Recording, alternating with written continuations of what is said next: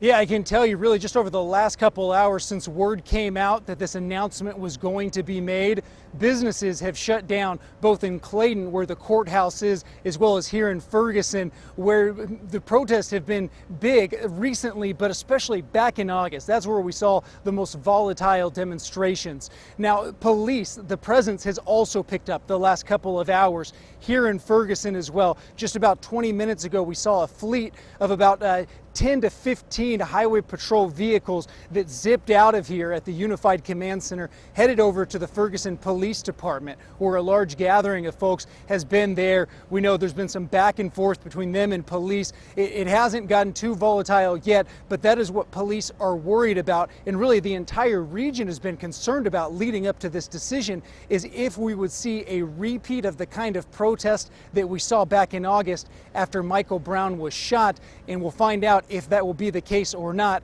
here in about an hour and a half after that decision comes down.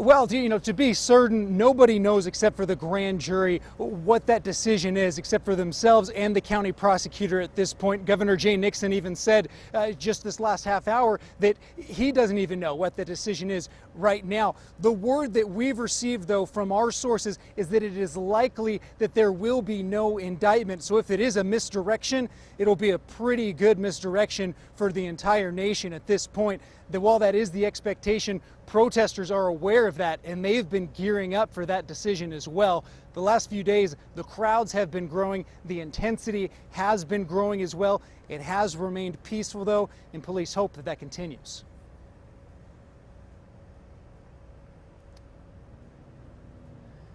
Yeah, here in an hour and a half, County Prosecutor Bob McCullough will let us know what the grand jury's decision is.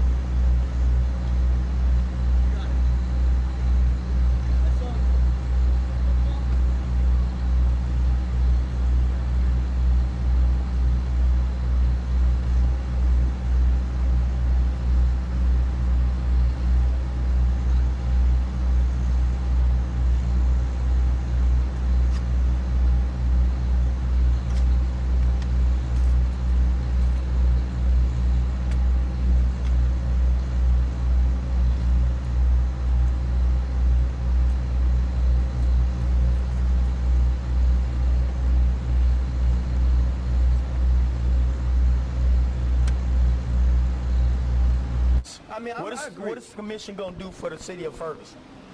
Probably nothing. Because when it's all said and done, and if Darren Wilson is acquitted, nothing's going to change. Nothing. The racial profiling, how cops treat us, how we incarcerated by the cops, the judicial system is bad. Nothing's going to change. If it didn't change back then, during the riots in 1967 in Detroit, Yeah, point. it's not going to change now. Yeah, I think, you know, I went to that announcement with the governor and the Blue Panel Commission to study what's wrong in Ferguson, and we'll give you our findings in a year, and the recommendations aren't binding. So it's sort of like, everybody behave, we'll look into it, and then... Yeah, when they look into it, what's going to happen? Nothing. Nothing at all. Okay, what is it you want then? First of all, I just want jobs for the community, for people in America. Don't get me wrong, I don't agree with the violence and the looting. No, that's not fair. But you can't peacefully protest for injustice. And me being a black man growing up, I've always been taught not to trust the police, and I don't. I teach my sons that. And that's mainly through the experiences that I've been going through and I've seen my friends go through.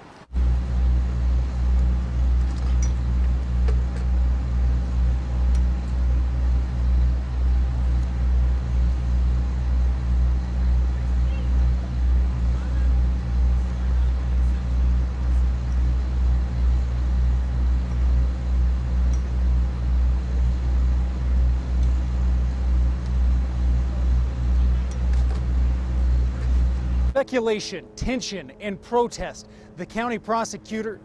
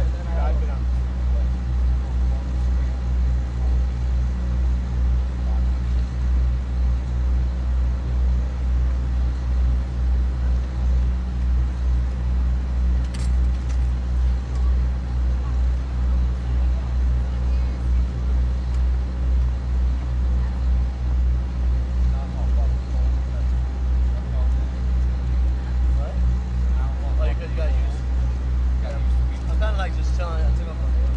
It's weird sometimes. Like in the nighttime, right? You think it would get chillier, but like it kind of warms up. Like it feels less cold right now than it was all day. Yeah. Well, it's definitely less humid. Yes.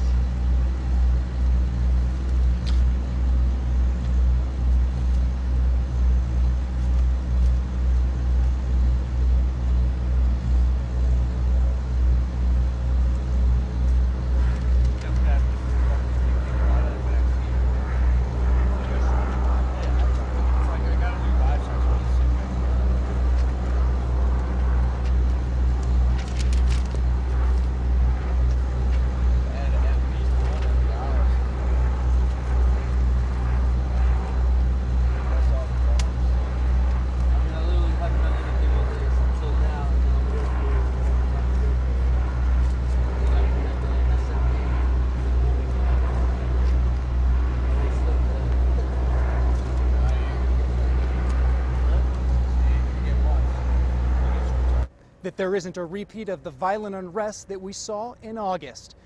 In Ferguson, Missouri, let me do that. Yeah, but it's like they're trying to. I feel bad, but I don't. It's the way this company smells work.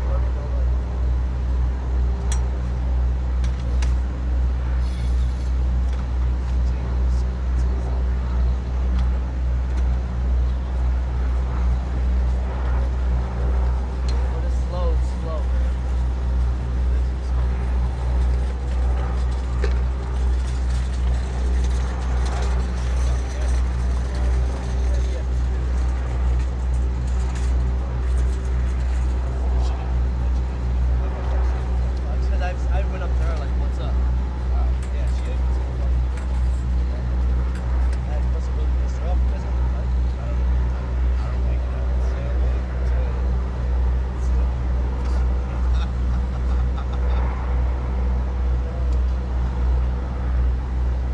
she was out of the cold when we got in the truck. Yeah. Literally, no, I don't think the whole time.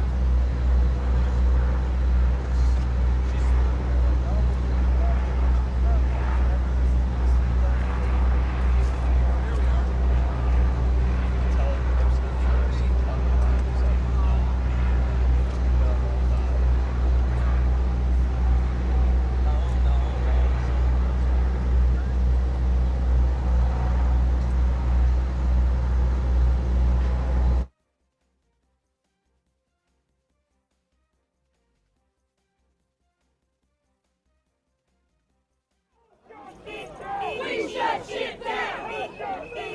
We shut shit down! Give me a call in a few minutes. Let me know where you are. We're gonna go back, that's all.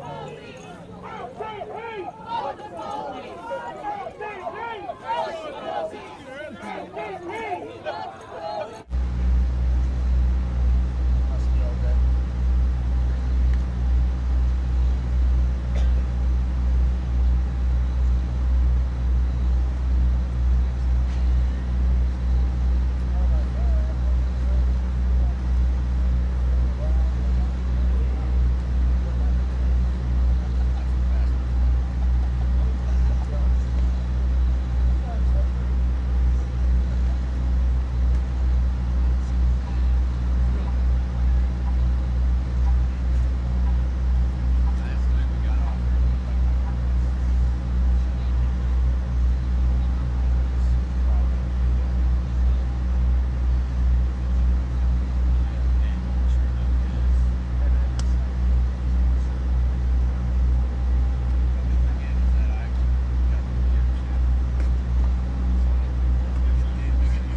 Give Dave the first dibs or no? If he had his way, he'd have the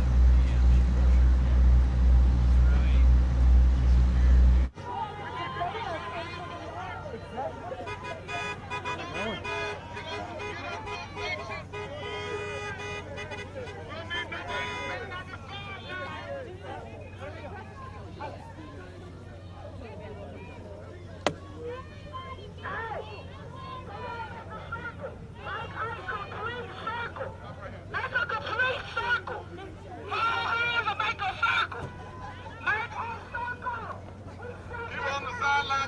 Remember History of the World, Part 1? Yeah. They wouldn't allow us in their own circle. Someone made If you ain't media, I need you out here. You're part of the movement. If you're not media, you media, sweetie? Don't start. Don't even start. Mimi!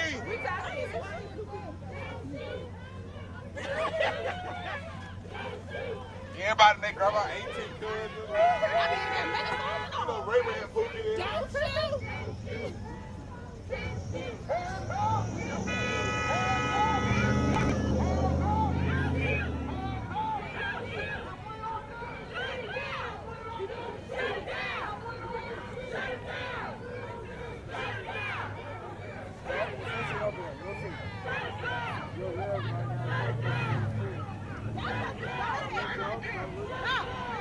You shut down.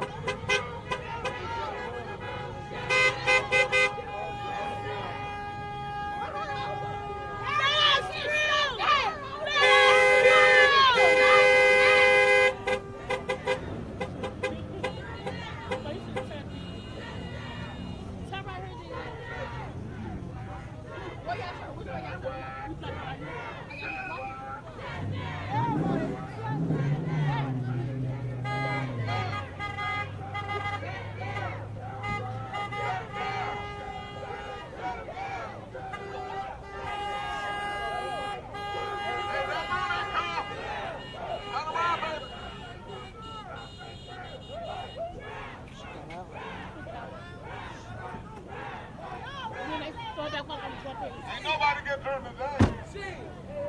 Shut it down. We ain't get it, so we shut it down.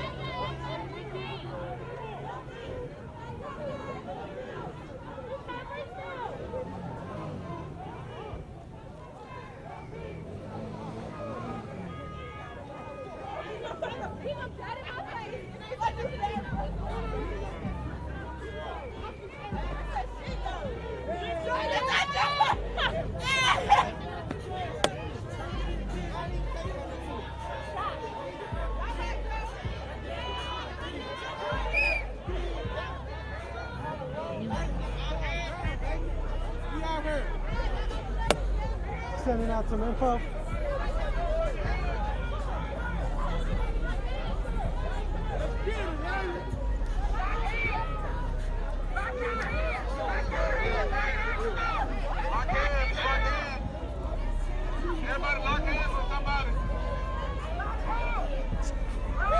Let's go in the middle. Y'all lock hands over here.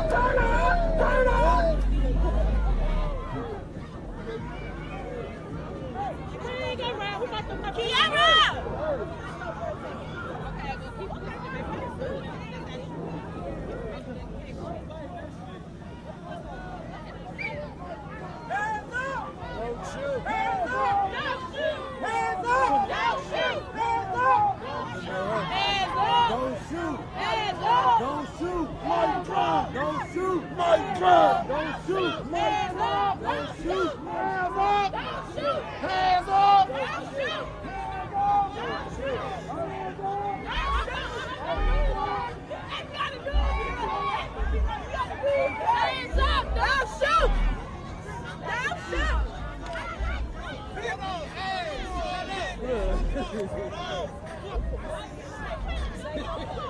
we go.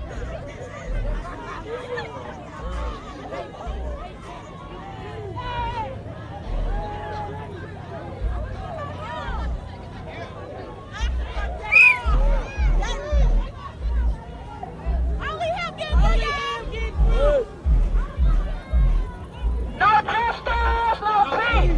No justice, no peace. No justice, no peace. No justice, no peace. No justice,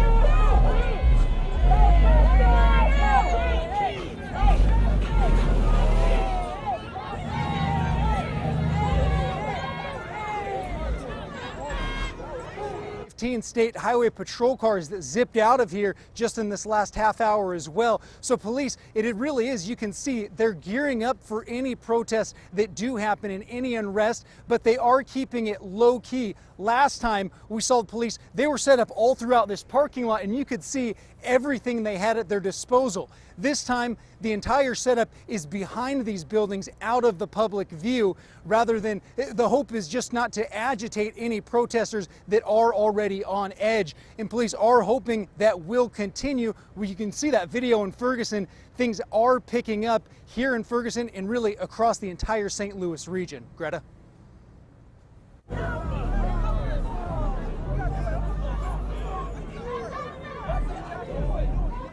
Hey, y'all letting people through.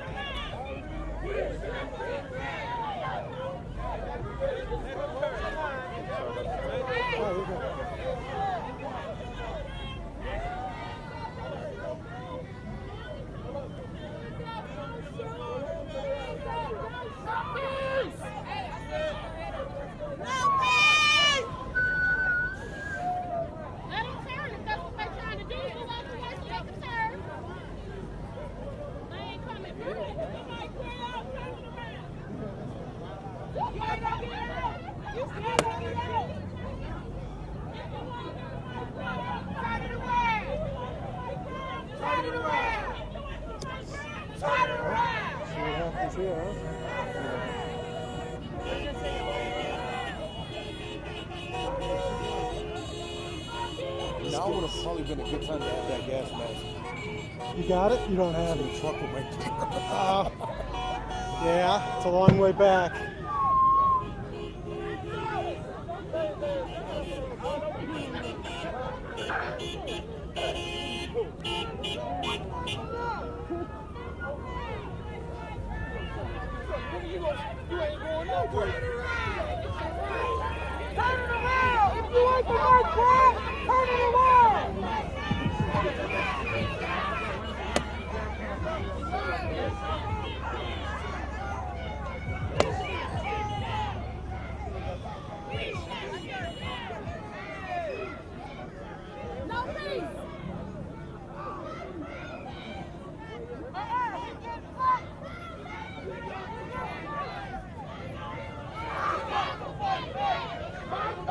Hold up. Yep. I'm gonna die on me. Just hold it out.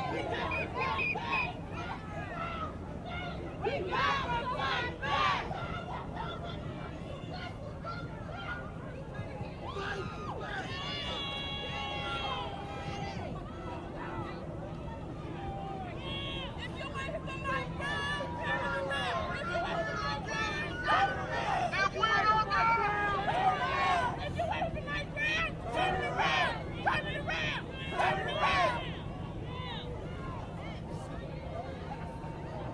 is room 213 on the bridge, 213.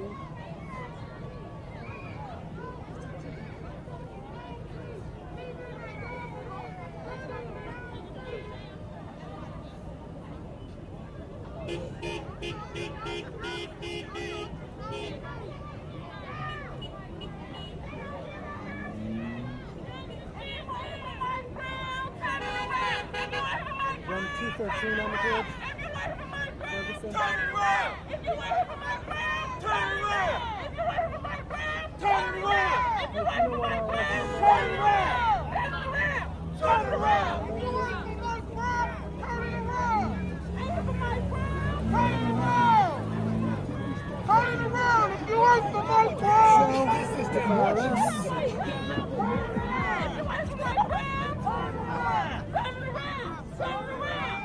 We're in Hannity now.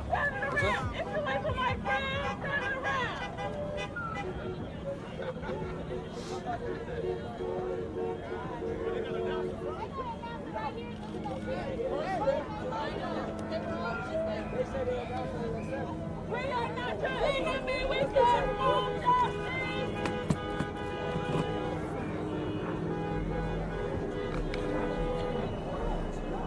We are not trying to be with God.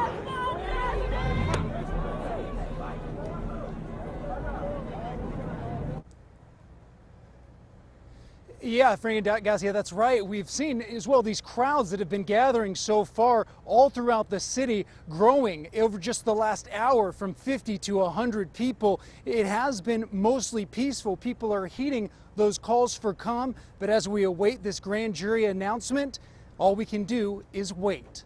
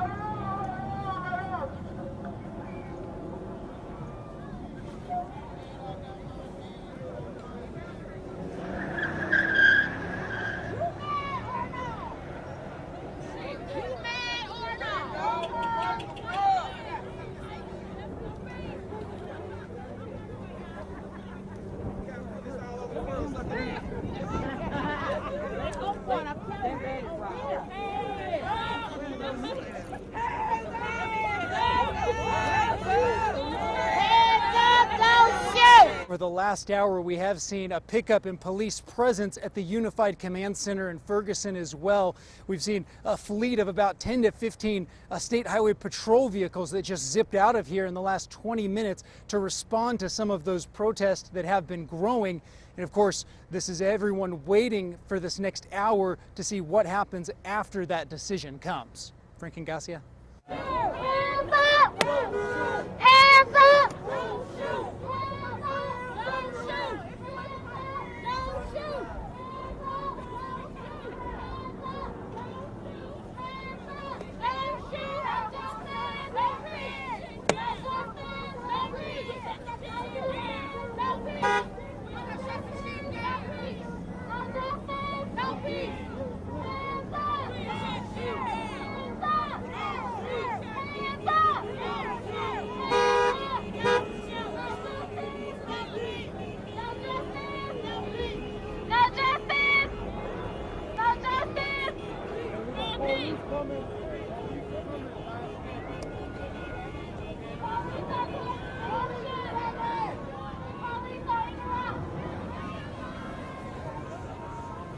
Have you seen?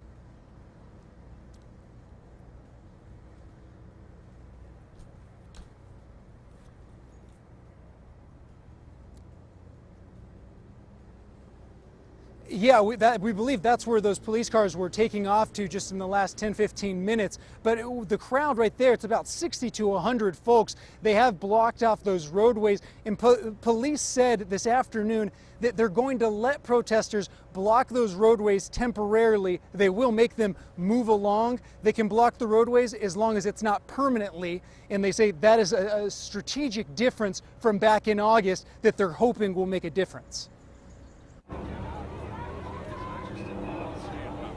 So I dialed in the Hannity show. I'm RS-14 now. Looks like they're walking back. Can you check my battery level?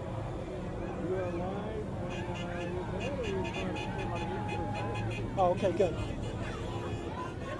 I don't know what I was fucking looking at. I just make shit up. I still about 80.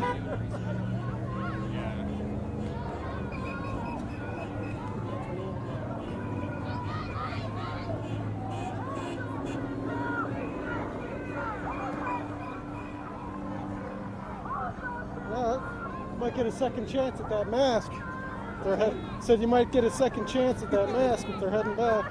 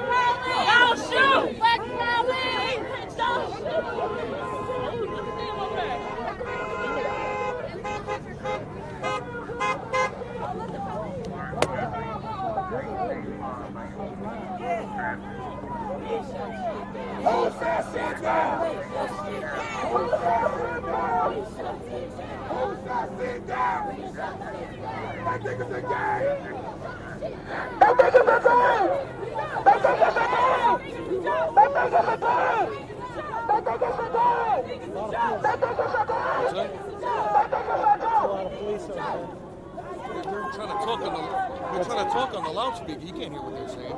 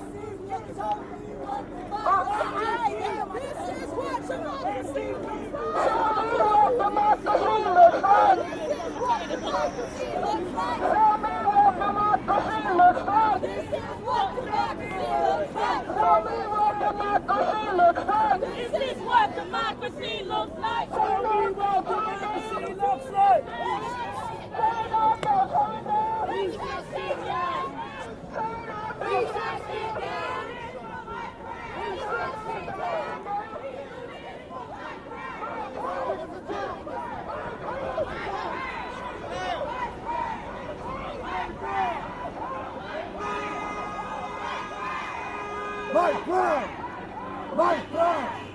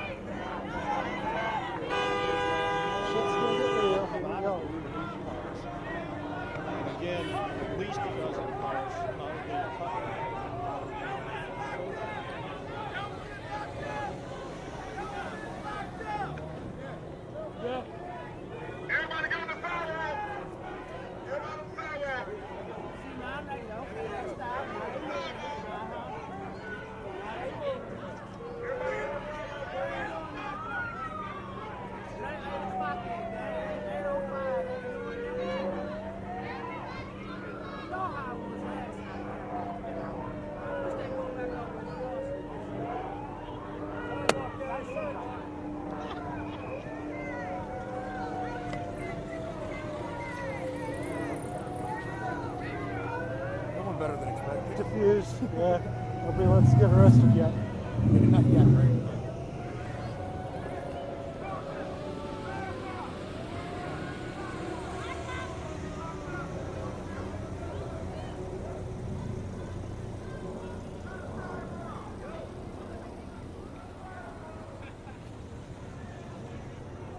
All right, let's follow the crowd.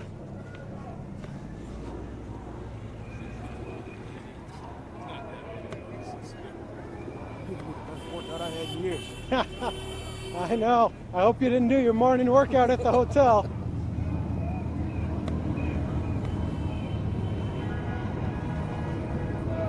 Should have seen when it was 100 degrees out. Oh, Dropped a lot of weight. like that.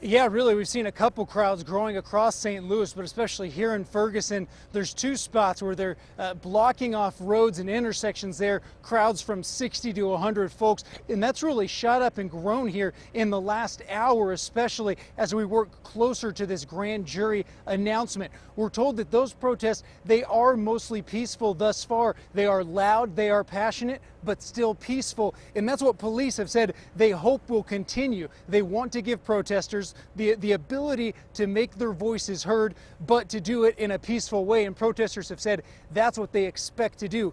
Here at the Unified Command Center in Ferguson, we've seen an uptick in activity this last hour as well. We've seen a couple of Humvees pull in from the National Guard, as well as a fleet of ambulances just about 20 minutes ago. We've also seen a couple times a group of about 10 to 12 State Highway Patrol vehicles that zipped out of here to respond to some of those growing protests that you've seen there in Ferguson, but also in other parts of St. Louis as well. And the businesses here in Ferguson, they pretty much all shut down as soon as word came out that this grand jury announcement was going to be coming tonight in anticipation of any unrest that may come. Neil?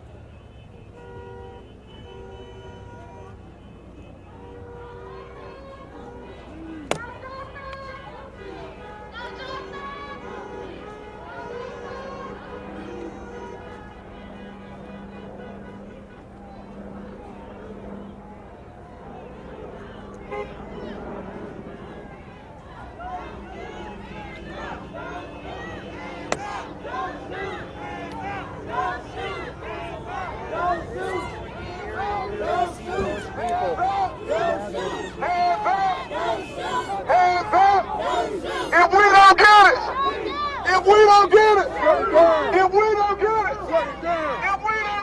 Shut it down! Shut it down! Shut it down! Shut it down! Shut it down! Shut it down!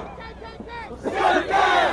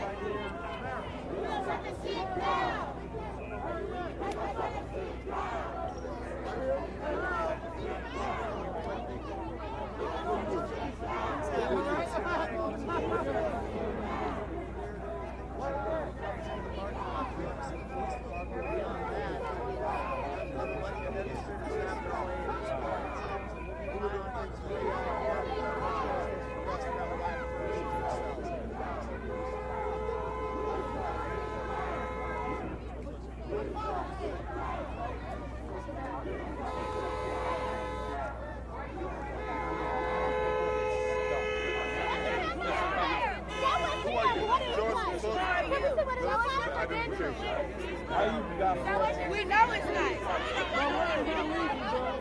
Who are you with? Who are you with?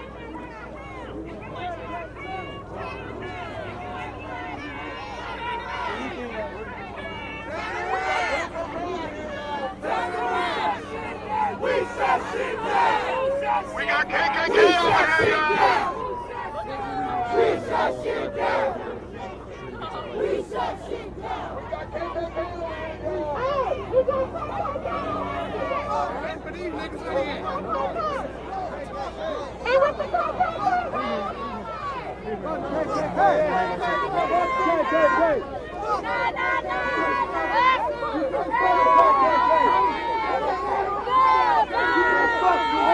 Stay on my back.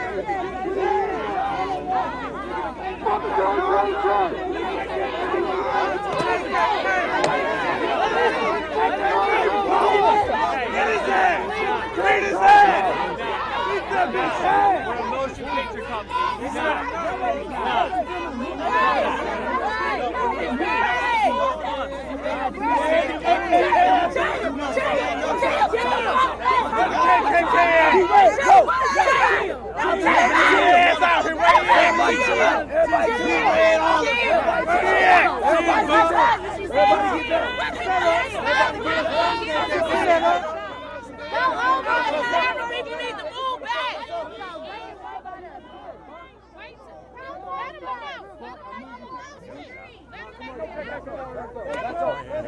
Okay, I'm backing up.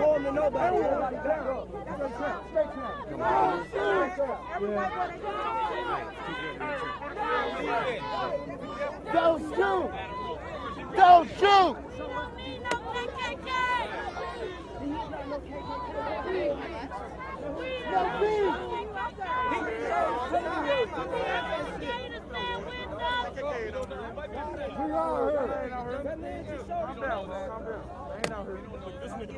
Stand from behind the gate and stand with us. Hey, good. Real.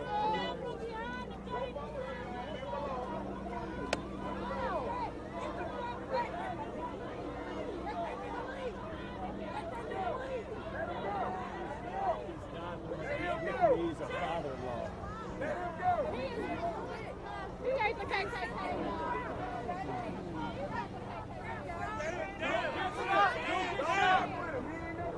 Somebody up to him so he can go to jail. Stand down. Stay down. Don't touch him.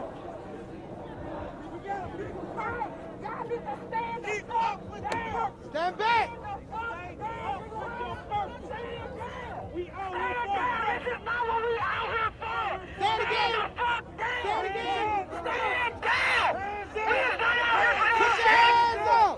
Hands up! Don't shoot. We out here Hands for up. Don't shoot! Hands up. Don't shoot! Hands up. Don't shoot! Who said he was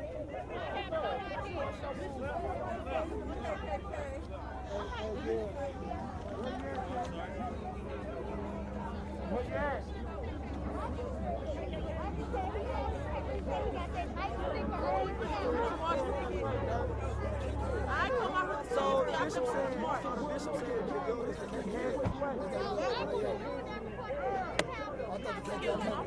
They not here, man. Motherfuckers spread rumors. Fuck that American flag. You don't get hurt. Hey, we got a violent protest.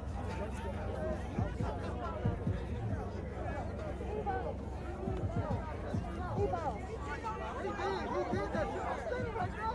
I don't know what the fuck he did. Got the hell on. Dude got ghost on for real. He shouldn't tell that shit out like that.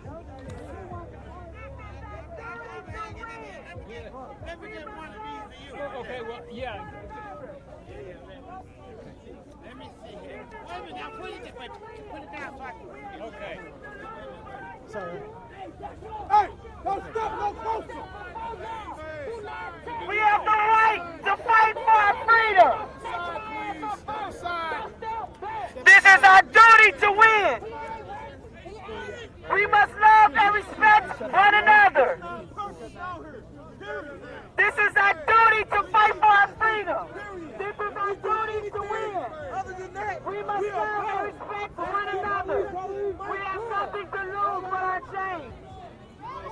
It is our duty to fight for our freedom. He's willing to leave, y'all. Let him leave in peace, y'all. It is our duty to win. Don't shoot anybody. Hands up! Don't shoot! Hands up! Don't shoot!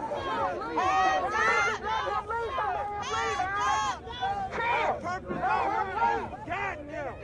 What are we out here for? Don't shoot anybody. Please don't shoot anybody. Keep our minds connected. Don't shoot anyone. Please don't shoot us. Don't kill us, please. Let the police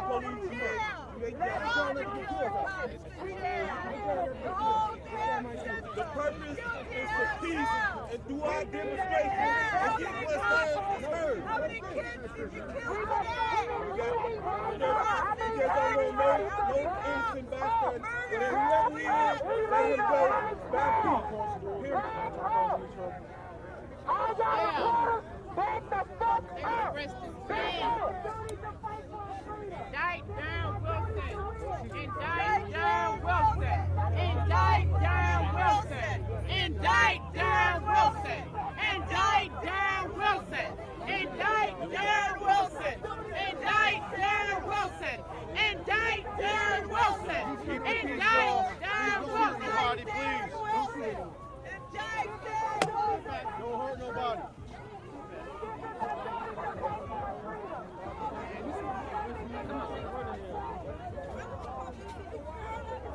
Because they found it.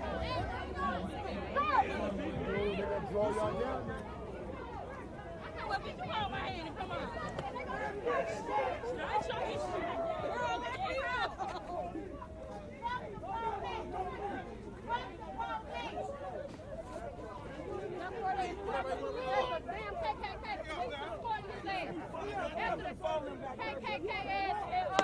Jackie, you in too.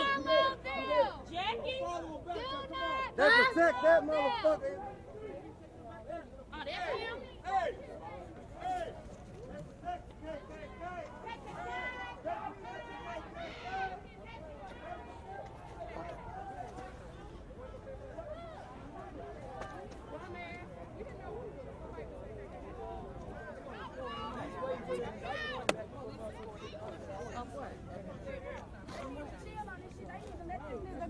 From the Fox 5 studios in Atlanta, you're watching Fox 5 live coverage awaiting the grand jury decision in Ferguson at this hour. This is a live, unedited stream coming to us from Fox News, our Fox News source there in Ferguson.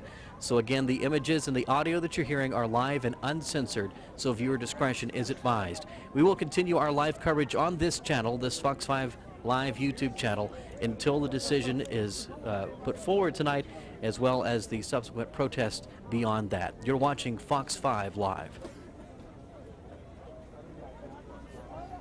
Well, hi. How are you?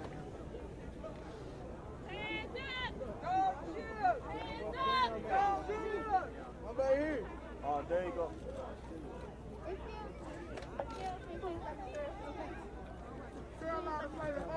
Hey, if you're recording this, where all this going? On TV, maybe? On TV? I guess. You know, I don't give a fuck. She gonna move her I'm gonna be on TV. I'm gonna be on TV. Oh, yeah. I already know that baby on it. Lala.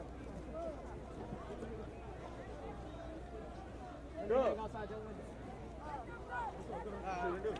You mean?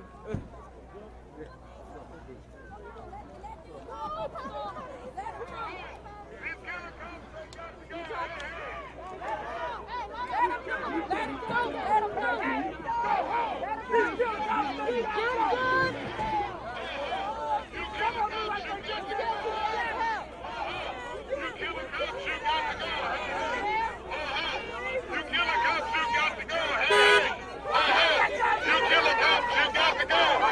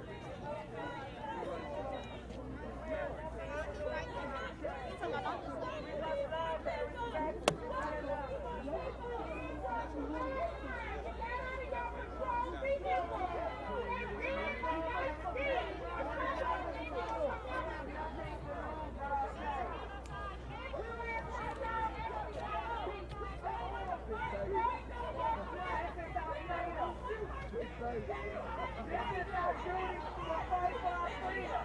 This is our duty to win.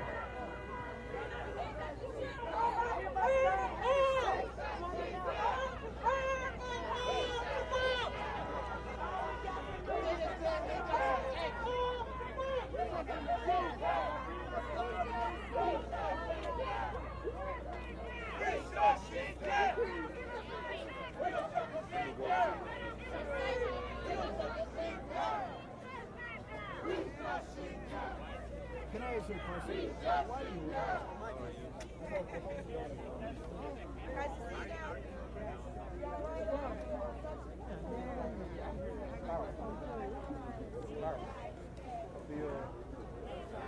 I've always considered myself awake, but seeing everybody else awake,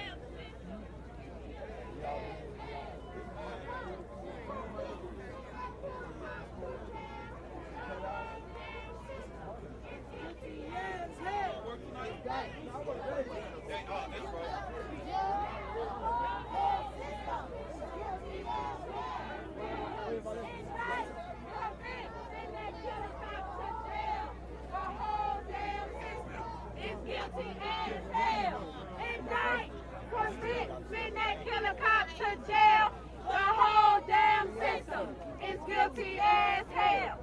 Indict, convict, send that killer cop to jail. The whole damn system is guilty as hell. Indict, convict, send that killer cop to jail. The whole system. bring your ass to Ferguson. We out here. No peace, no justice.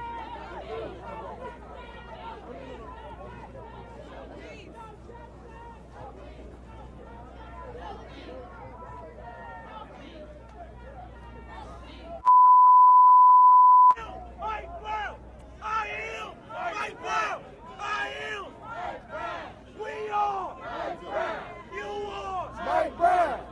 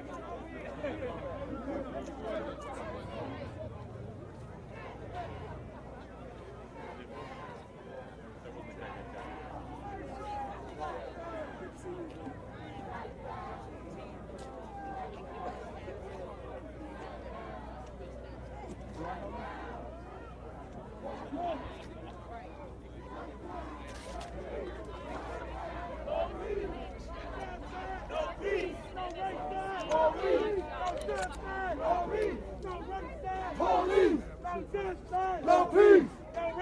Police! Mike Brown! Mike Brown! Mike Brown! Mike Brown! Mike Brown! Mike Brown! Mike Brown! I wouldn't be still without that. Hey!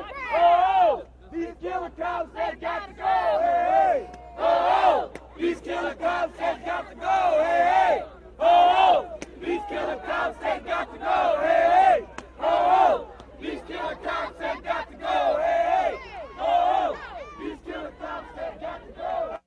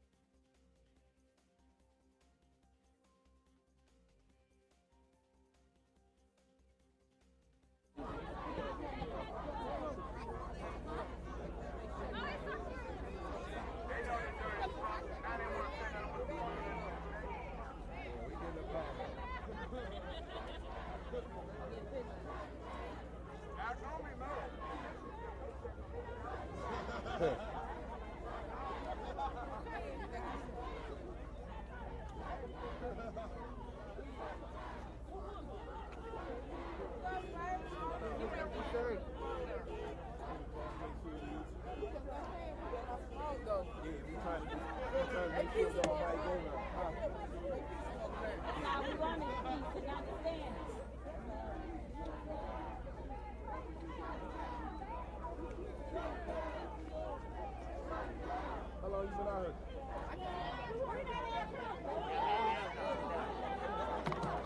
Don't touch. Get that shit out of here. Don't touch, fucker.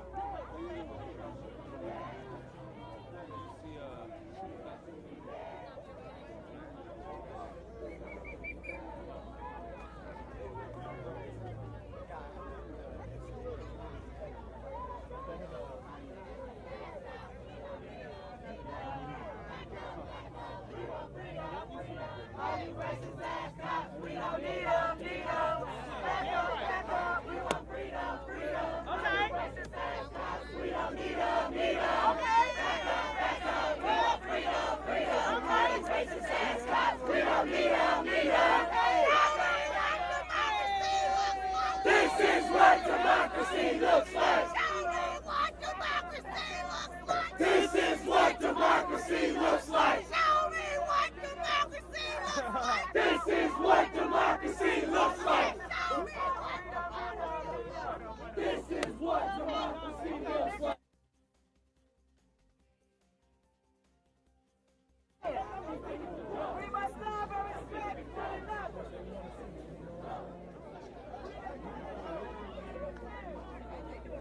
Walk away from that crowd because we don't really do.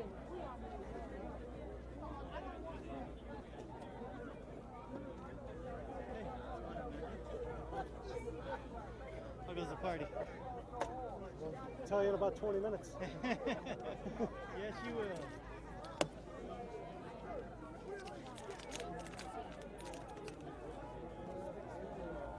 Yeah. It ain't legal here.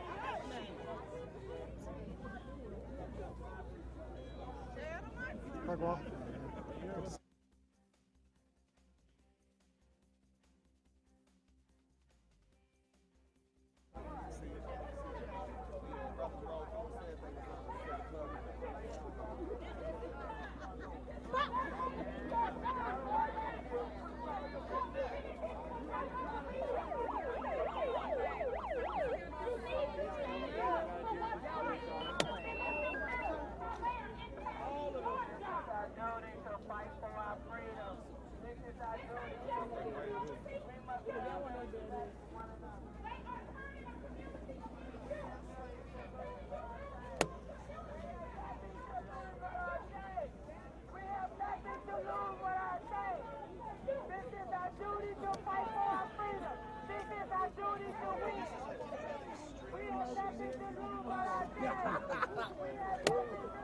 I thought maybe I'd be the spot to be. So no, one spot to be. You're a target.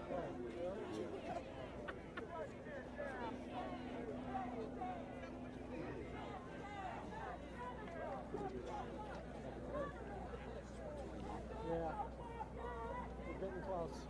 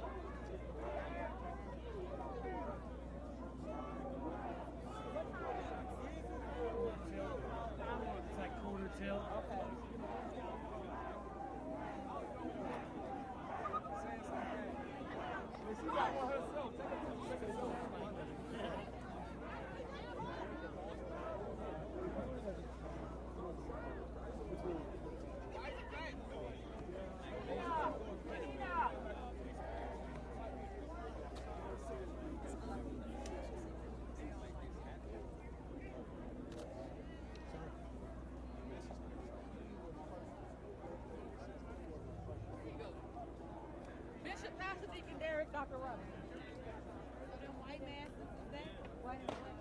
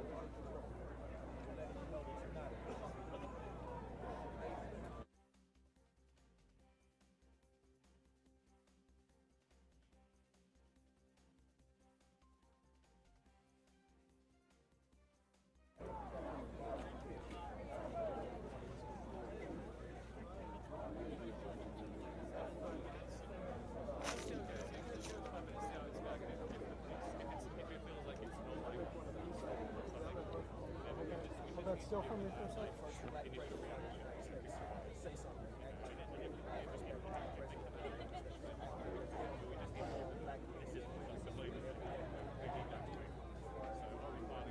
Yeah, this first?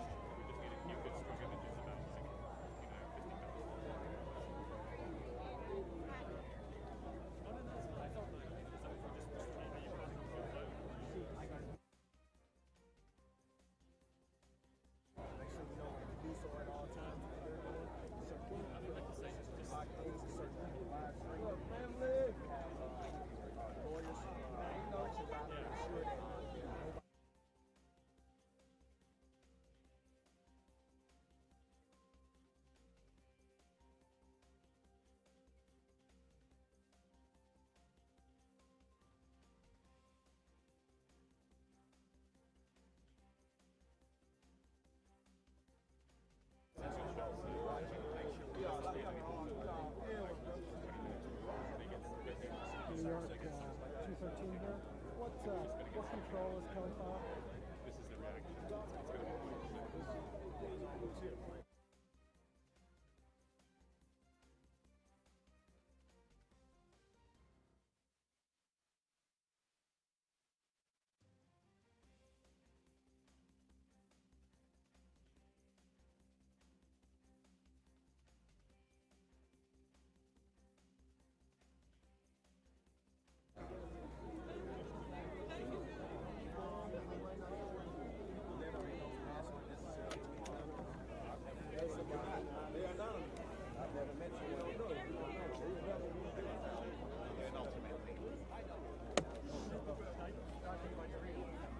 Have you been able to locate Jim?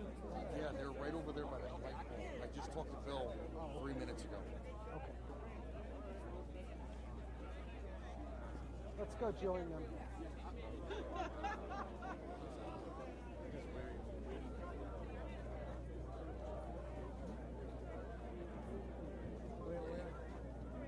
Hello.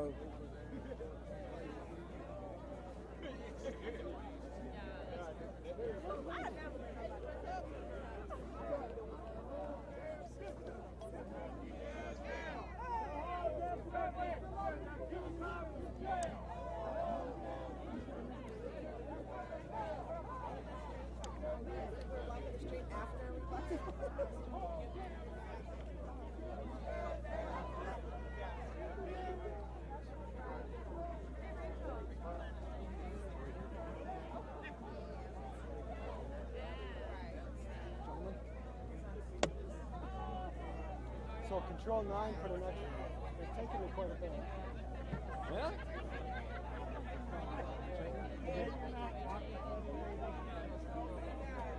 Probably like down to 60%. Okay, a little more than half.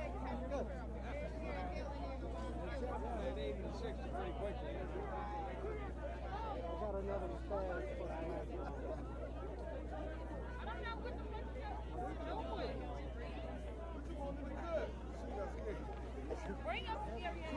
So in about 10 minutes, I'm gonna before 8 o'clock, I'm gonna dial into the next control.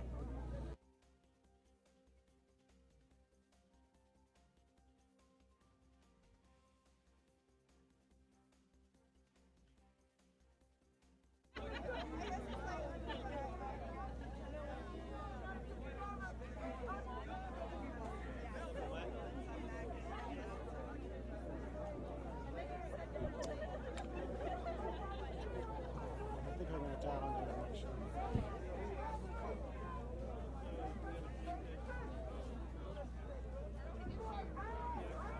This is 213. I'm going to dial into the next show as well.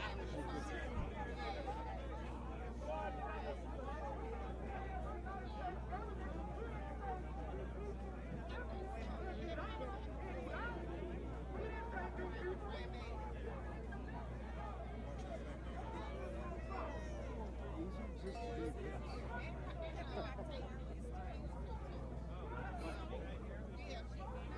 Not even fashionable. Nice. Far from it, yeah.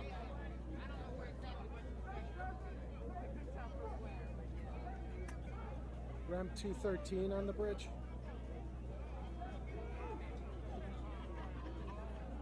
This is Rem 213. What, I'm Ferguson Street, live view. What RS number do you have me?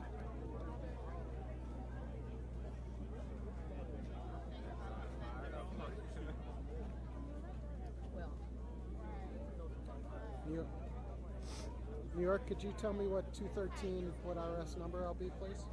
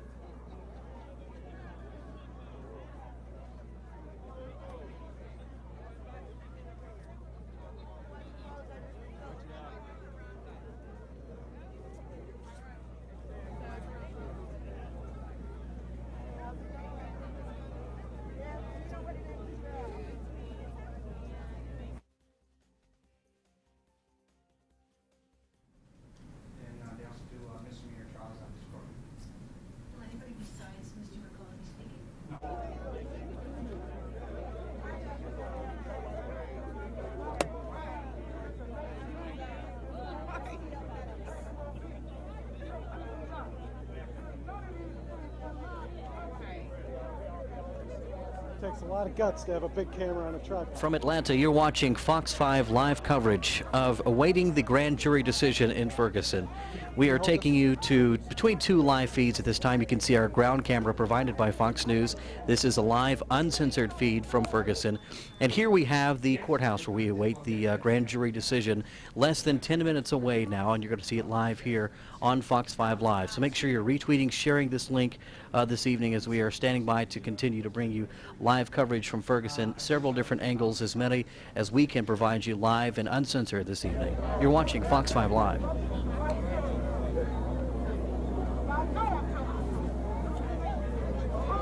Copy that.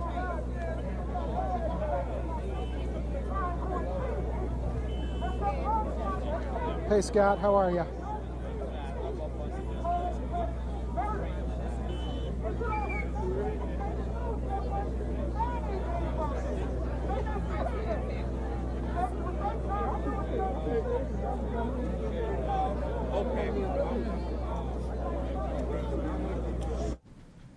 There'll probably be more on the website. We could do some more.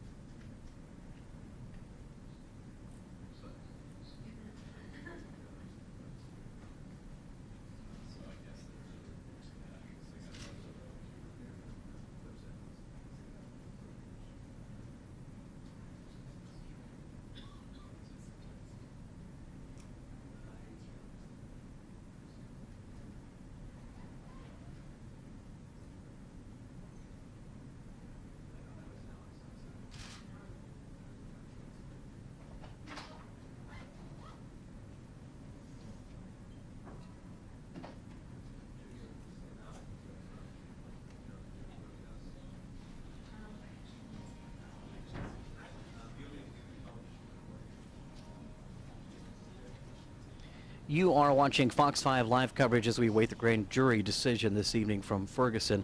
You are looking live inside the courtroom where we expect the announcement of the decision to be made here in about 6 minutes from now.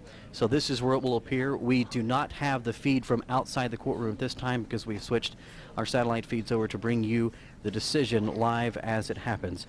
We, of course, will take you back outside to several cameras that we have positioned as reaction starts to take place once this decision has been brought to you. But you're looking live now inside the courtroom. We will bring up some audio here momentarily, and you're watching Fox 5 Live.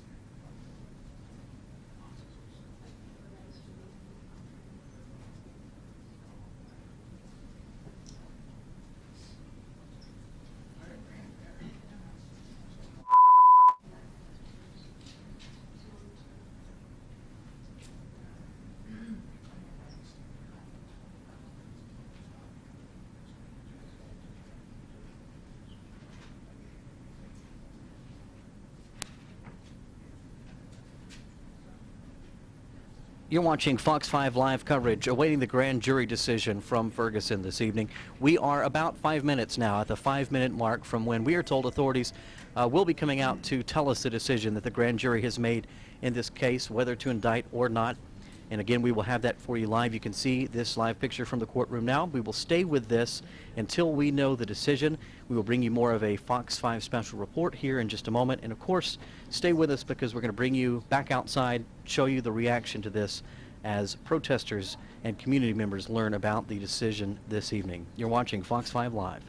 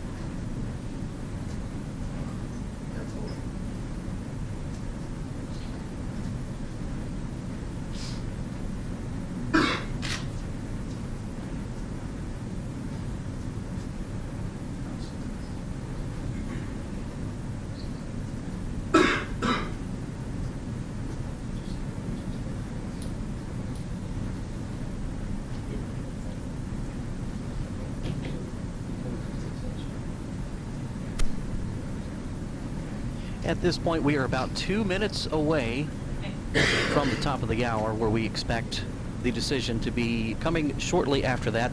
You're watching Fox 5 live coverage from Ferguson as we await the grand jury decision. In just a moment, we'll be going to a Fox News special report, and we'll be bringing you live coverage from the courtroom you see right there.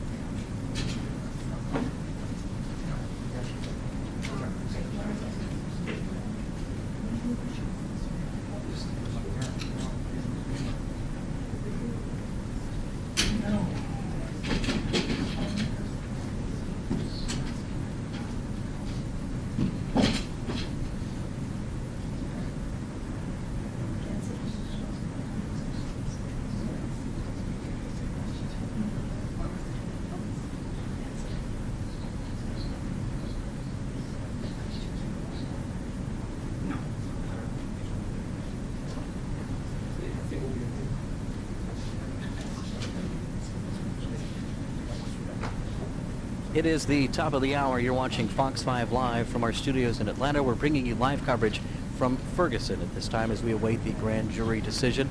We are awaiting some cues from officials as to when they will come out and speak. As soon as we do that, of course, you will see it here on your live stream.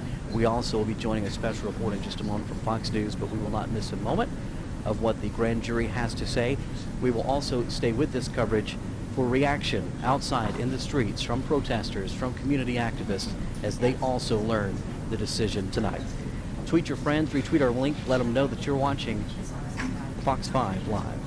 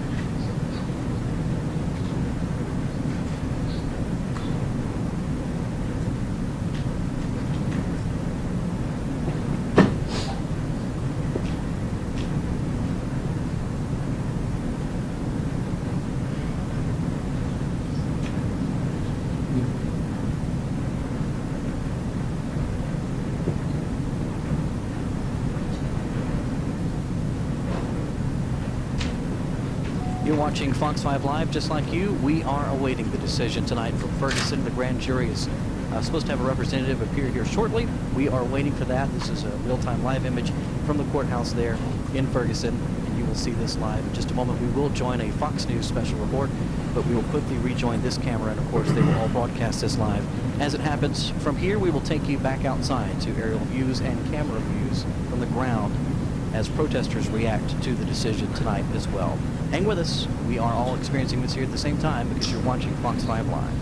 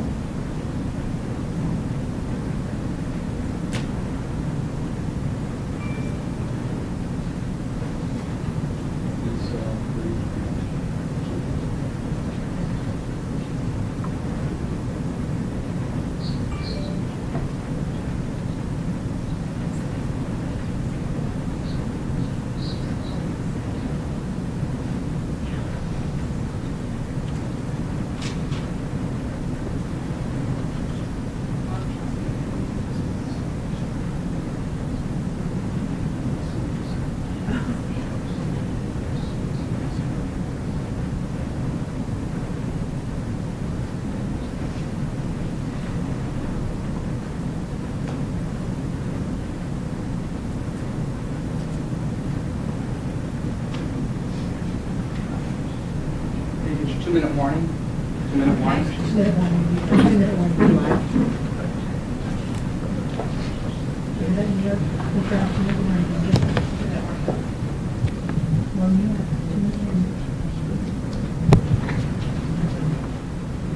So you may have just heard it there live from the camera, a 2-minute warning now. So we're inside a 2-minute warning for the decision here from the Ferguson grand jury. You're watching breaking news coverage on Fox 5 Live.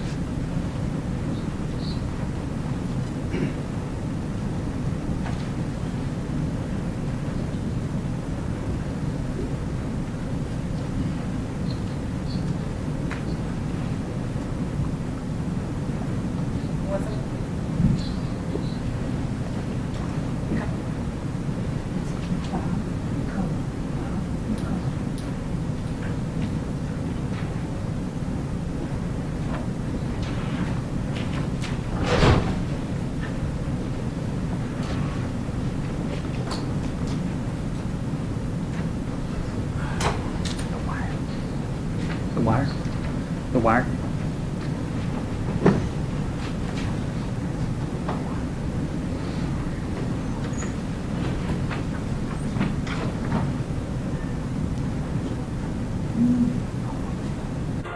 This is a Fox News special report.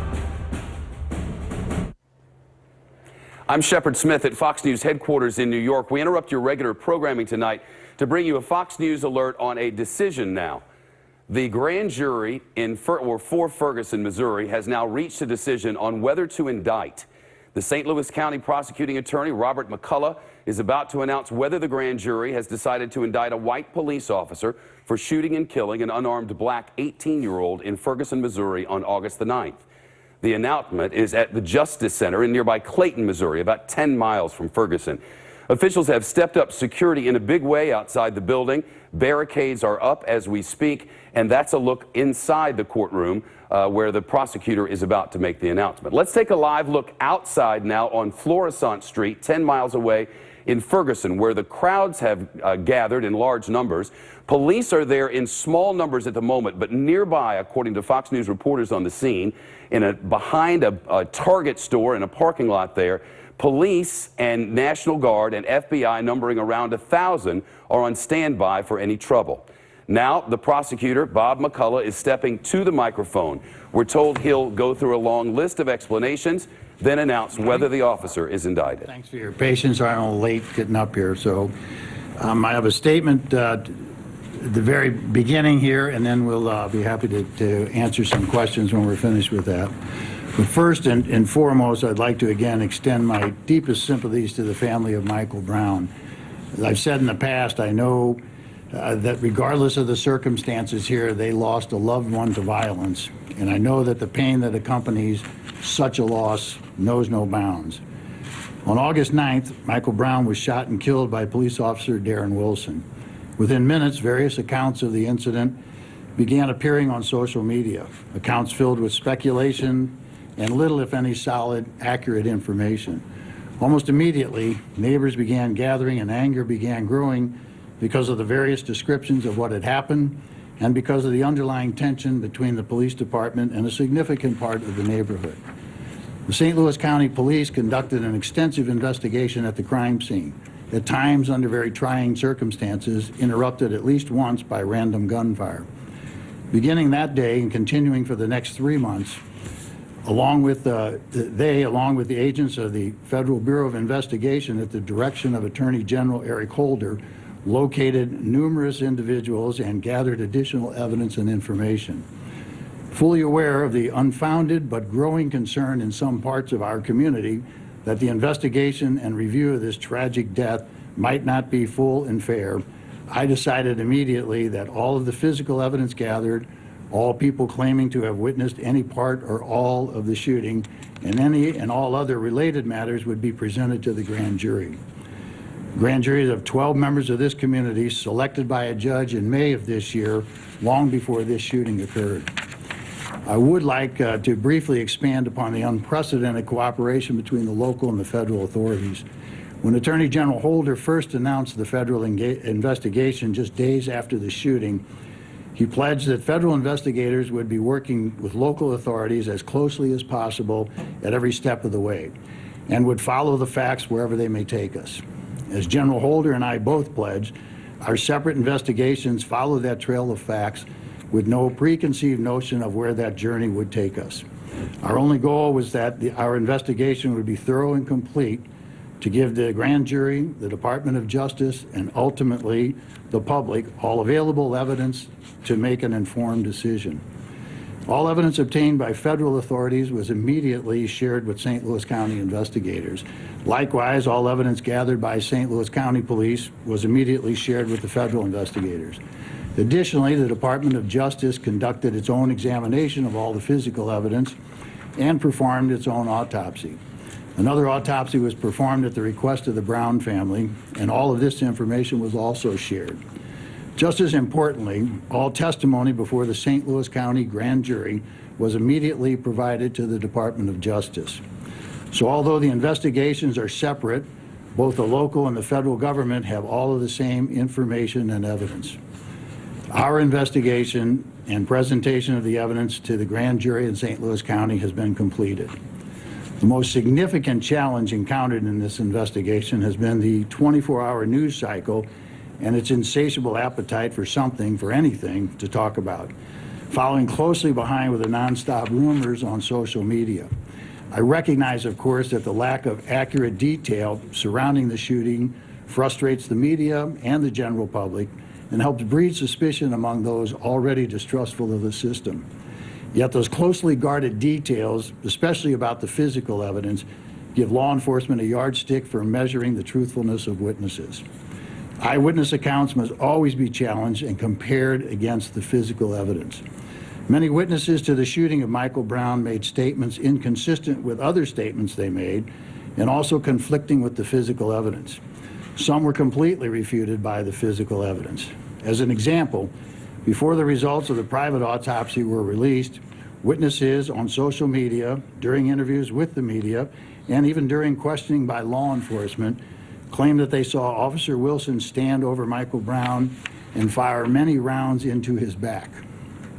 Others claimed that Officer Wilson shot Mr. Brown in the back as Mr. Brown was running away. However, once the autopsy findings were released showing that Michael Brown had not sustained any wound to the back of his body, no additional witnesses made such a claim, and several witnesses adjusted their stories in subsequent statements. Some even admitted that they did not witness the event at all, but merely repeated what they heard in the neighborhood or others or assumed had happened. Fortunately for the integrity of our investigation, almost all initial witness interviews, including those of Officer Wilson, were recorded. The statements and the testimony of most of the witnesses were presented to the grand jury before the autopsy results were released by the media and before several media outlets published information and reports that they received from a D.C. government official. The jurors were therefore, prior to the time that released information going public and what followed in the news cycle, the jurors were able to have already assessed the credibility of the witnesses, including those witnesses whose statements and testimony remained consistent throughout every interview and were consistent with the physical evidence in this case. My two assistants began presenting to the grand jury on August 20th. The evidence was presented in an organized and orderly manner. The jurors gave us a schedule of when they could meet. All 12 jurors were present for every session, and all 12 jurors heard every word of testimony and examined every item of evidence. Beginning August 20th and continuing until today, the grand jury worked tirelessly to examine and re-examine all of the testimony of the witnesses and all of the physical evidence.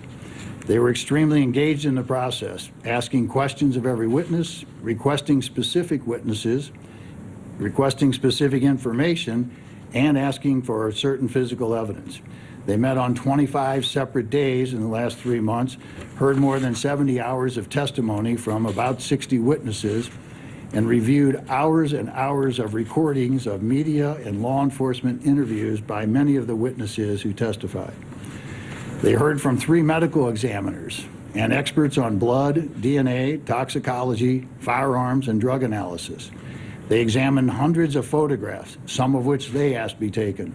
They examined various pieces of physical evidence. They were instructed on the law and presented with 5 indictments ranging from murder in the first degree to involuntary manslaughter.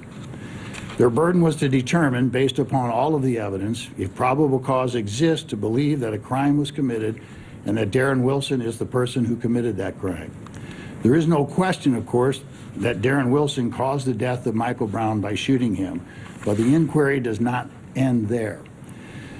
The law authorizes a law enforcement officer to use deadly force in certain situations. The law also allows all people to use deadly force to defend themselves in certain situations.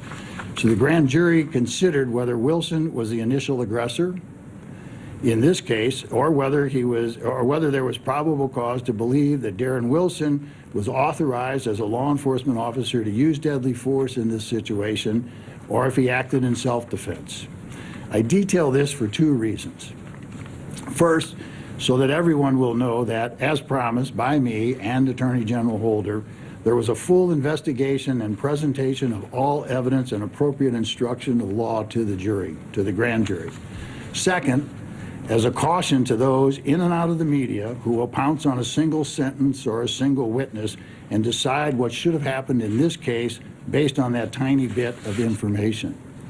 The duty of the grand jury is to separate fact from fiction.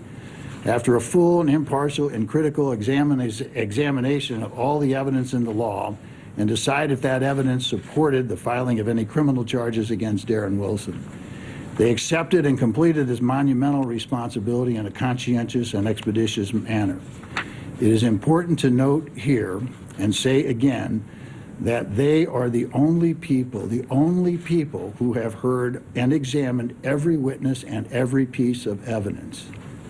They discussed and debated the evidence among themselves before arriving at their collective decision. After their exhaustive review of the evidence, the grand jury deliberated over 2 days, making their final decision. They determined that no probable cause exists to file any charge against Officer Wilson and returned a no true bill on each of the 5 indictments.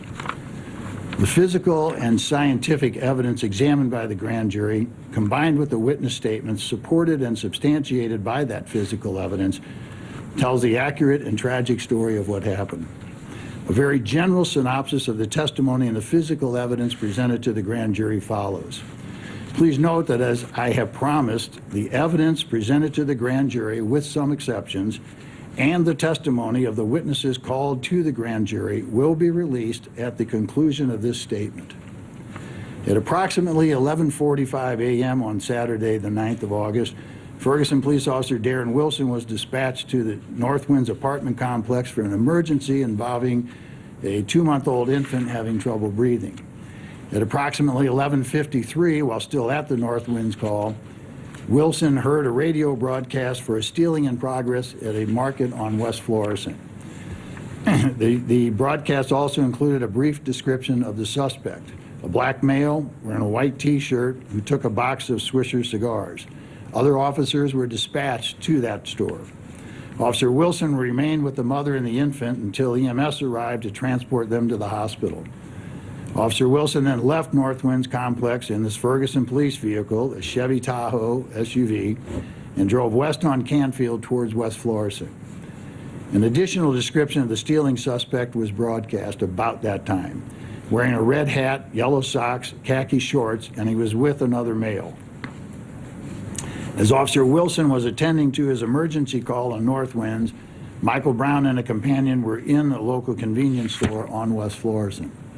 Michael Brown's activity in that store was recorded by the store's security cameras.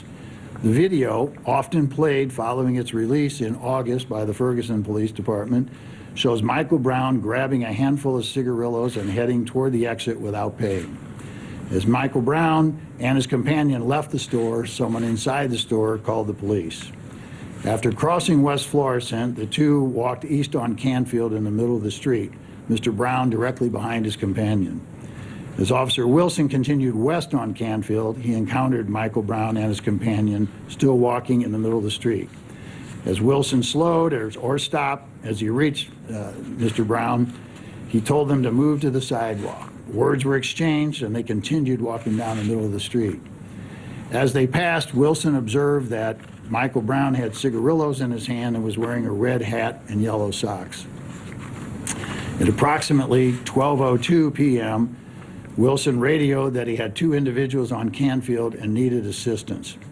Officer Wilson backed his vehicle at an angle, blocking their path and blocking the flow of traffic in both directions. Several cars approached from both east and west but were unable to pass the police vehicle. An altercation took place at the car with Officer Wilson seated inside the vehicle and Mr. Brown standing at the driver's window. During the altercation, 2 shots were fired by Officer Wilson while still inside the vehicle. Mr. Brown ran east on Canfield and Officer Wilson gave chase. Near the corner of Canfield and Copper Creek, Mr. Brown stopped and turned back towards Officer Wilson. Officer Wilson also stopped. As Michael Brown moved toward Officer Wilson, several more shots were fired by the officer, and Michael Brown was fatally wounded. Within seconds of the final shot, the assist car arrived. Less than 90 seconds passed between Officer Wilson's first contact with Michael Brown and his companion and the arrival of that assist car. During the investigation, many eyewitnesses were interviewed by various media outlets. Several others chose not to talk to the media, but contacted law enforcement directly. Witnesses were interviewed by local and federal law enforcement, sometimes together, sometimes separately, but all statements were provided to the other party. All previous statements of witnesses who testified before the grand jury were also presented to the grand jury, whether they were media interviews or whether they were interviews by the FBI or by the county police department. The statements of all witnesses, civilian, law enforcement, and experts were challenged, of course, by other law enforcement, by the prosecutors, and by the grand jurors themselves. A common and highly effective method of challenging a statement is to compare it to the previous statements of the witness for consistency and to compare it with the physical evidence. Physical evidence does not change because of public pressure or personal agenda. Physical evidence does not look away as events unfold, nor does it block out or add to memory. Physical evidence remains constant and as such is a solid foundation upon which cases are built. When statements changed, witnesses were confronted with the inconsistencies and conflicts between their statements and the physical evidence. Some witnesses admitted they didn't actually see the shooting or only saw a part of the shooting, or only repeating what they had heard on the street. Some others adjusted parts of their statements to fit the facts. Others stood by original statements even though their statements were completely discredited by the physical evidence. Several witnesses described seeing an altercation in the car between Mr. Brown and Officer Wilson. It was described as tussling, wrestling, a tug of war, or just some movement. Several other witnesses described Mr. Brown as punching Officer Wilson while Mr. Brown was partially inside the vehicle. Many of the witnesses said they heard a gunshot while Mr. Brown was still partially inside the vehicle. At least one witness said that no part of Mr. Brown was ever inside the vehicle and that the shot was fired through an open window while Mr. Brown was standing outside. The vehicle and Officer Wilson's clothing and equipment were examined by various technicians and scientists. Mr. Brown's blood and/or DNA were located on the outside of the driver's door. His blood and DNA were also found on the outside of the left rear passenger door of the police vehicle. Mr. Brown's blood or DNA was found on the inside of the driver's door, the upper left thigh of Officer Wilson's pant leg, the front collar of Officer Wilson's shirt, and on Officer Wilson's weapon. Additionally, a bullet fired from Officer Wilson's weapon was located inside the driver's door. The shot was fired from inside the vehicle, striking the door in a downward angle at the armrest. The second bullet was not recovered. Regarding the gunshot wound to Mr. Brown, it should be noted that the 3 separate autopsies were conducted. One by St. Louis County Medical Examiner's Office, one by a private pathologist, and one by the Department of Defense Armed Forces Medical Examiner. The results of all 3 autopsies are consistent with one another in all significant respects. Mr. Brown had a gunshot graze wound of the right thumb. The path of that bullet is away from the tip of the hand. Soot, consistent with a close range gunshot, is present inside that wound. Officer Wilson also had a medical examination which indicated some swelling and redness to his face. Almost all witnesses stated that after they heard the shot fired while Mr. Brown was at the car, he hesitated and then ran east on Canfield. Most stated that almost immediately, Officer Wilson got out of his vehicle and chased after him. Some witnesses stated Wilson fired at Mr. Brown as he chased after him, striking him. At least one witness saying he struck, or one of those shots struck Mr. Brown. Others stated that he did not fire until Mr. Brown turned and came back toward Officer Wilson. At least one witness stated that as Officer Wilson got out of his vehicle, he shot Mr. Brown multiple times as Mr. Brown stood next to the vehicle. Yet another witness stated that Officer Wilson stuck his gun out the window and fired at Mr. Brown as Mr. Brown was running. One witness stated there were actually 2 police vehicles and 4 officers present, but only one officer fired a weapon. Most witnesses agreed that near the corner of Canfield and Copper Creek, Mr. Brown stopped and turned around facing Officer Wilson.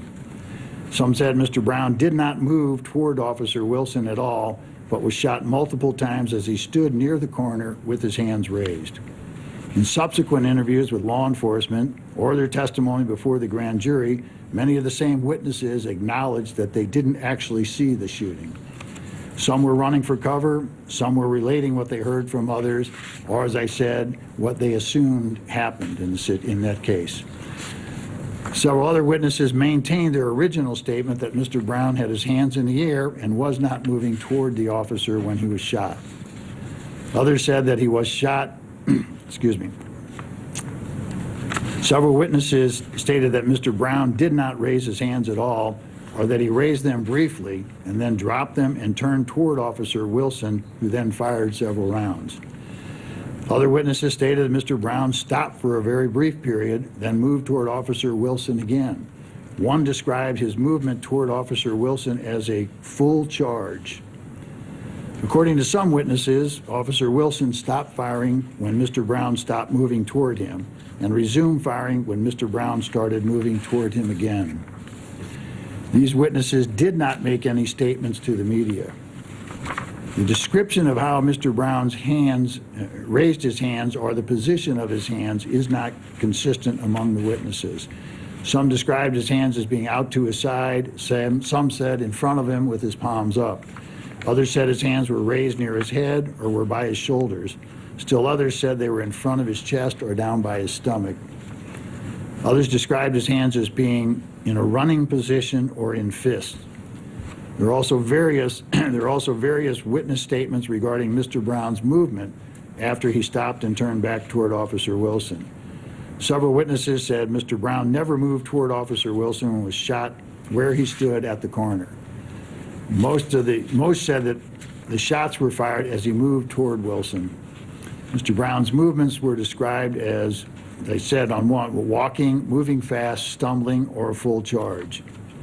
Like other aspects of this case, the varying descriptions were sometimes provided by the same witnesses in subsequent statements or testimony. So you get an idea of how difficult it was for this jury, with, according to the prosecutor there, Bob McCullough, many different accounts of what happened, but the majority of the witnesses, he said, showed Michael Brown moving toward Officer Darren Wilson, moving toward him in a hurry or at a great pace. At any rate, in the end, the jury for the case in Ferguson, Missouri has decided there will be no indictment against Officer Darren Wilson. The live pictures you see now are along Florissant Street in Ferguson, where rioting happened on August the 10th, the day after all of this went down. You can see live pictures there. Lots of media, lots of police, and demonstrators as well. The FBI has sent in 100 FBI agents. The National Guard has been called out just in case. And the St. Louis County Police are in charge of policing the streets. We at Fox News will continue to monitor the situation there. We will break into your regular programming on this station should news events warrant. There's continuing coverage now on Fox News Channel on satellite and cable, and as I said, as news breaks out here, we'll break in. I'm Shepard Smith, Fox News, New York. This has been a Fox News special report. To the community and let the community know that we're here to support them in this time of tragedy. You're watching Fox 5 Live. We're now joining a local press conference here in Atlanta, already in progress. And change lives, bring each other together. We will take you back to Ferguson on the ground in just a moment. What needs to be done to right these wrongs. Thank you.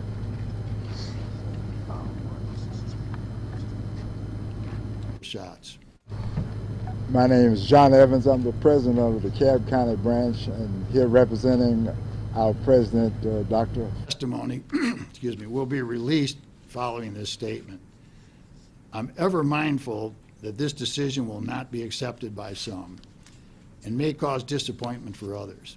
But all decisions in the criminal justice system must be determined by the physical and scientific evidence and the credible testimony corroborated by that evidence, not in response to public outcry or for political expediency. Decisions on a matter as serious as charging an individual with a crime simply cannot be decided on anything less than a complete critical examination of all available evidence. Anything less is not justice. It's my sworn duty and that of the grand jury is to seek justice and not simply obtain an indictment or a conviction. I do want to say that, look, during this extremely tense and painful time that we have, the citizens of this community should be, and I know are, very mindful of the fact that the whole world is watching and watching how we respond and how we react. And I would urge each and every one of them that with the loss that was suffered by the Brown family, no young man should ever die. This is a loss of a life, and it's a tragic loss regardless of the circumstances. But it's opened old wounds, and it's given us an opportunity now to address those wounds, as opposed to in the past where they just fade away. For how many years have we been talking about the issues that lead to incidents like this, and yet after a period of time it just sort of fades away. So I urge everybody who's engaged in the conversation, who's engaged in the demonstrations, to keep. This is a Fox News special report. I'm Shepard Smith at Fox News headquarters in New York. We interrupt your regular programming now for a live look at the courthouse in Clayton, Missouri, where just moments ago, the St. Louis County, Missouri prosecutor announced the grand jury's decision not to indict the white police officer who shot and killed an unarmed black man. A live look now in Ferguson, Missouri, where the shooting happened on August the 9th. It touched off days of protests that sometimes turned violent. Tonight, people were out on the streets even before the prosecutor announced the grand jury's decision. They are the only people who have heard and examined every witness and every piece of evidence. They discussed and debated the evidence among themselves before arriving at their collective decision. After their exhaustive review of the evidence, the grand jury deliberated over 2 days, making their final decision. They determined that no probable cause exists to file any charge against Officer Wilson. So there will be no indictment against him. Officer Darren Wilson reportedly says 18-year-old Michael Brown was running toward him when the officer fired the deadly shots. Some witnesses claim Brown had his hands up and was trying to surrender, but others testified that, in fact, he was charging the officer. A live look now in Ferguson. There were 12 people on the grand jury, 9 white, 3 black. At least 9 members had to vote for an indictment. The grand jury's decision, though, is not the last word in the case. The FBI is also investigating possible civil rights violations. The feds had warned that there could be trouble tonight from outside agitators and from those concerned in the Ferguson area. The FBI sent in some 100 FBI agents to the Ferguson area to try to help keep the peace. And the National Guard has been called out and is on standby tonight. Ferguson police are not in charge tonight. The St. Louis County Police are. And should there be more trouble, we'll break in. I'm Shepard Smith, Fox News, New York. This has been a Fox News special report.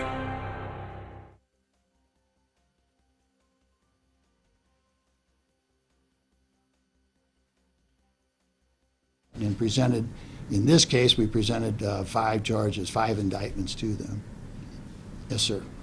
I heard you describe some very problematic witness statements. Do any rise to the level of you going after perjury charges? No, I think there are a number of witnesses, in all honesty, that truly believe what they said. And the ones who were consistent throughout, even in the face of their testimony being in conflict with the physical evidence that was there.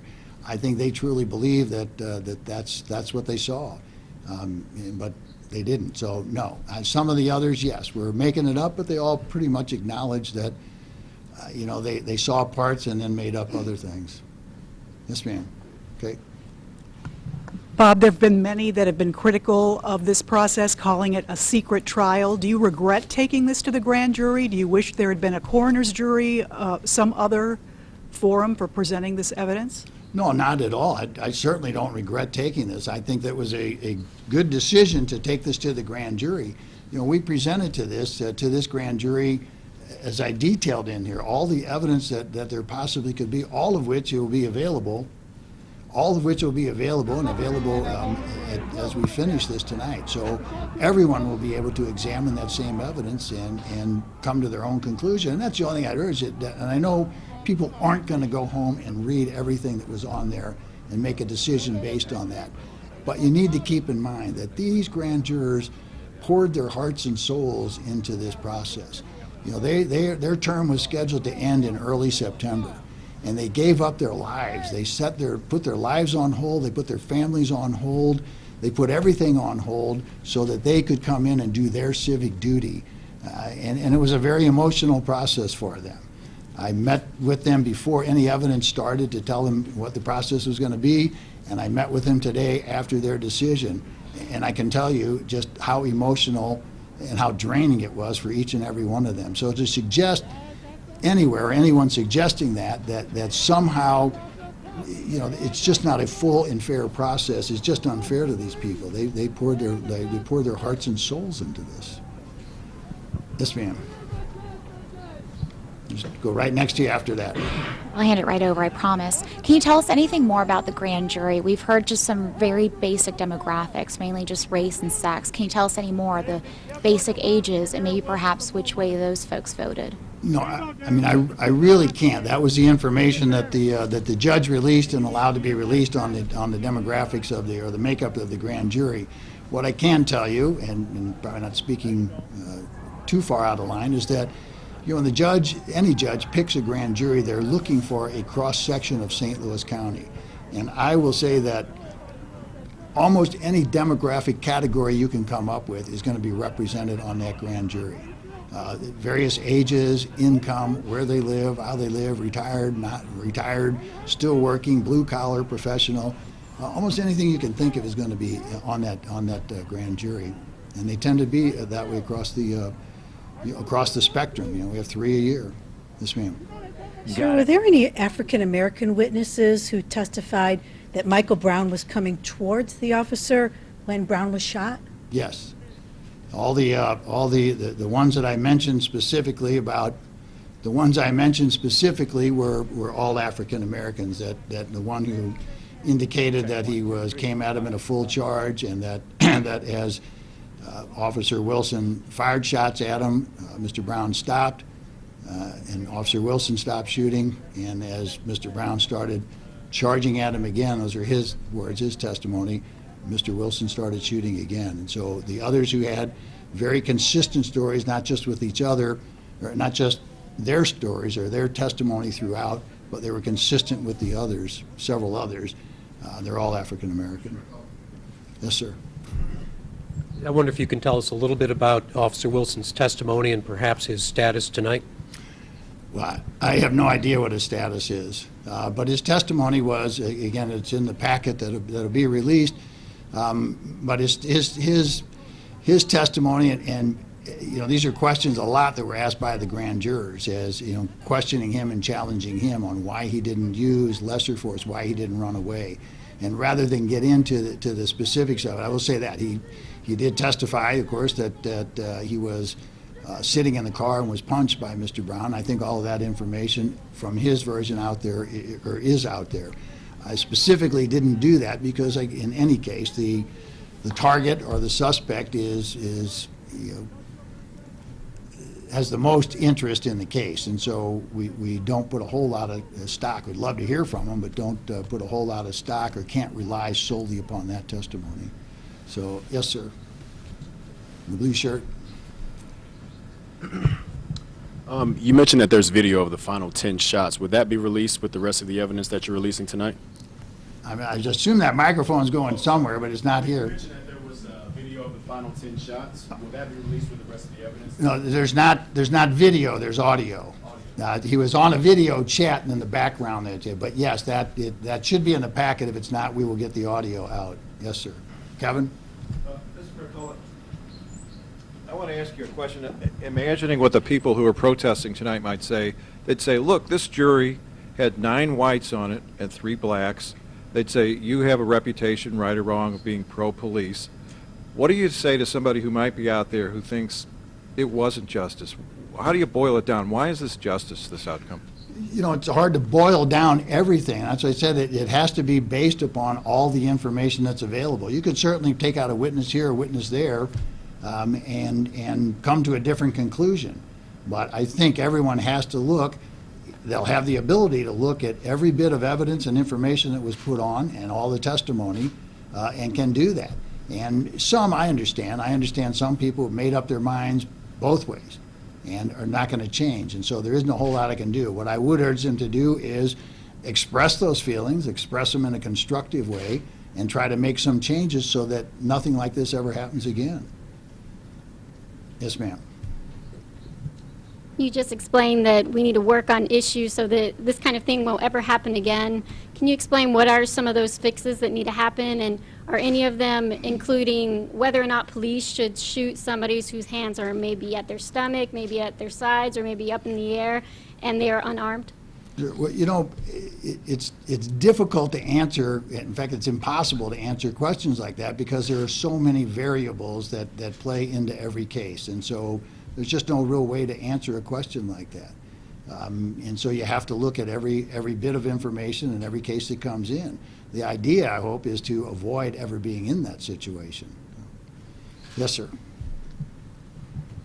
Mr. McCullough, you're somebody who's had his record questioned by many members of the community with cases that have happened in the past. So, I mean, how do you feel making this, announcing this decision, and what message do you think it sends to the community that says that they have had numerous members of that community, young, predominantly black males, killed by police with impunity? What kind of message do you think this decision says to them? Well, a much better message than what you're sending, that young men being killed with impunity. They're not being killed with impunity. We look at every case that comes through, and whether they're young black men or young white men. We've had, you know, young white men who tragically have been killed by police officers in situations. And we look at each and every one of those and hopefully learn from each and every one of those how to avoid being in that situation in the future, whether it's a justified shooting.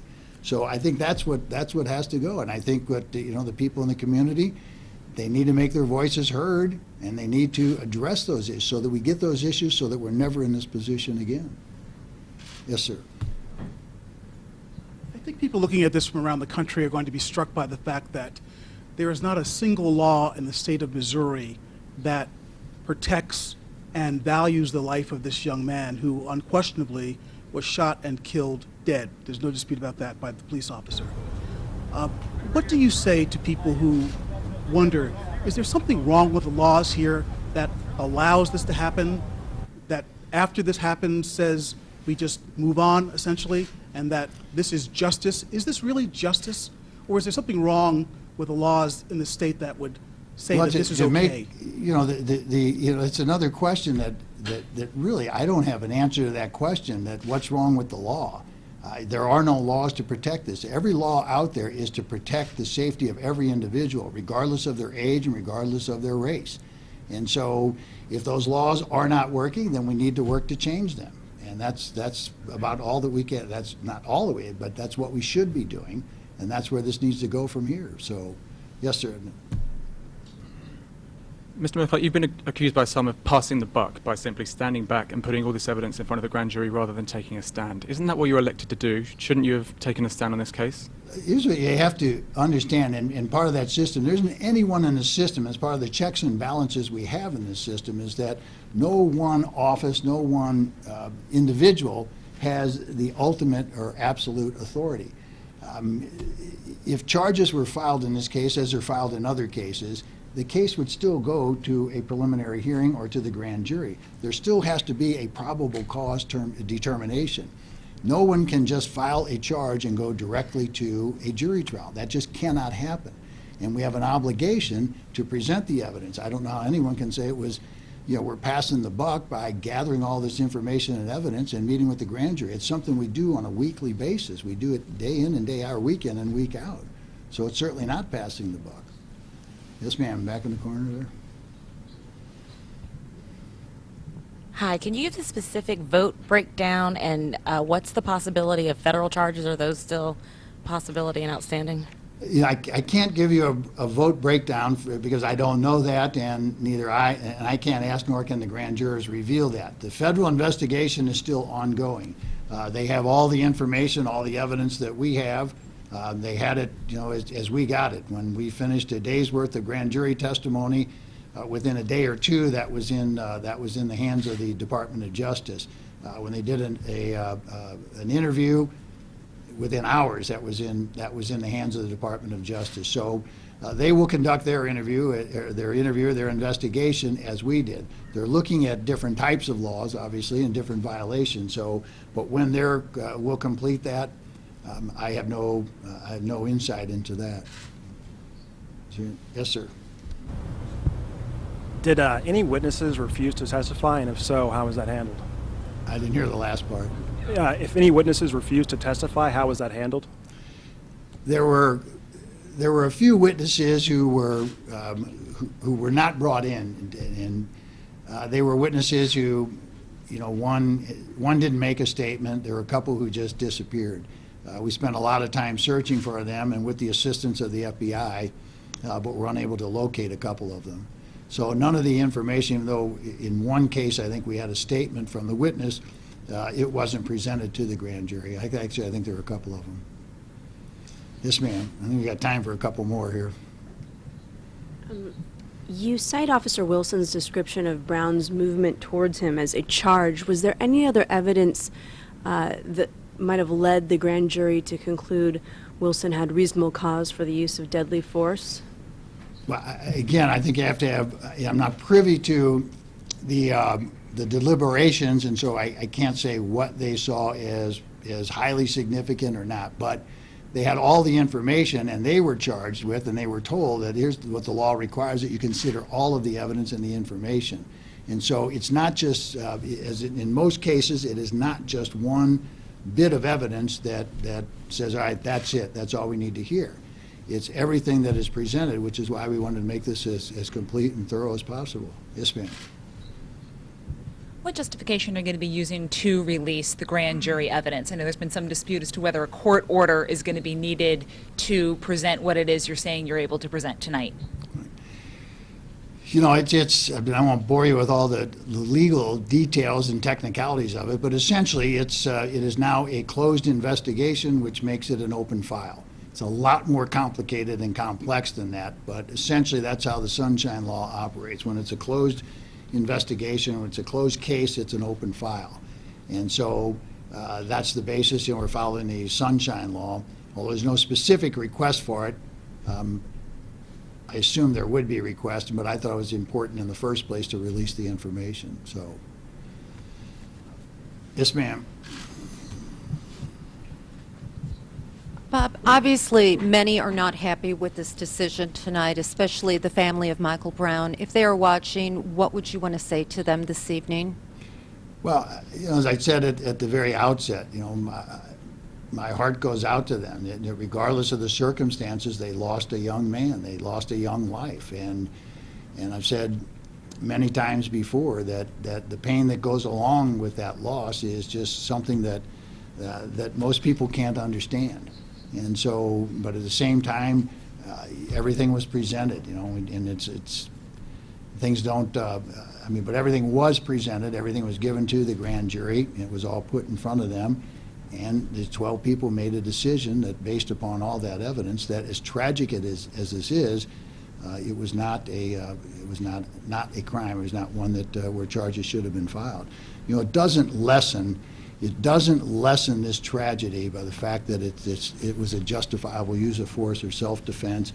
There's still a loss of life here, and the family is going to have that loss forever. That will be with them for a long time. You know, no police officer or no young man should ever be killed by a police officer, and no police officer should ever be put in that position. And so that's why I keep urging people to keep this talk going. You know, so many times, and we've seen in the past where the discussion starts and then it fades away, and then we have the same issues, and we're back here again. I don't ever want to be back here. So we have to keep that discussion going, and everybody has to stay engaged in it. This is a horrible tragedy, and we don't want to see any repeat. So thank you.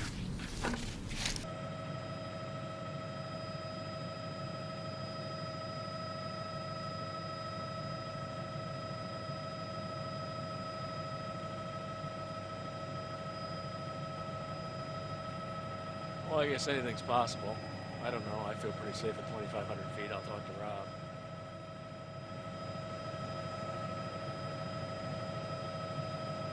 Yeah, he is.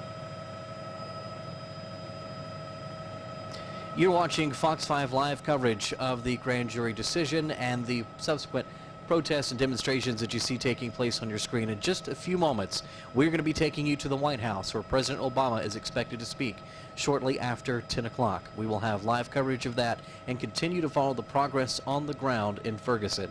You're watching continuous live coverage on Fox 5 Live.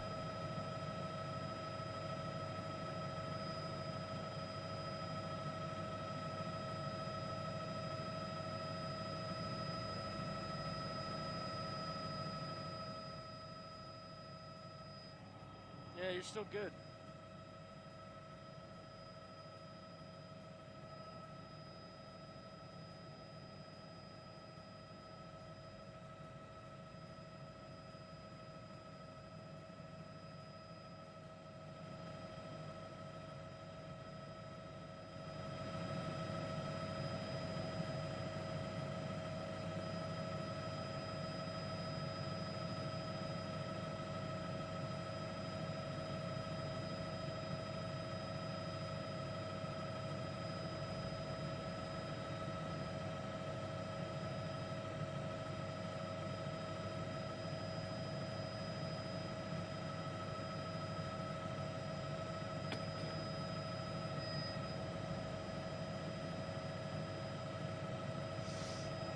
Okay, here we go, Rob.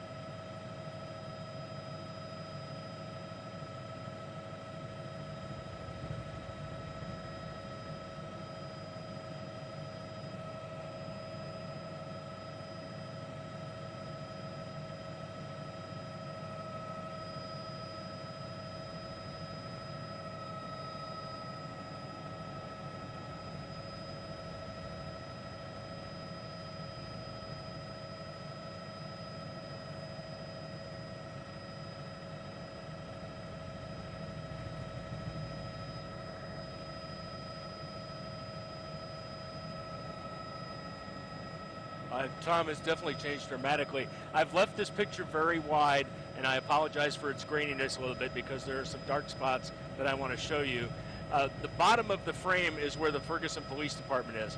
About half of that crowd started walking south here on South Florissant Road, and this is where they stopped. There is a line of police here, and that light that you see is from the police helicopter. There is a line of police that will not let them go any further.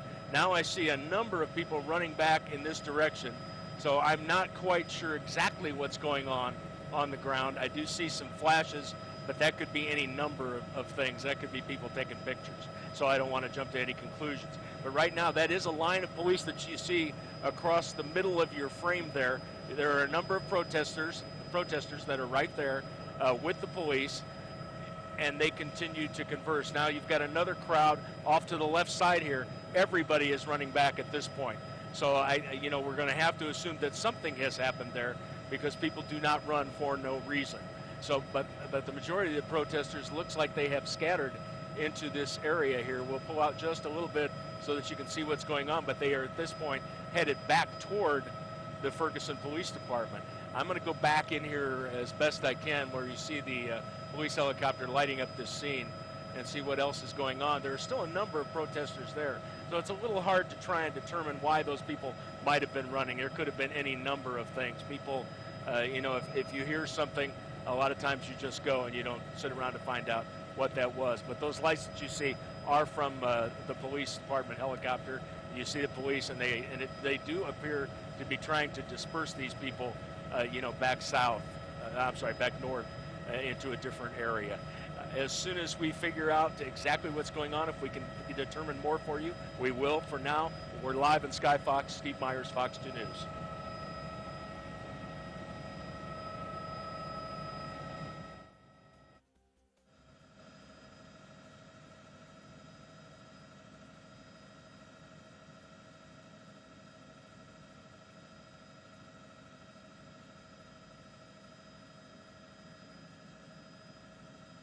Following that announcement that Officer Darren Wilson will not have charges brought against him in the shooting death of Michael Brown. As soon as that announcement came, crowds of 100 to 200 people outside the Ferguson Police Department let outside, began cheering. A few folks were cheering, but for the most part, clashes began with police, and that's what is looking like is picking up across the city.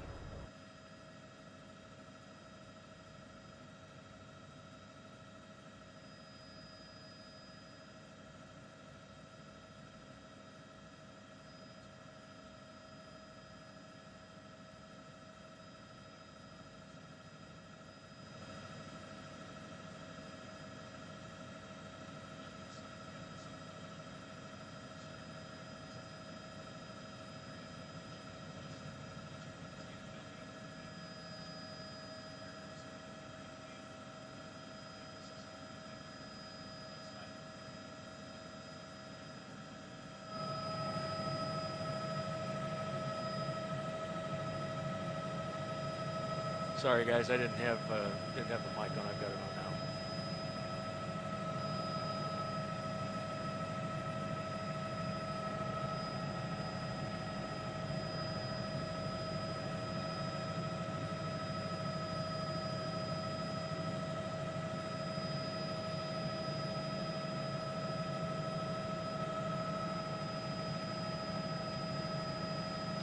Well, hi, Mandy.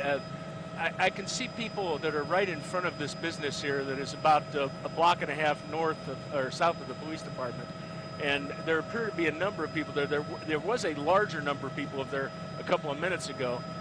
We did hear a report of people messing with a police car. I haven't been able to see that yet. I know there's a great number of people in front of this business, and obviously this is being illuminated by the police helicopter, as you can see there with the the bright white light. But there are people all over this area. Police are here as well. They are generally down at this end of the street. It does appear to me as though the police have moved. They've moved their line.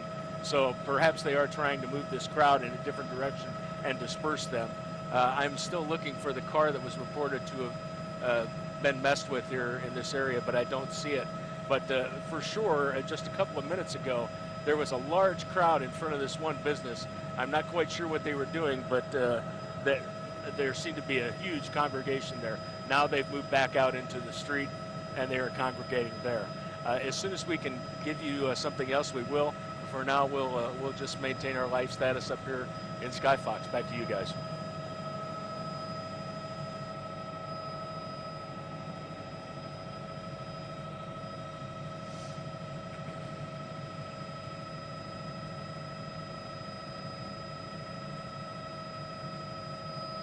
Yeah, go ahead, Joe.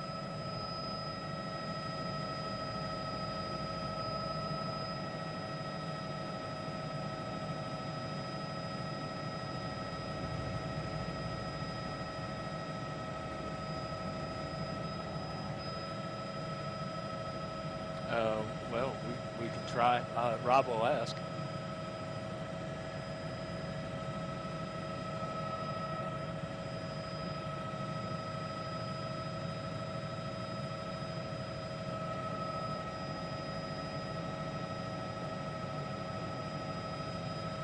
We now are going to take you to Fox News again for a special report as the president is about to speak. This is a Fox News special report. And good evening from Fox News headquarters in New York. I'm Shepard Smith. We interrupt your regular programming to bring you a special message from the President of the United States, who's to speak from the White House briefing room just moments from now. In the meantime, we've been watching live in Ferguson, Missouri, where there is activity tonight. The St. Louis County Police report that they're responding to sporadic reports of looting along this main street, Florissant Avenue there. In addition, the police report that a police officer's windshield has been broken out. And in another case, official reports from the official Twitter of the St. Louis County Police that shots have been confirmed fired across the street from the Ferguson Police Department. Again, the Ferguson Police Department not in charge tonight. In the wake of the announcement that there is no indictment of Officer Darren Wilson in the shooting death of 18-year-old Michael Brown that happened on August the 9th.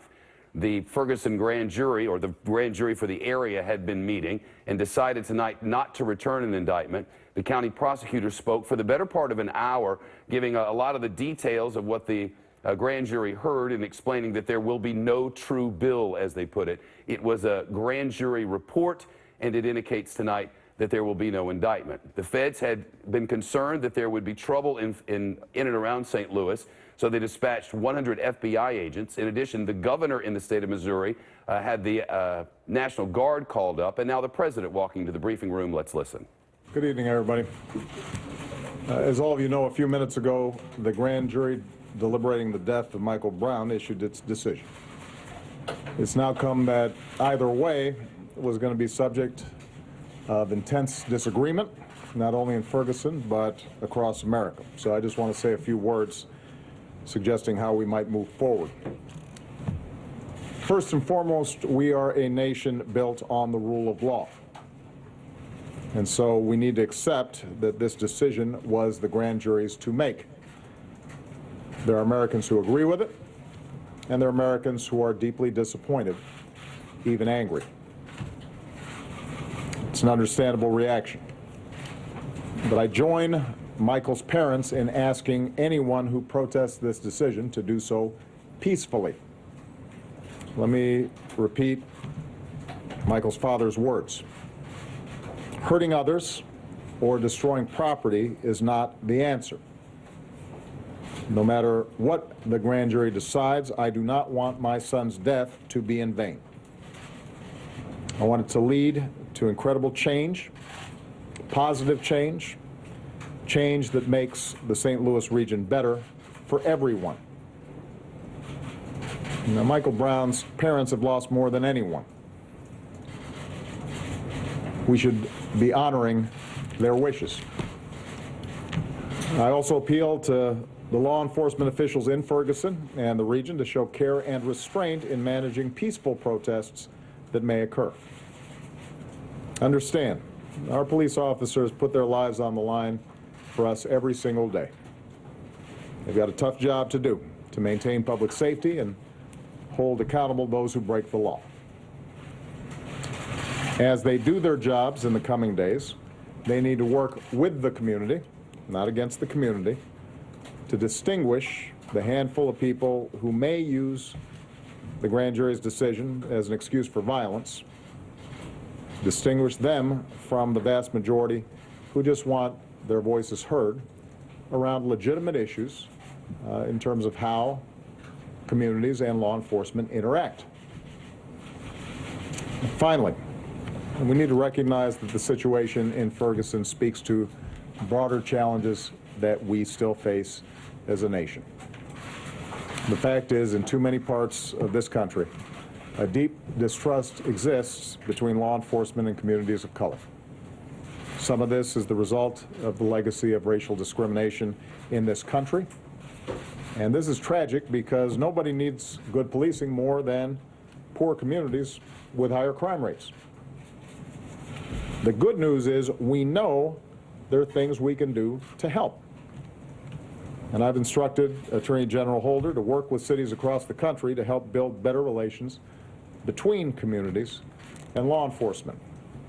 That means working with law enforcement officials to make sure their ranks are representative of the communities they serve. We know that makes a difference. It means working to train officials so that law enforcement conducts itself in a way that is fair to everybody. It means enlisting the community actively on what should be everybody's goal, and that is to prevent crime.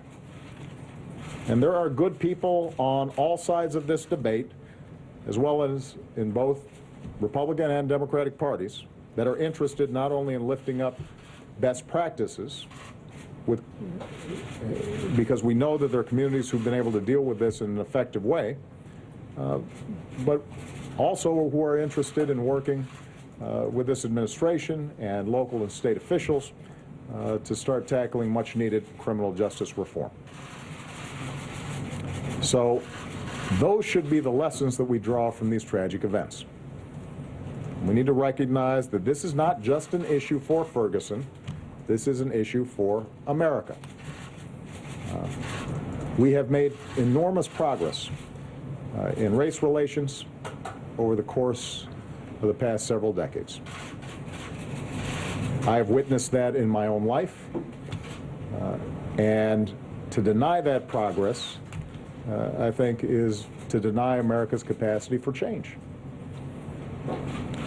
But what is also true is that there are still problems, and communities of color aren't just making these problems up. Separating that from this particular decision, there are issues in which the law too often feels as if it is being applied in a discriminatory fashion. I don't think that's the norm. I don't think that's true for the majority of communities or the vast majority of law enforcement officials, but these are real issues. And we have to lift them up and not deny them or try to tamp them down. What we need to do is to understand them and figure out how do we make more progress. And that can be done. That won't be done by throwing bottles. That won't be done by smashing car windows. That won't be done by using this as an excuse to vandalize property, and it certainly won't be done by hurting anybody. To those in Ferguson, there are ways of channeling your concerns constructively, and there are ways of channeling your concerns destructively. Michael Brown's parents understand what it means to be constructive. The vast majority of peaceful protesters, they understand it as well. Those of you who are watching tonight understand that there's never an excuse for violence, particularly when there are a lot of people in goodwill out there who are willing to work on these issues. On the other hand, those who are only interested in focusing on the violence and just want the problem to go away need to recognize that we do have work to do here. And we shouldn't try to paper it over. Whenever we do that, the anger may momentarily subside, but over time it builds up, and America isn't everything that it could be. And I am confident that if we focus our attention on the problem and we look at what has happened in communities around the country effectively, then we can make progress not just in Ferguson, but in a lot of other cities and communities around the country. Okay? Mr. President, will you go to Ferguson when things settle down there? Well, let's take a look and see how things are going. Eric Holder's been there. We've had a whole team from the Justice Department there, and I think that they have done some very good work. As I said, the vast majority of the community has been working very hard to try to make sure that this becomes an opportunity for us to seize the moment and turn this into a positive situation. But I think that we have to make sure that we focus at least as much attention on all those positive activities that are taking place as we do on a handful of folks who end up using this as an excuse to misbehave or to break the law or to engage in violence. I think that it's going to be very important, and I think the media is going to have a responsibility as well to make sure that we focus on Michael Brown's parents and the clergy and the community leaders and the civil rights leaders and the activists and law enforcement officials who have been working very hard to try to find better solutions, long-term solutions to this issue. There is inevitably going to be some negative reaction, and it'll make for good TV. But what we want to do is to make sure that we're also focusing on those who can offer the kind of real progress that we know is possible. And that the vast majority of people in Ferguson, the St. Louis region, in Missouri, and around the country are looking for. And I want to be partners with those folks, and we need to lift up that kind of constructive dialogue that's taking place. All right? Does this mean no federal charges, Mr. President? Does this mean no federal charges? Well, the president had absolutely no way to know that to his right on your screen was exactly what he was asking not to happen. First, while the president was urging calm and talking about the words of Michael Brown's family, protesters attempted to turn over a police vehicle, at which point tear gas was sprayed and the crowds dispersed. Moments later, our ground camera captured, as the president was talking further about how there should be no violence, a fire erupted. Reports from the ground indicate that in the last 20 minutes, police cars have been vandalized, several gunshots have been heard on the streets of Ferguson after the announcement. Just about 15 minutes after the prosecutor announced that Officer Darren Wilson would not be indicted, county police used a bullhorn to tell crowds outside the Ferguson Police Department to disperse, saying it had become an unlawful assembly. That did not work. Protesters hugged a barricade and taunted police. I'm reading from the Associated Press, sometimes with expletives.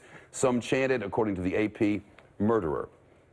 We have no way of knowing exactly how this will play out tonight. We do know these are pictures from a short time ago while the president was speaking. But should these events turn into demonstrations across the country, which has been suggested by the feds, not by us, we'll let you know. Tonight, some 100 FBI agents are in and around Ferguson, Missouri. Some 1,000 National Guard members have been called up.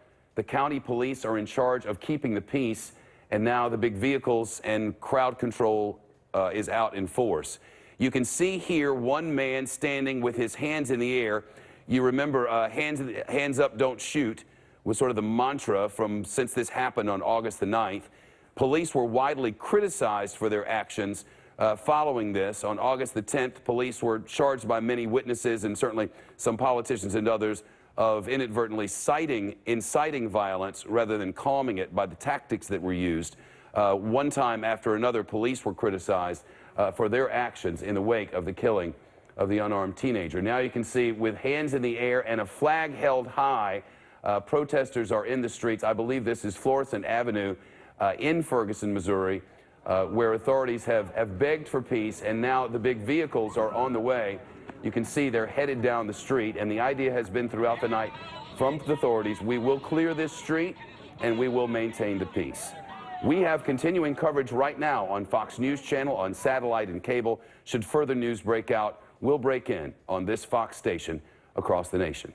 I'm Shepard Smith, Fox News, New York. This has been the Fox News Special Report.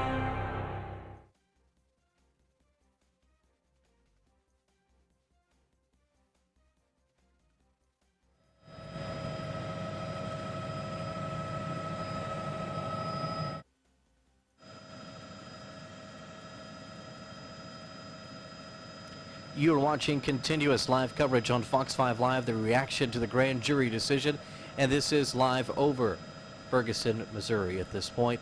We will stay with this as long as Fox News continues to provide this feed to us. We'll take it any ground cameras that appear as well. You're watching Fox 5 Live.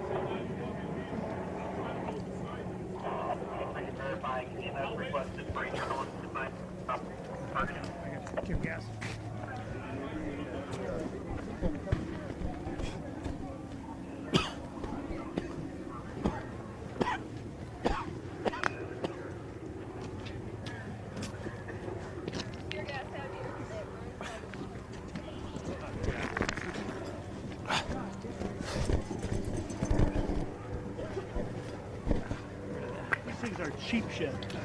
It'll work. Car behind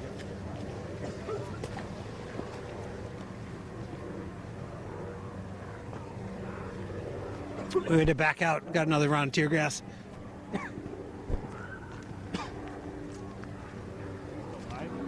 Yep, you're still live. No, they're off us for the moment. Same thing. We're on the back end of where the officers were. We got that tear gas. I don't know how that feels, but now Coming back to the live picture here in a sec. officers are. They formed up on the opposite side of the street, and they're slowly moving forward. And as they do, they're firing tear gas in that direction. Down here on this end, you see one of the police cars here that the protesters banks are in. That's the window here. They were throwing at some of the police cars.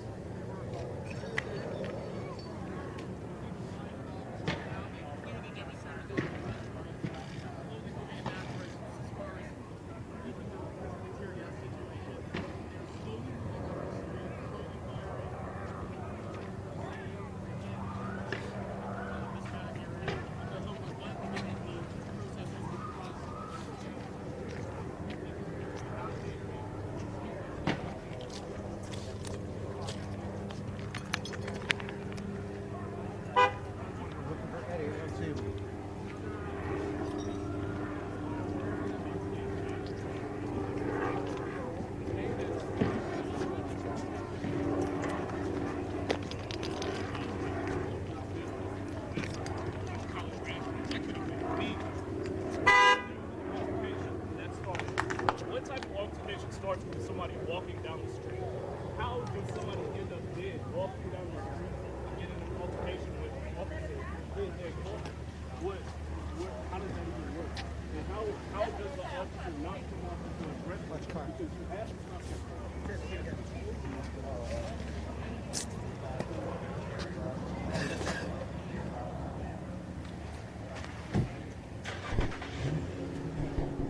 Step 4, you can get back to us if you want. Picture? Yeah. You're still on live picture. They have guests right now.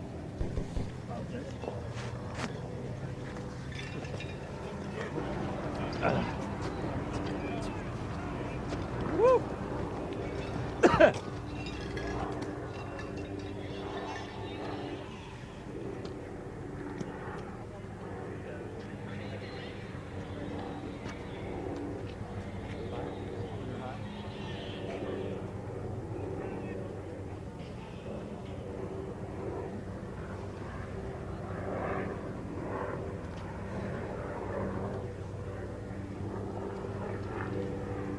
Eddie's behind us.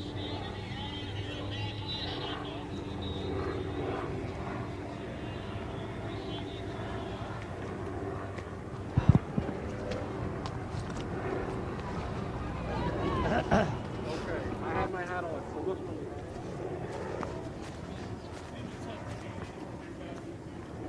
Eddie. You're watching Fox 5 live coverage on the ground in Ferguson at this hour. We have 2 live ground cameras I know. to bring you, so you're watching live, uncensored feeds from the ground in Ferguson.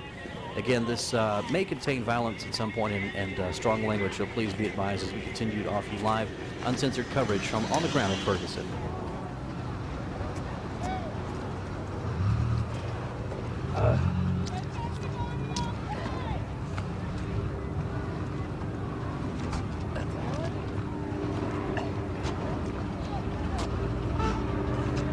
Well, fresh air's a nice thing.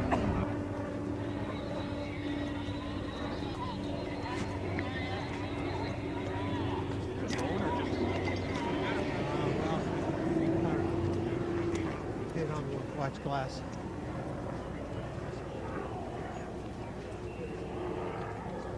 You're still live.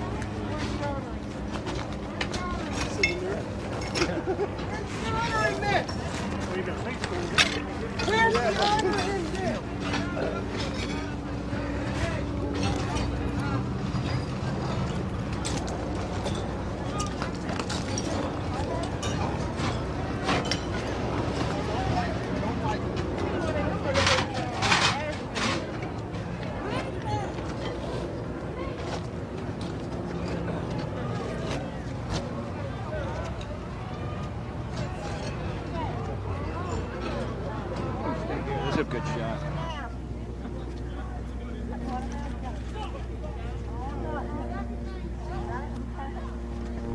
Anybody else? I'll take one.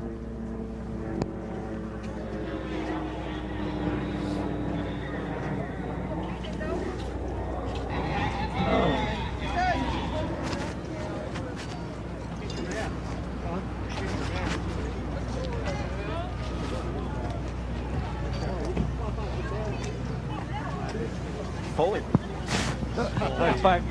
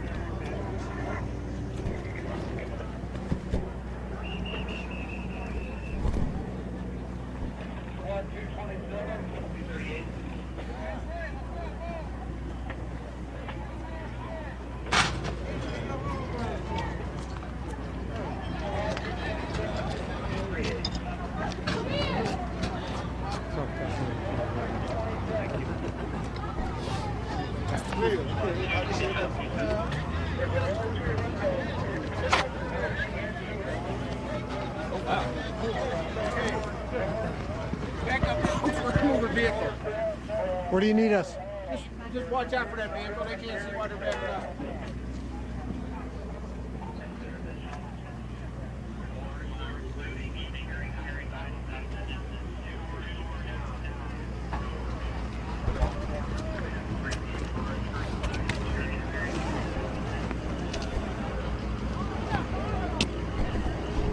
How's your arm?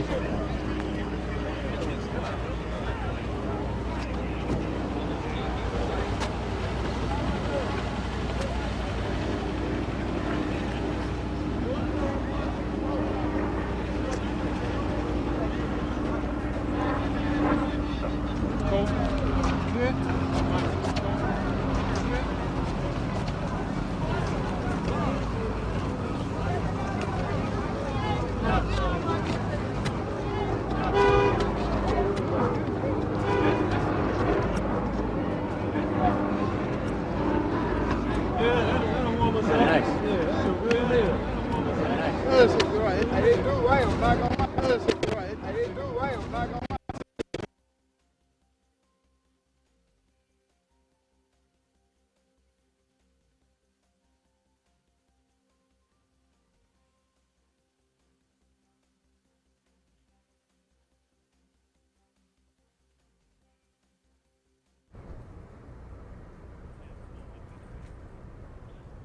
Okay, that sounds good. Thanks, Ryan. Talk to you soon. You're watching Fox 5 live coverage. We're sorry for the frozen image there, but of course all this is developing very rapidly. Things are unfolding. We're seeing things in real time as you're seeing them tonight. Our ground crews, of course, are doing the best to bring you the live pictures, and they are battling, in some cases, the tear gas that's being deployed, that it's being used there against some of the protesters. Also, so we are awaiting these images, the live picture to return to us here. It looks like we're able to go to another source here. Let me find this for you and pull it up. All right, so we have another source that's been established here. What we're seeing now, evidence of looting in some of the stores. We can see several what appears to be tear gas canisters, again deployed, possibly here in front of the Justice Center.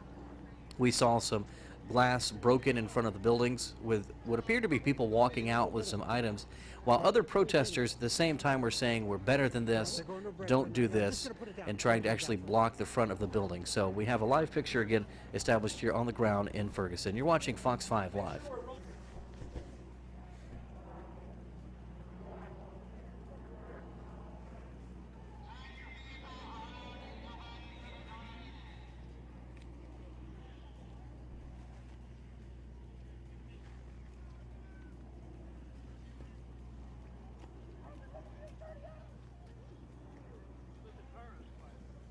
Oh my God.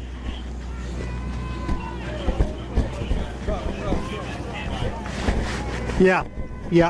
Got a car on fire down here. We are joining one of our correspondents, Charlie LaDuff, and he is bringing you live coverage now on the ground in Ferguson. This is uncensored live video from on the ground in Ferguson. You're watching Fox 5 Live.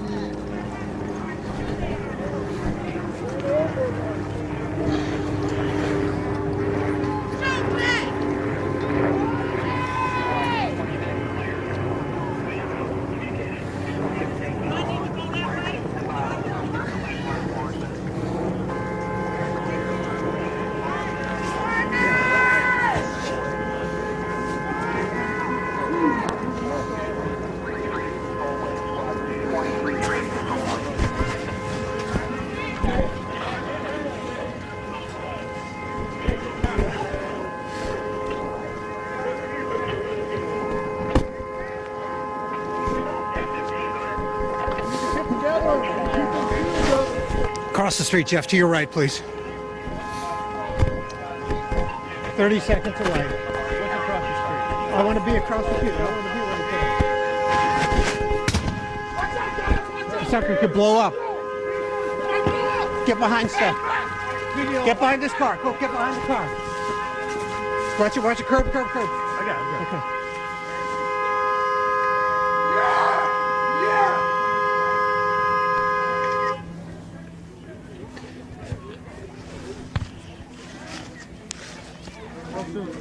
Now.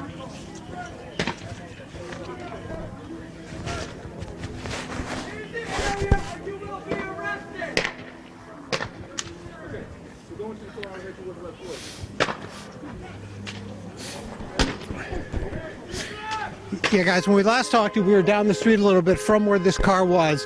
We moved to the right down the street. That's when the police with the heavy artillery came up. They slowly moved up this street from the right off to the left and set up their main area. They moved the protesters up, and they set up right by the police station and the fire station, which is just up the road. That's where all the heavy artillery still is. Just a short time ago, they were firing tear gas off in another direction at some additional protesters that were off across the street from the police station. Then all of a sudden we heard this. So obviously when all the attention was further up the street, someone came back here and decided to torch this police car. So what we're looking at is just greater vandalism. We're not sure. This was what you're listening to is the sound of bullets exploding right now in that police car. We are trying to get behind the car over here for safety's sake. Yeah, but that popping is clearly a dangerous situation here with the police officer's bullets inside that car going off. So, you know, we haven't seen a whole lot of protesters. They seem to have cleared out of the area, but this is where the center of attention is right now. Guys, back to you.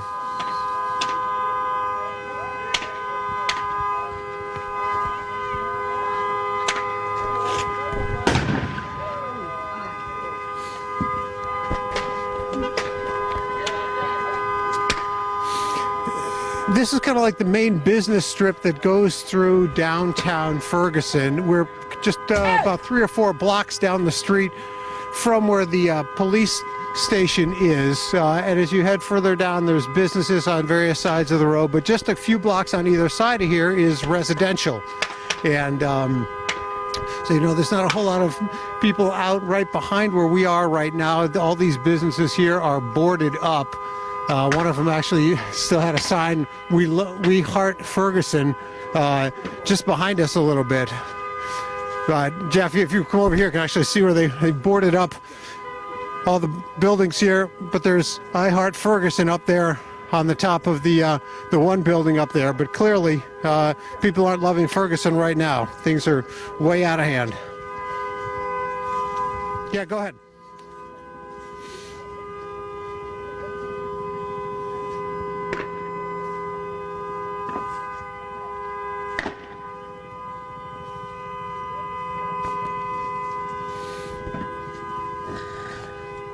Well, let me show you right here.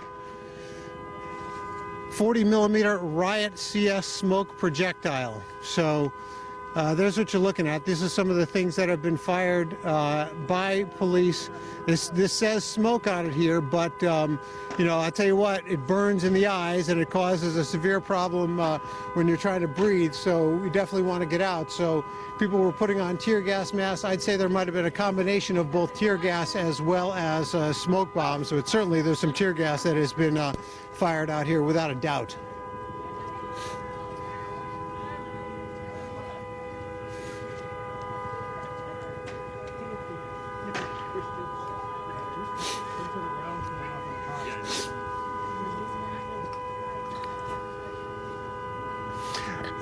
Injuries I have not directly seen. I did see some people getting treated for tear gas in their eyes. The medics that came around had sprayed a solution in their eyes, and they were warning people, don't rub your eyes, don't rub your eyes. It was kind of just rolling down their cheeks, foaming and rolling down their cheeks. But I haven't seen any injuries. I haven't seen any ambulances try to come in and take anybody out. We did see one woman who was arrested earlier when she laid down in front of the heavy artillery. But you know, here we got police that are going down, and where they're heading, that is into a residential neighborhood just off the main area. So, sorry, there's some indication that there's some kind of activity back there that they are definitely either trying to curtail, or they're going back to the back of the police station in a back way, and then that's certainly a possibility. But yeah, we're looking at the worst of the kind of rioting and the violence that the governor and you know, I think everyone for the most part did not want it to escalate to this. But certainly, you know, we've heard a lot of talk that FBI was concerned about outside agitators coming in and causing problems. You know, the governor said, look, he wanted people to be able to peacefully protest, but this clearly is unacceptable by anyone's terms. Guys.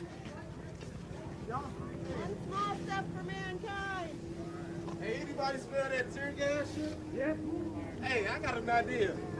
Let's go raid Ferguson and get that shit. Residents, I can't say, because again, there's homes just off the main street. I'm looking down the street just to the left of where Jeff's camera is kind of pointing, and there's lights on in houses down there. Whether people are down there or not, I don't know.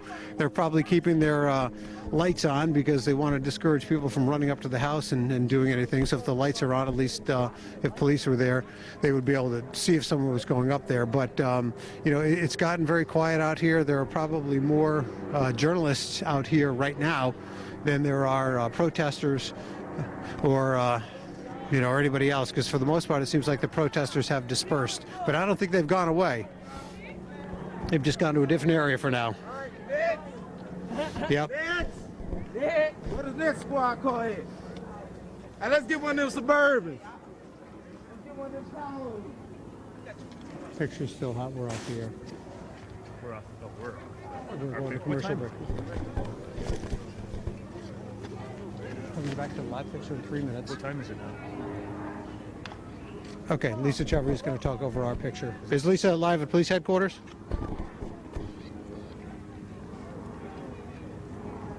Are we still in our 9 o'clock or are they extended? I don't know where Eddie went to. Are they still in our 9 o'clock or is they extended? No, so we're still in 9. It's Caleb. I got to step over here for a second.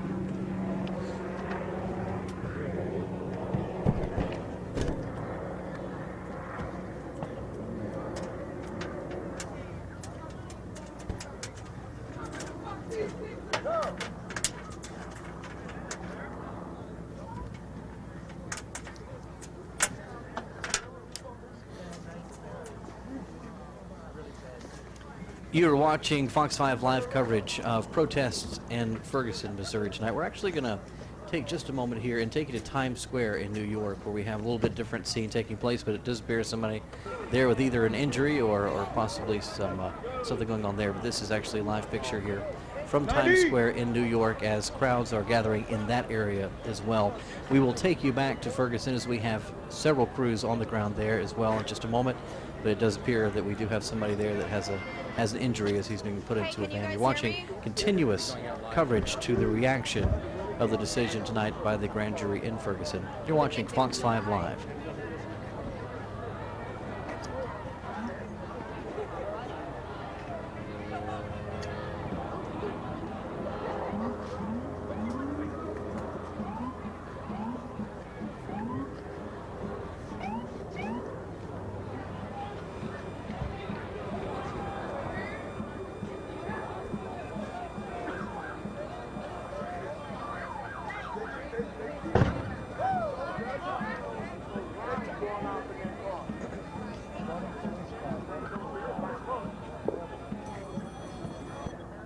Hello?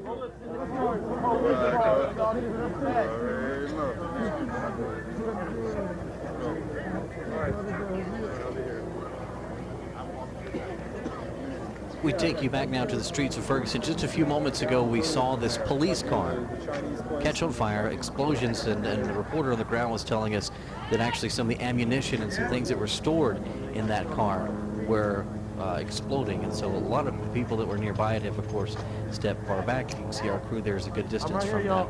You're watching this live. It's all coming to you direct from the crews on the ground. This is uncensored live coverage on the ground in Ferguson. You're watching Fox 5 Live.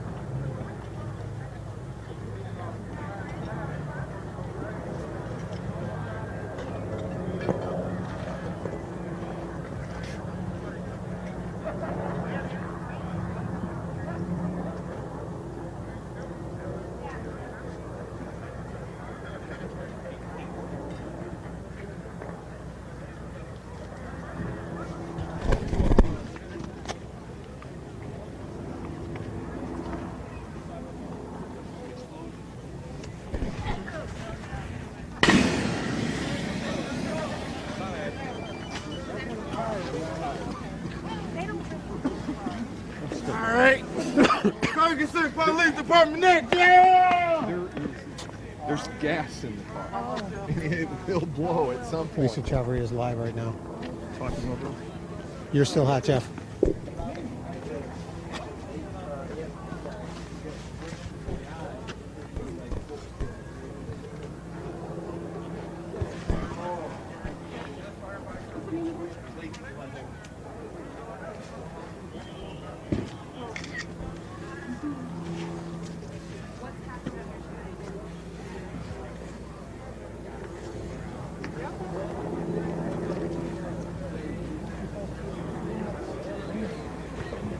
I found Bart. Let's stay here.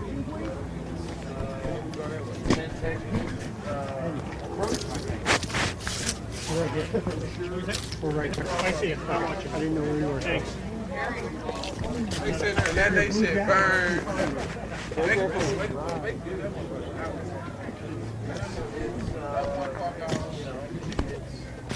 Sheer aggression and show all your display of power. Leave it at that. RP Mike Brown. You still have the tears in your eyes from that. That's water. Water. So you're amazing. I am wherever.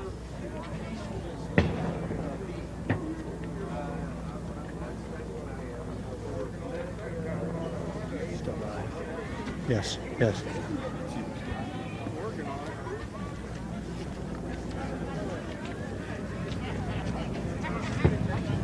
Eddie. Eddie.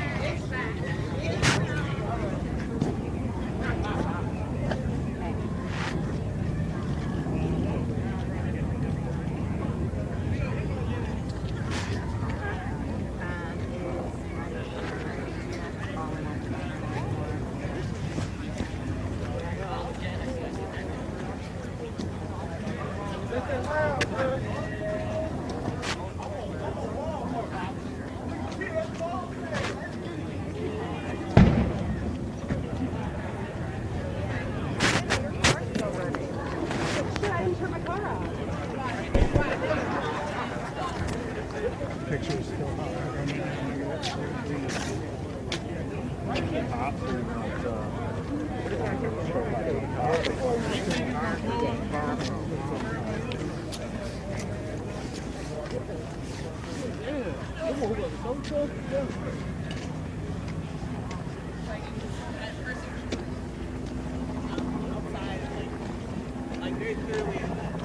You're live right now.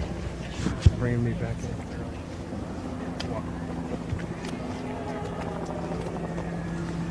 Yeah, guys, we're just up the street from where that police car continues to burn right now. You can see the police have still barricaded the road off to prevent anyone from going further up that street. Behind us, about 4 or 5 blocks, there's a number of police cars. We can see lights flashing. They've obviously shut off the street further down there past where that police car is burning. There's still a number of people. There's protesters. You can see some of them here still have signs with them, just kind of watching and taking in what is going on. There hasn't been any clashes. We haven't seen anything thrown at any of the police lines or police vehicles or anything in probably 15 minutes or so, so it is calmed down a little bit, but obviously police are bracing for any potential because it could fire up at any point. Right now, the building, if you look behind me, the building that's well lit up there, that is the Ferguson Police Department, just kind of behind that police line, just off to the right of the Seasons greeting sign draped across Florissant Avenue here. They're obviously protecting that. Coming down the street right now, we got one of the armored vehicles by police, so we're not exactly sure, if something's going on, but this is some of the heavy artillery that we saw earlier. This is one of the smaller vehicles. Not sure where this one is going, but it's got some people in the back of the vehicle. Oh, well, now we got some kind of activity going. It appears that police may be going, guys, let's stay with this right now because it looks like police may be making a move. Remember where we saw those police cars going before? Down that street off to the side, we saw it look like police were staging over on that. So they're setting up a new perimeter as they expand the area away from the Ferguson Police Department, that they are shutting off things. Right now, we're just kind of monitoring, seeing what they're doing. The lead commander over here just giving the word to continue marching down the road. We're being told to get out of the way by the police as they come down the road. But they are, yeah. So that's the situation there, guys. Back to you.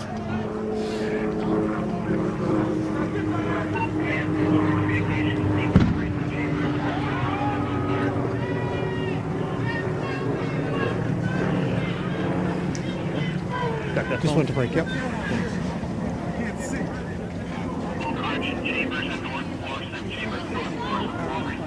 Where? Oh, it's at a second squad car. Keep going. Keep going. Walk up there. Go ahead. Y'all so tough. Y'all so fucking tough. You so tough. Y'all some tough. Coming back to me at 2.5. What you got your hand on your gun for? What you got your hand on your gun for? 10-4. 2.5 away from us again. Is that what you said, Beth? 2.5 away? Well, this was a good cops in the foreground.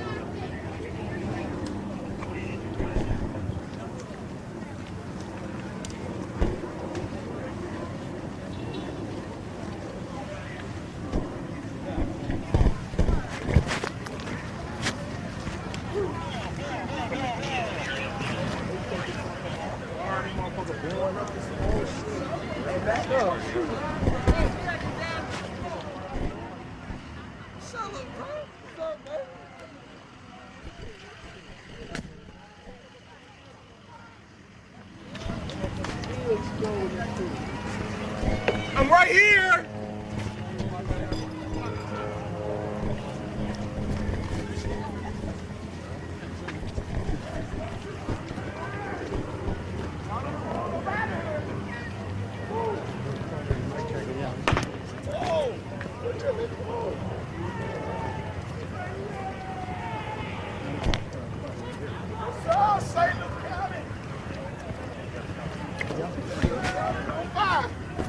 Your cable, it came unwound.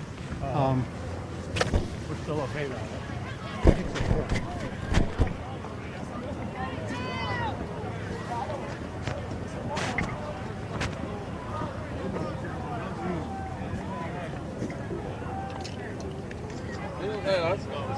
Your battery's going? Hey, you got a battery he can take? Can he get a battery from you? Yeah. Guys, we're going to switch out batteries. We're going to switch out batteries on live use. Which one? This one on your camera? They're coming to us. You're watching Fox 5 Live continuous coverage here from Ferguson on the ground. Let's listen to this. This street. This is South Florissant Road. But what we have now in front of us, and we're just coming in to get a look at it, is a large concentration of police. Tactical vehicles. Here's one of the Bearcat vehicles. You see a couple of the police SUVs and a fire SUV. And now we have this large concentration of police in riot gear. Now some of them, right off here to my right shoulder, appear at the ready. And then we've got a woman there with the megaphone. Looks like she's taunting the police officers in the... And guys, if we can do something about the feedback, I'm getting the feedback in my ear, that'd be great. Thank you. But what we've got is the police have set up their perimeter down here by some other businesses. It looks like there's a bar down here called the Cork. But police have set up this new perimeter line down here. And yeah, that's the sound of the explosion from something inside that second police car. We're going to walk down here and just kind of keep an eye on what is going down on here. We've got another car burning off in the parking lot off to the side, or maybe, oh, that looks like it's a dumpster on fire over there. So obviously the protesters are not done. I haven't seen the looting here where we are. Again, there's so many police here that if there's looting, it's probably happening away from this area where the majority of the police are. So at this point, we have not witnessed any of that looting. But yeah, the police are coming back towards us, clearing us out of the street. Not sure where they're going, but they're just taking their directives from a commander. So guys, we're just gonna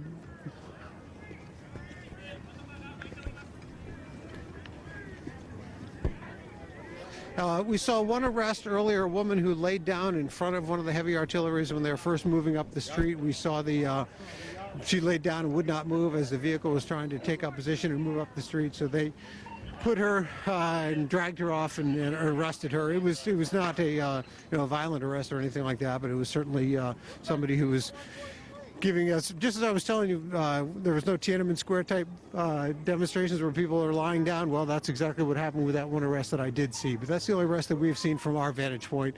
Again, with some of the tear gas being fired, we weren't in the thick of things, but instead had to kind of back out of the perimeter a little bit.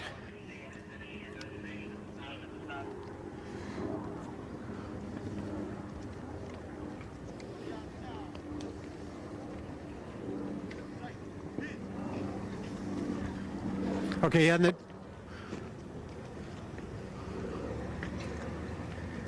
I was going to say that where the Dollar Tree is, it is basically just across the street from where the Ferguson Police Department is, right in the parking lot where most of the news media is gathered, including the where we have parked our vehicles. So the dollar store is just up the store, kind of to the left. We'll see if we can walk up there and give you a picture up there of the dollar store. Give you some impression of whether there is actually looting, but that would certainly wouldn't surprise me. That's the kind of thing that happened before here in Ferguson after Michael Brown was shot and killed. And so yeah, I love Ferguson. I think we were showing you this one before, but this is this is what many of the businesses did over here. They just kind of boarded up to protect their businesses from the looting, protect the glass from being broken. You can see Peace for Ferguson that is painted on a window here in this auto store. I can't exactly tell what this one is. We'll see if we can take you up by the dollar store. So, yeah, so the woman who was arrested earlier, I think we're showing that video now, she just had refused to get out of the way as police were moving up. So she was taken away because of that. I'm not sure what kind of charges or whether they're just going to take people in and book them and then release them. But either way, we're heading up towards the dollar store to see if we can't give you a little bit of view of what that is.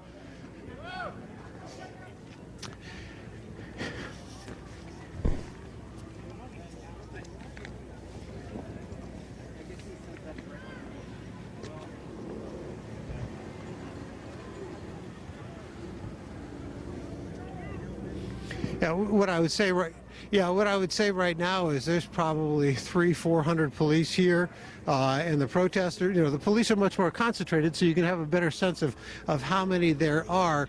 But the protesters have greatly dispersed, and they are no longer in a large group like we originally saw when the announcement on the grand jury's decision was first made. They have greatly dispersed, and so there's no cluster of protesters at all. The dollar store is just a little bit up to the left. We'll continue walking up Florissant Road. Again, we're looking at the police department that is just off to the right. This is the compound where many of the news media has been set up off to the left. But I can't tell from here, with the dollar store being a little farther up, if there's been any looting there. But here is clearly where the police have set up their efforts to protect the fire department and keep anything from happening here. But if you look off to the right, this is where the huge police line was, and right out here is where all the main protesting was happening. Again, this is the police department right up over here. So, it seems like things have dispersed a great deal. I can hear some protesters chanting, and they could be up on the other side of the police barricade, but we can't tell really from our vantage point here. But obviously you can see dozens and dozens of police in their riot gear right across the street there, protecting the fire department. There may be City Hall there. I'm not sure, but we can tell it's obviously the fire station. So what you've got here is mainly, a lot of news media over here with some protesters. And otherwise, there's no large cluster of people. Seems things have dispersed quite a bit, guys.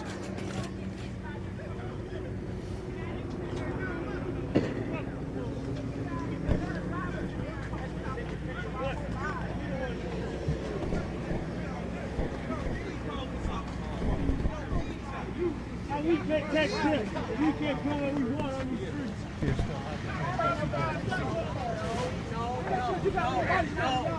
Step back. No. Step back. No. That's not acceptable. All we're doing, y'all know right now. See what too many whites. You know what y'all doing right now? Straight up. They put the nigga with the rubber bullet. Hey guys, what you're looking at is police with their riot gear and their heavy artillery, military artillery here in the main cluster. We've got a few protesters here yelling at them. Police obviously tolerating all the yelling. That doesn't matter to them. They've been trained to just ignore that and let people say whatever they want. But if you look up top, you can see sandbags on the top of this St. Louis County police armored vehicle. Man up there with a tear gas mask on, and what you can't see there, obviously he's looking through binoculars, looking to see if he can see any protesters that are, up on roofs or out in the distance. So, this is the main area. There seems to be some protesters behind us, guys, but a few yelling, but otherwise peaceful with the protesters. But obviously police here, you can tell by how they're prepared that they're taking no chances.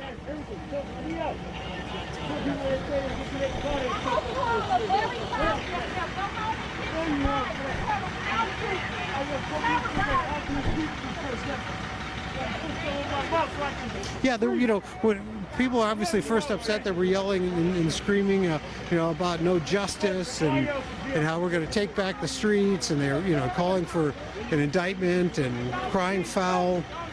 But then it's almost like there was a stunned silence, and a number of people we tried to go interview, they didn't want to interview. Some of them, yelled at us and said they didn't want to interview. Others just kind of shook their head and said, no, man, I got nothing to say, which was kind of interesting because, I would have expected that a lot of people would have wanted to sound off and made their feelings known, but clearly, some people just didn't. They're just taking it in and, trying to figure out what next, what now, what happens to Ferguson from here.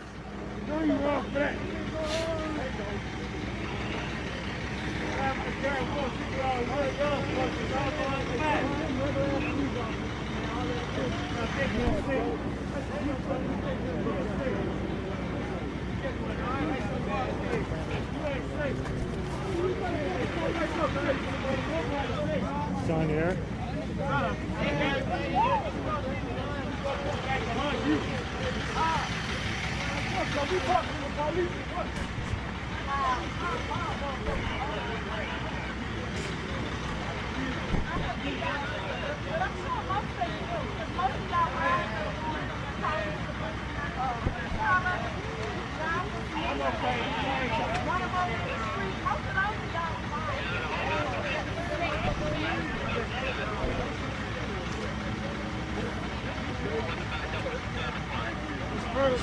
This is it, people got it out. A lot's been promised to the people of Missouri. I don't know if they're going to deliver. It's the Blue Ribbon Commission to look at the frustration here.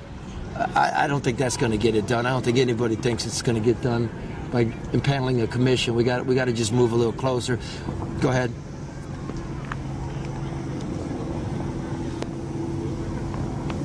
Oh, for sure.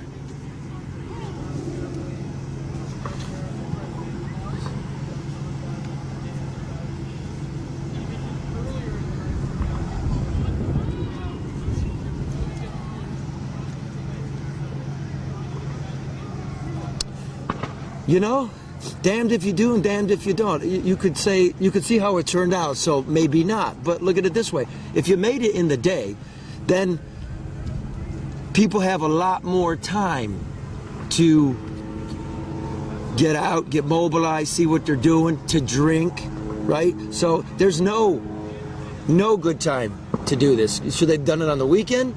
Should they have done it on a working day? I mean, I don't even think that's...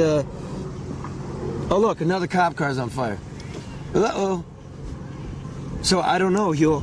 I don't know. I think people are going to be angry no matter what time of day it is.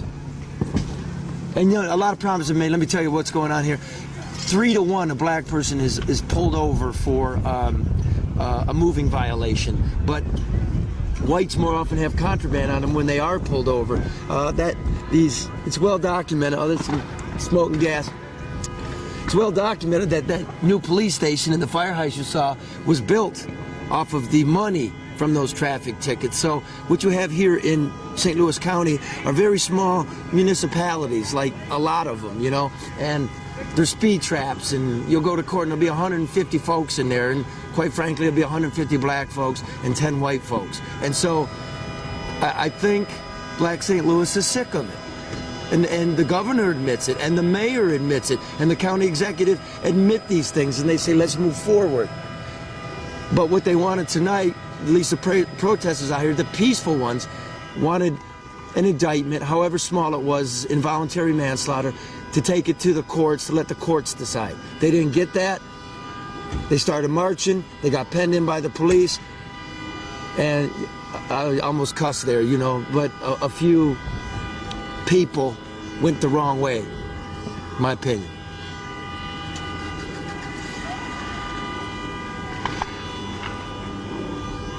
Yes.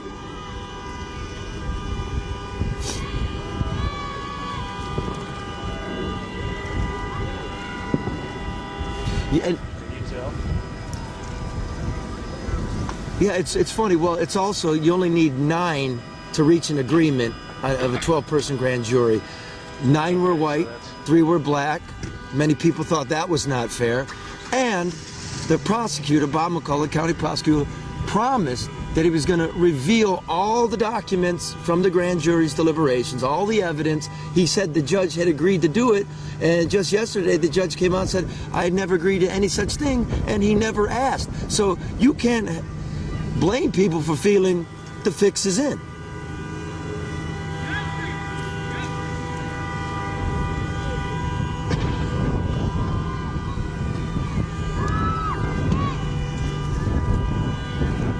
Yeah, yep, they're police cars as well, Huel. A lot of damage here. Real quick before we go, hey Matt, over here to the restaurant. Somebody didn't get to the lumber company fast enough, and this one's got a lot of damage. There's a lot of damage up and down here, and this is the main kind of charming business district. Not so charming and nice, more like a nightmare.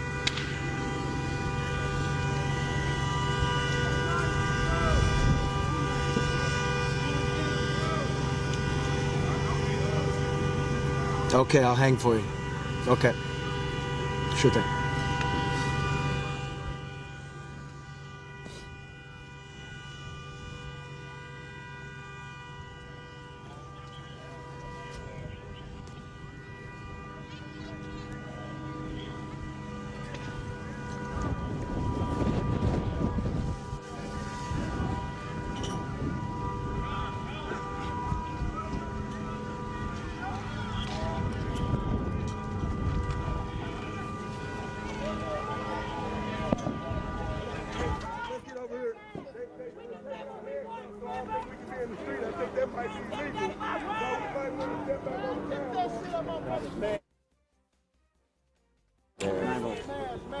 Mask? Where's this one? I need 2, but I need my mask. Why does it say Here, give me the 9 volts back. There's Why something are in they your pocket. gassing everybody? Why Give me are the they 9 volts. gassing? Here, hold my camera. I'll stuff them in my pocket. This fucking thing. Let's go. Let's go.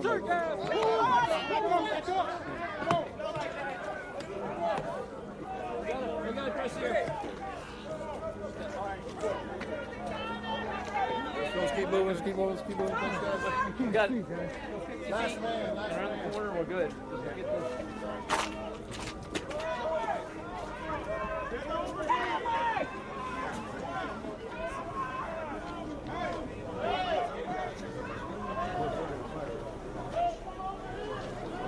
Right up here on this hill. Right here. All right. That's good.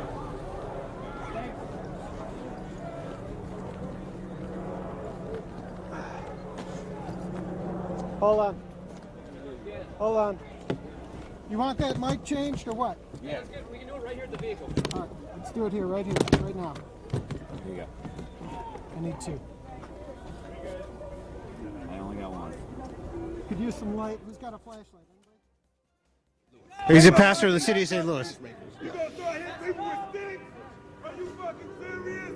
Dr. Robert Scott. Some more guys with big sticks. Are you serious for what? At least we're upwind. Because the community has questions. They have questions about a flawed judicial system. This is the answer. Probably every night. If you're right, I'm not sure. We have no idea. I have no idea. So it's probably make a good call for you. Yeah, they need it. They need it.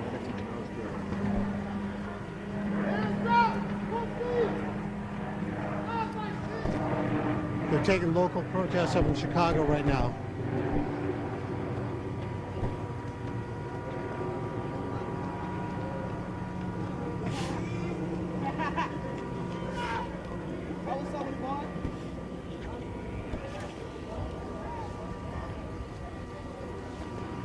Feeling some cooler air coming in.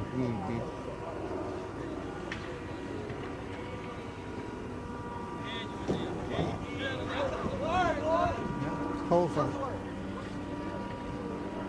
What? Stand by. I'll come back to you. Okay. All right. You're watching Fox 5 Live continuous coverage from the streets of Ferguson at this hour where protests continue. At times, very heated clashes between protesters and police in this area. You're watching live, uncensored, unedited footage as it is transmitted really from the streets of Ferguson at this hour. We have seen several police cars, emergency vehicles set on fire. This is an aerial view of what appears to be a crowd of protesters around some traffic. One of those vehicles, a large semi-truck there. And we take a look at this view and we can see more of the heavily armed authorities moving towards a crowd there as well. Let's listen in. There are some concerns that police may fire tear gas again. There's Dr. Scott. This is Dr. Robert Scott. He's a pastor at a church in St. Louis. And first of all, describe your thoughts as you look around and see what is happening here at this hour. It's a sad night for our area in particular and for this country in general. We still have a long ways to go as far as race relations is concerned, and unfortunately the non-indictment has just set off some feelings that have been somewhat repressed and suppressed for a long time. You were here back in August when the protests turned violent, and what you're seeing tonight. What are your concerns for what may be happening here in the days ahead? Safety of people, safety of property. And with me being a pastor, I have to be concerned about both my brothers and sisters who are protesting as well as my brothers and sisters who are serving in the police department. So we got a lot of work to do as far as healing is concerned in this area. How long do you think these protests may continue? I have no idea.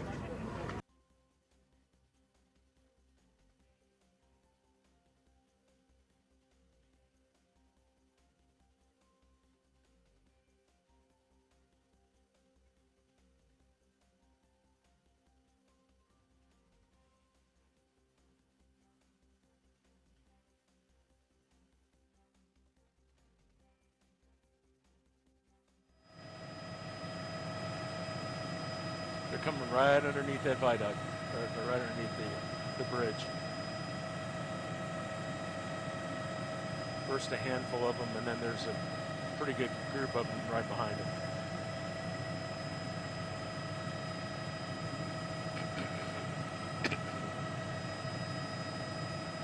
Looks like they're all massing right there.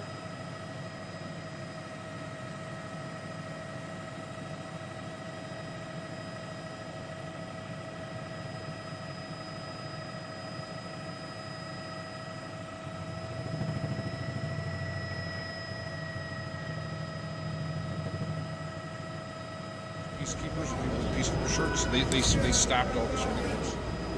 It's tore up. We got a whole bunch of guys on the side too.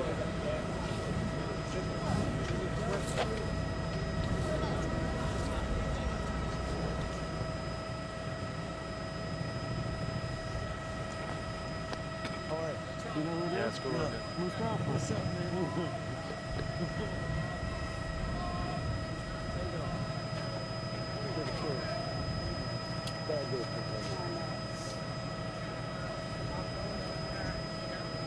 No.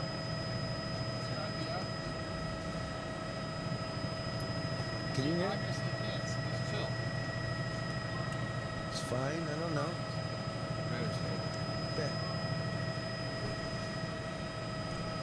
Just give me yours.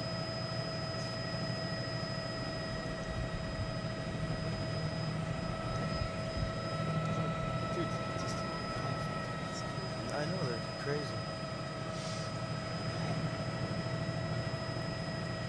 Yeah, I hear you.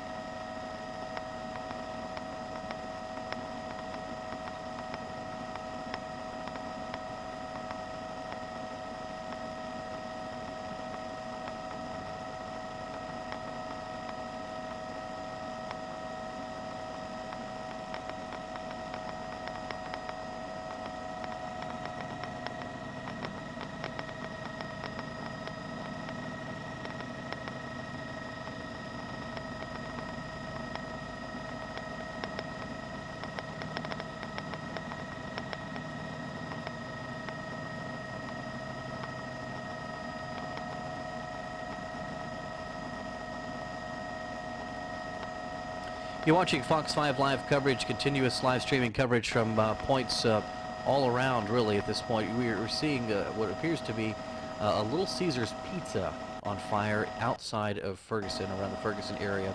Live aerials of this is happening as well. We're also going to continue to join our Fox correspondents as they continue live coverage on the ground in Ferguson. And also, we also have reports of some rioting in the Los Angeles area as well, or some protesting, we should say, to clarify.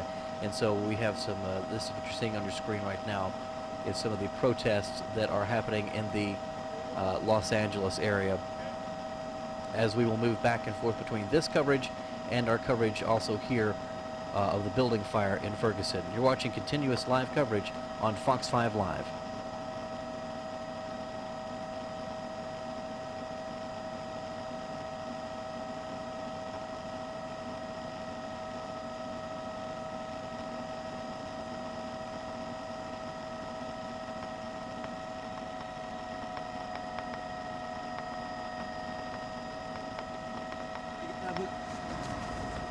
Yes, I sure did. When they were yes, I did. When they were pulling the armored vehicles up, people started throwing bottles and stuff at them, and they just jumped out, snatched them up, and threw them in the back of an armored truck earlier in the day.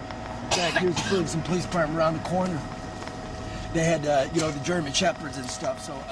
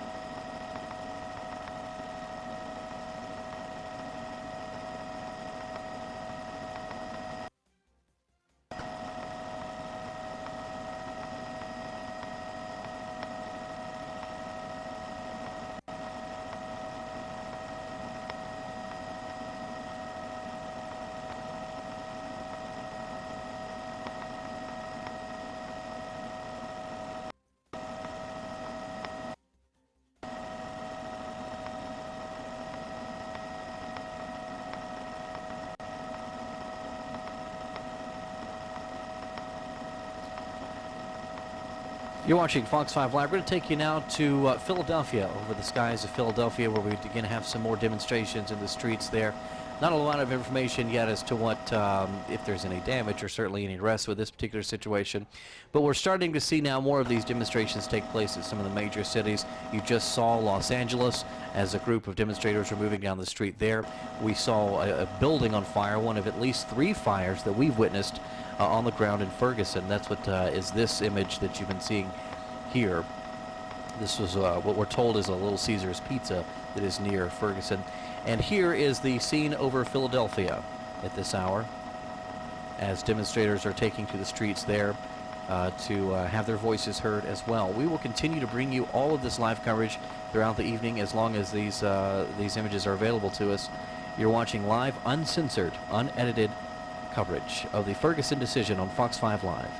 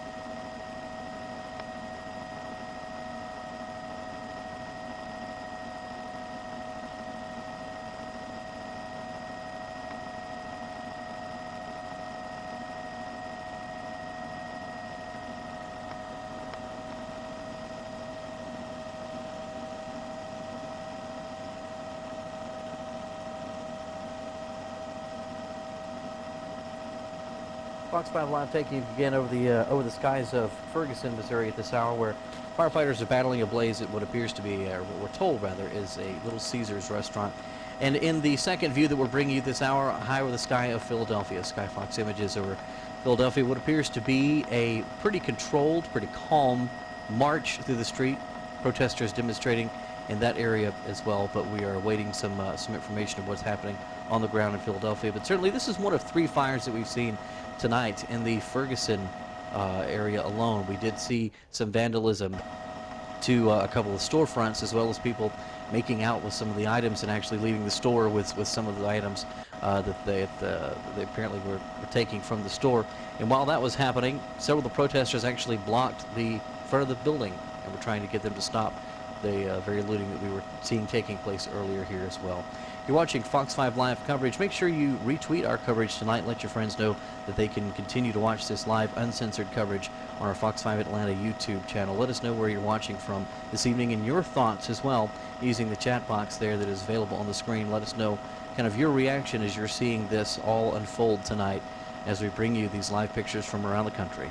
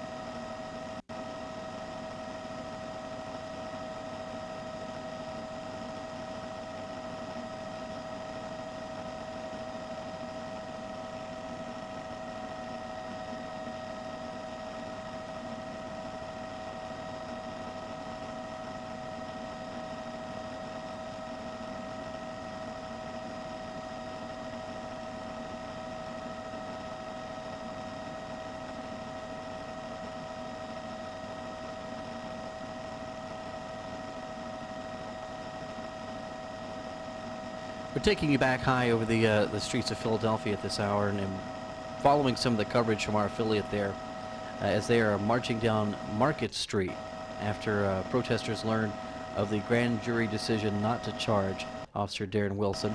And so that is what we are seeing the results of right now, is a demonstration, a march down Market Street in this area. We've heard from the mayor this evening as well, who says he is, the Philadelphia mayor, Michael Nutter, saying he is beyond disappointed and disgusted following the Ferguson decision. And he is asking for folks in that area not to hurt any of the law enforcement or destroy property. He is hoping that things will calm down in Ferguson and things will stay peaceful on the streets in Philadelphia. We're certainly not seeing as dramatic of a scene on your screen right now as we are seeing when we move to the images, of course, out of Ferguson right now. But we do have a large crowd. We do have a very sizable crowd here that we can see over Skyfox as it flies over Philadelphia at this hour.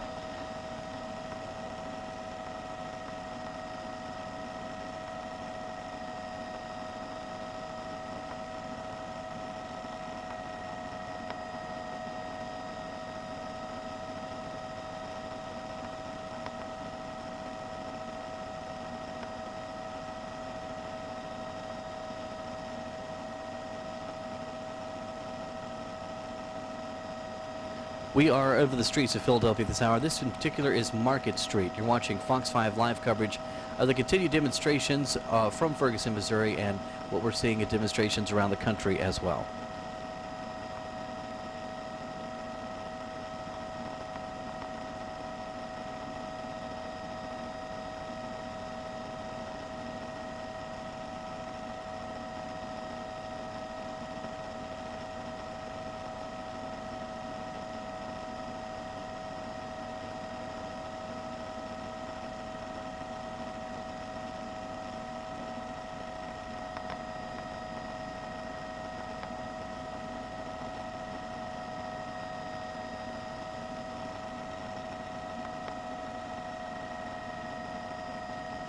You're watching Fox 5 live coverage. Earlier we heard just some of the comments and some verifications from St. Louis police, who were telling us just a few moments ago that they confirmed they did use tear gas. We thought that we saw that being dispelled or just dispersed there into the crowd.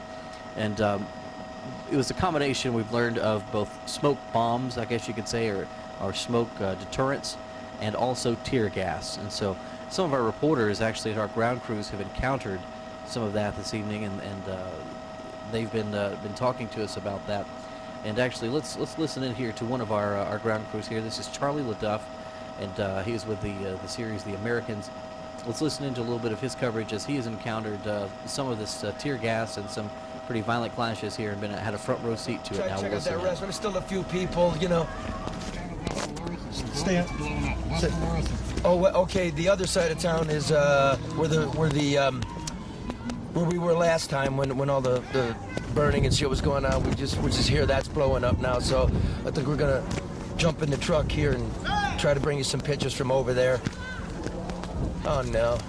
See, one more quick picture. One more quick picture here. Look down there. So that's the police station. It's all locked down. That's all police. And down here, swivel to the left, Matt, and we'll leave you with this, Yule. We'll just let that image play, and I'm gonna sign out. Good night, Detroit. We're gonna ask everybody to get on the street and stand on the sidewalk, please. This is for your safety. Get out of the street. Get on the sidewalk. This is for your safety. Please get out of the street. You are allowed to be on the sidewalk. You are not allowed to be on the street.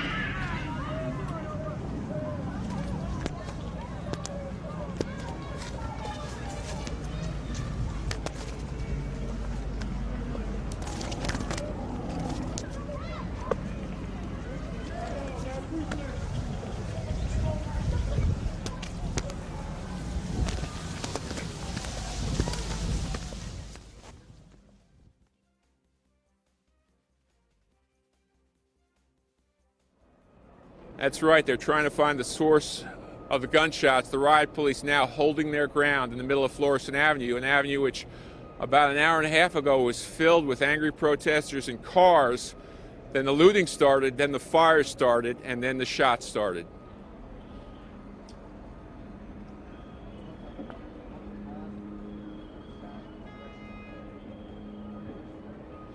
No, we don't, but they've left this area. We don't know if there's activity near the police station or in other areas. You know, we saw protesters out all, to the late night hours in August, but it's in the mid-30s now, so you have to wonder, after the looting is done and the fires have started and now the shots have started, that can certainly thin out a crowd pretty quickly. More gunshots. We're seeing a lot of shots over about 800 yards off to my right. There's fire and return fire now. There's fire coming from two directions, not from near us, but there is return fire. So we see another helicopter overhead. We're gonna just walk further back. Let's go back.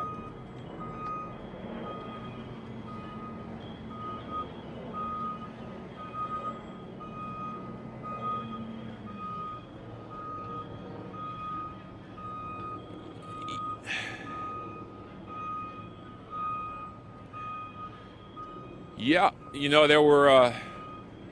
there's multiple groups attached to these protests. There are, whites and blacks out for what they perceive as social injustice. There are looters, and then there are, the crazies on the fringe who are trying to use this to incite violence. And it might be a very small fringe group, but certainly could be what's going on down on the southern edge of Florissant Avenue, where we've heard now in the past 20 minutes perhaps 60 gunshots and some shots fired as law enforcement continues to look for the source of those shots. As far as the number of protesters here and any organized violence, that has largely thinned out. It's thinned out since about 4 local businesses have gone on fire, and you can see those flames continue to lick up into the sky. It seems like the fire force has their hands full. The Ferguson hook and ladder just has too much to deal with right now, and of course getting around in this territory is dangerous. It's when shots are being fired that makes the job of a firefighter all the more complex. They're working on 2 buildings in front of me, but 2 more are just burning up in smoke further down the road, Shepard. It was about 38 the last time I checked.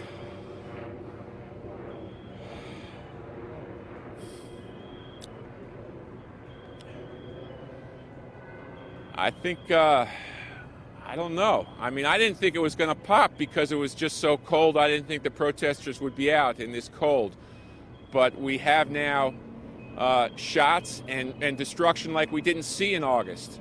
We're not seeing the numbers on the street, but we're seeing buildings set ablaze. We're seeing looting before our eyes, again, which I didn't see in August. And now we're seeing a lot more shots fired, something which was unheard of back in August. So with 3 months to prepare on each side, it doesn't seem the lessons have been learned. This doesn't seem to be better than August. It seems to be more violent. We're seeing fires and shots, which we did not see back in August when the heat was really on, Shepard.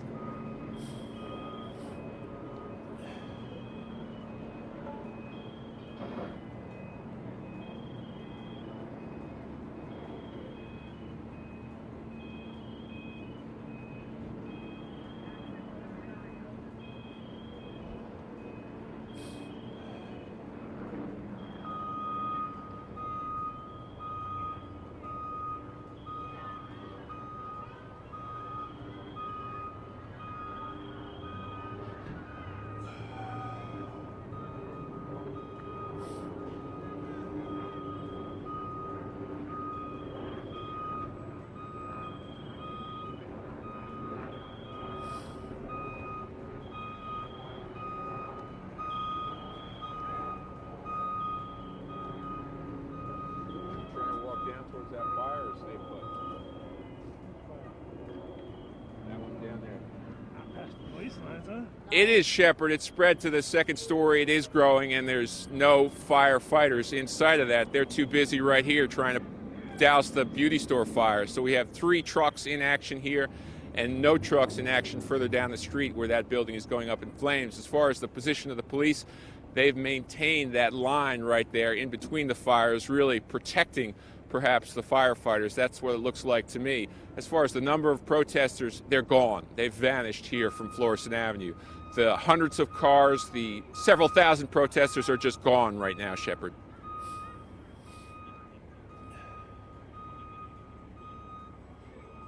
I would say at least 60, 70 shots fired, multiple rounds from small arms within about a quarter mile of where I'm standing, and some return fire.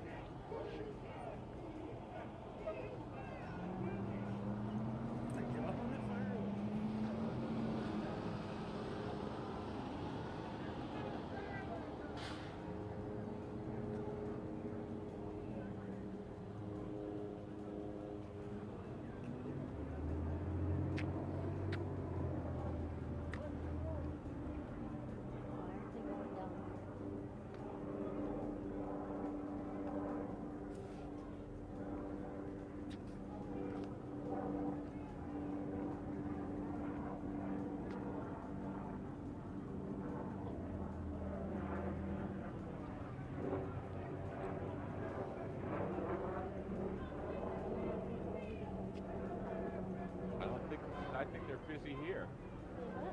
Oh, okay. I don't know. Let's walk down to that fire.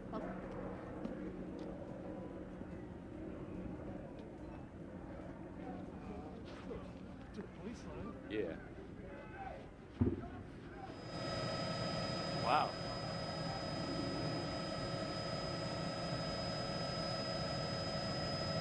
It looks, guys, like they've pretty much moved off the highway and we're headed southbound on Grand at this point.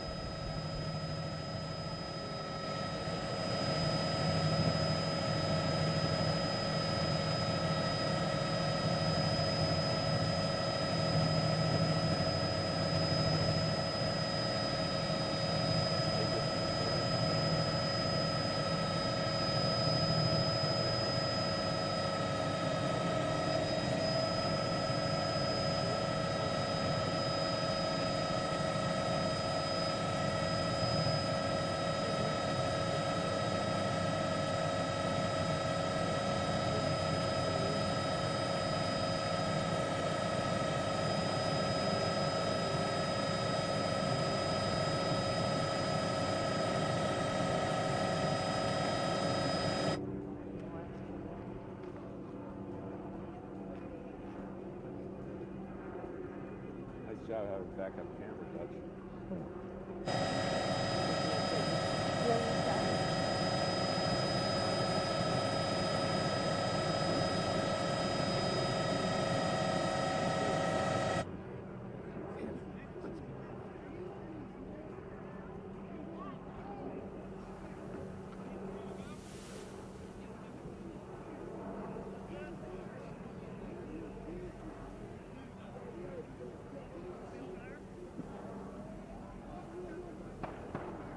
Two. More shots fired.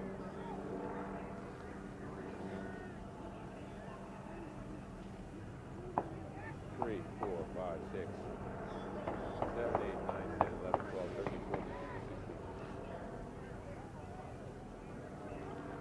16 shots fired. 17, 18, 19, 20. Let's back up. Let's back up. Fox News? Yeah. Hey. Hey. Look at all of you guys. Shots fired. Let's get the fuck back. Well, we are going to reevaluate. Watch behind you.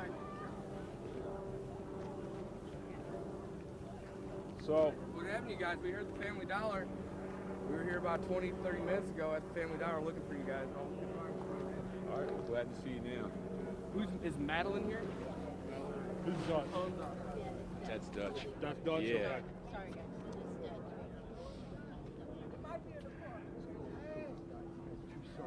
This goes on. I'd have contingency plan. I'd probably buy. burn off. Oh yeah, I got the little.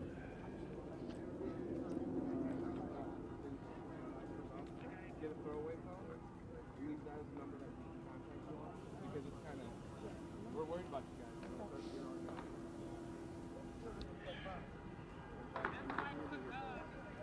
Let's keep walking back.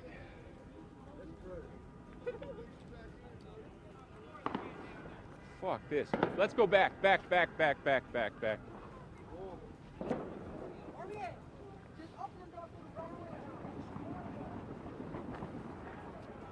All the way back.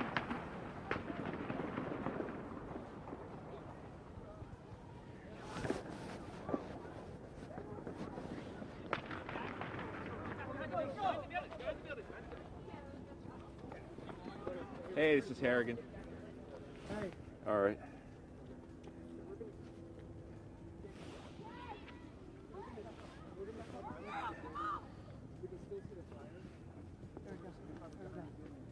Anderson, there were just a bunch of gunshots. I mean, so many. All right, we got more gunfire. I'm still on. How would you, what kind of weapons would you say are firing? Can't tell?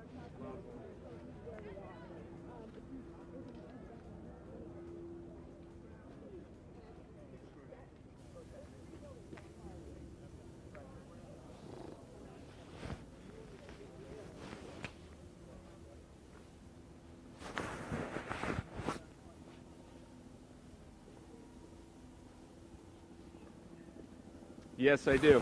I got you. There's more shots here.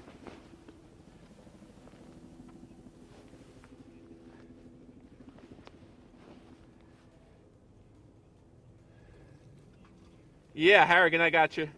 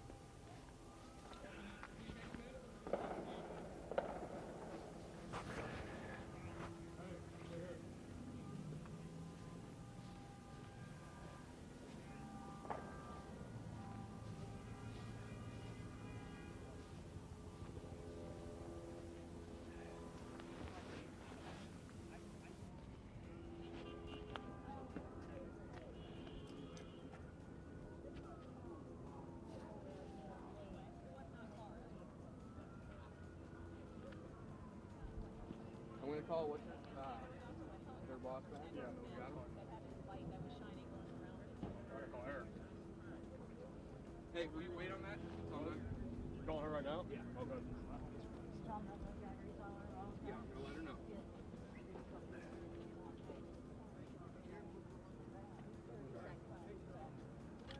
Let me get burners. Yeah.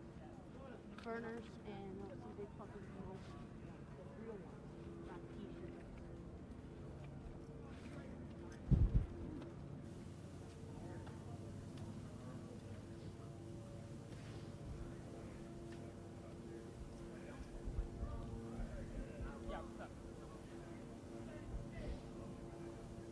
Any one of her mobiles good? Kathleen? Which one of her mobiles is more reliable?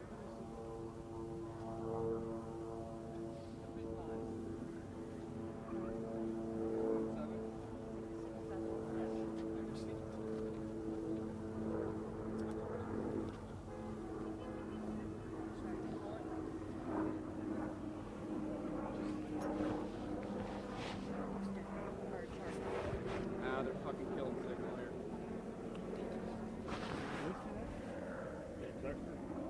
There we go.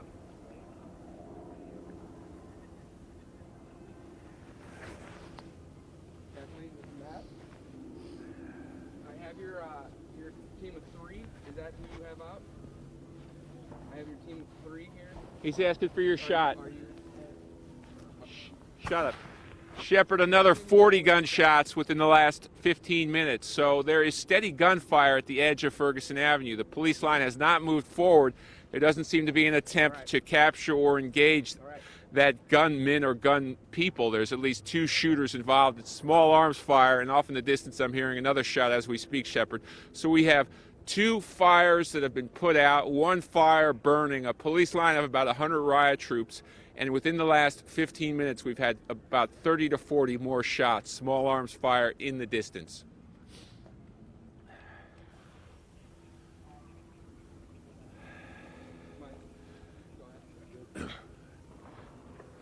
And despite the fact that we just heard another gunshot in the background, the police are holding their position in the center of the road, about 40 riot troops with gas masks on, not moving forward, and no effort to put out that fire that you can see burning, and it doesn't seem like any pursuit of that gunfire. And those cars in the distance are actually right around where the gunshots have come from. We don't know who is firing or what the target is, whether they're firing in the air or at human beings, Shepard. More shots right now. 1, 2, 3, 4, 5, 6 shots right now. So something we didn't see in August. This was not a part of the protest back then. 3 months later, obviously, some violent groups have organized and are trying to ride on the coattails of these demonstrations. We're hearing steady gunfire now. More than 100 shots fired in Ferguson. We don't know who's behind it, Shepard.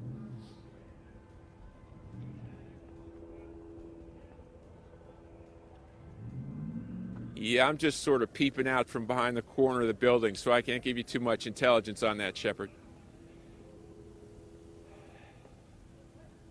Stay on it, Dutch.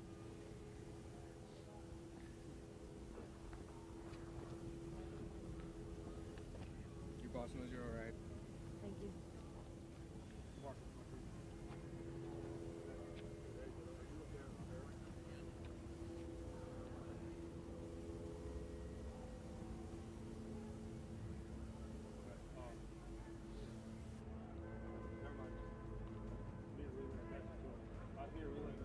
Let's walk out. It is. I didn't think it would happen because of just the cold weather. I thought that would keep the protesters away. And we are not seeing a lot of protesters out on the streets now, but we are seeing the violence with the flames, and we continue to hear gunshots probably about a quarter to a half mile down the street, regular, and you know, within every 2 or 3 minutes we're hearing more shots fired.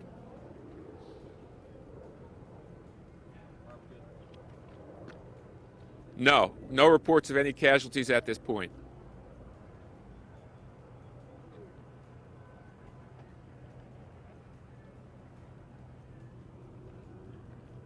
That's what it seemed like to me, like people were firing at each other, but I can't back that up.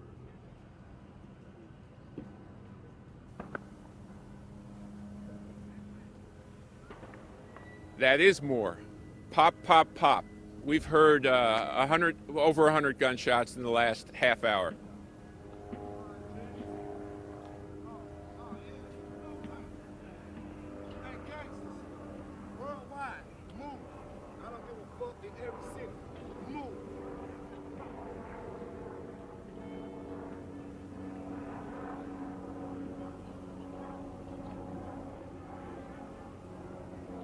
No, it might be because the nature of the problem is different now. It's not someone throwing a water bottle or a stone. It's buildings on fire and shots being fired. So it seems to be, there's another shot. Man, I just really don't understand why all those cars are driving around in a place where gunshots are coming from. I don't understand why this police line is not moving forward. I don't understand why this has gone on for half an hour without any sense that someone's trying to interrupt it. I don't know who's in charge.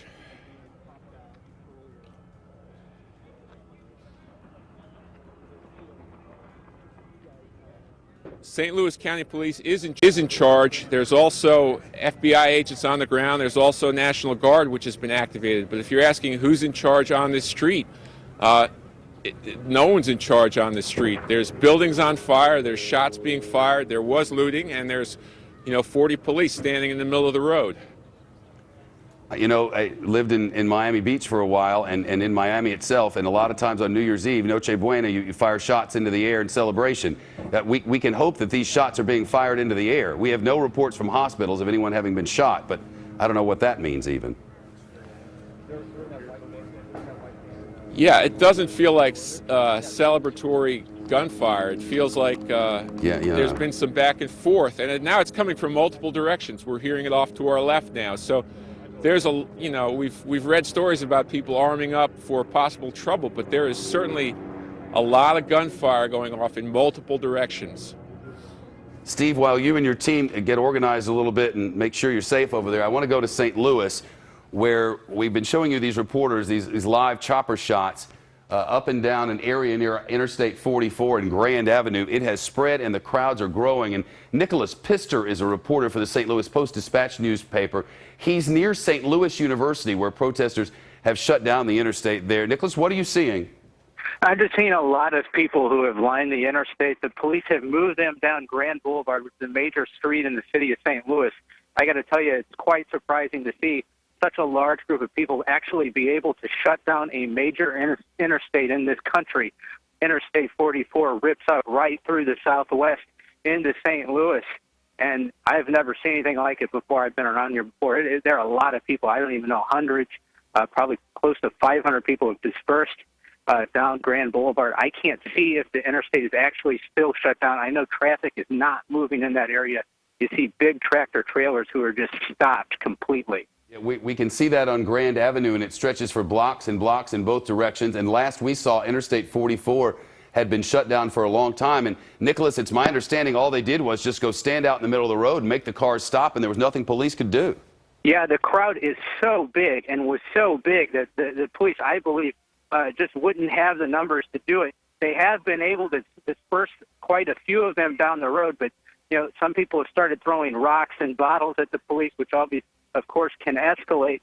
So far, the police have been pretty restrained right now, but the emotions are really pretty high right now here in St. Louis. They are. I'm reading from your newspaper and the cover at stltoday.com. They report that these enormous crowds have come out and blocked the roadways, just as we've been saying. And we're seeing similar crowds in cities across the nation. In fact, from our own internal communications files here, I know that there are protests happening right now in Seattle, in Chicago, in the Oakland, San Francisco area. We have live pictures coming to us from Los Angeles, protests at Wilshire and La Brea in Los Angeles, walking La Brea and shutting down those areas. Large protests in 7th Avenue in New York City and in Union Square in New York City. And continuing with the gunfire in Ferguson, Missouri, Steve Harrigan and his cameraman are out and about now. It appears that the police are making moves, Steve. That's right, Dutch. That's right. They're moving backwards, as a matter of fact, and I can show you some of the aftermath here, Shepard. Dutch, can you come over here for a sec? Get that organized. I'm going to hand off to Megan Kelly as our live coverage continues on Fox News Channel. We'll be with you all night long. Breaking tonight, an increasingly ugly scene in Ferguson, Missouri. Violence breaking out after a grand jury decides it will not indict police officer Darren Wilson for the shooting death of 18-year-old Michael Brown. The officer is white. The 18-year-old was black. Welcome to a live midnight edition of the Kelly File, everyone. I'm Megan Kelly. Over the past few hours, we have witnessed a series of disturbing scenes play out on the streets of Missouri. Our crews witnessing shots being fired, windows being smashed, stores being looted. A police car torched. Look at that. Smoke deployed in an attempt to break up the crowds. Even a Fox News camera smashed onto the ground. And now the anger appears to be spreading. From coast to coast, we are now seeing angry crowds gathering. Take a look here in New York City. Protesters in Times Square chanting, "We are doing this for Mike Brown." One man in the mix dragged out of the crowd, bloodied. Large crowds also marching through the streets of Philadelphia tonight. It all comes just hours after President Obama acknowledges emotions are running high while also appealing for calm. And the very moment he says that is the very moment violence really starts to erupt in Ferguson. Watch this. There are issues in which the law too often feels as if it is being applied in a discriminatory fashion. I don't think that's the norm. I don't think that's true for the majority of communities or the vast majority of law enforcement officials, but these are real issues. And we have to lift them up and not deny them or try to tamp them down. What we need to do is to understand them and figure out how do we make more progress. And that can be done. From our studios in Atlanta, this is Fox 5 Live, continuous coverage of violence in Ferguson.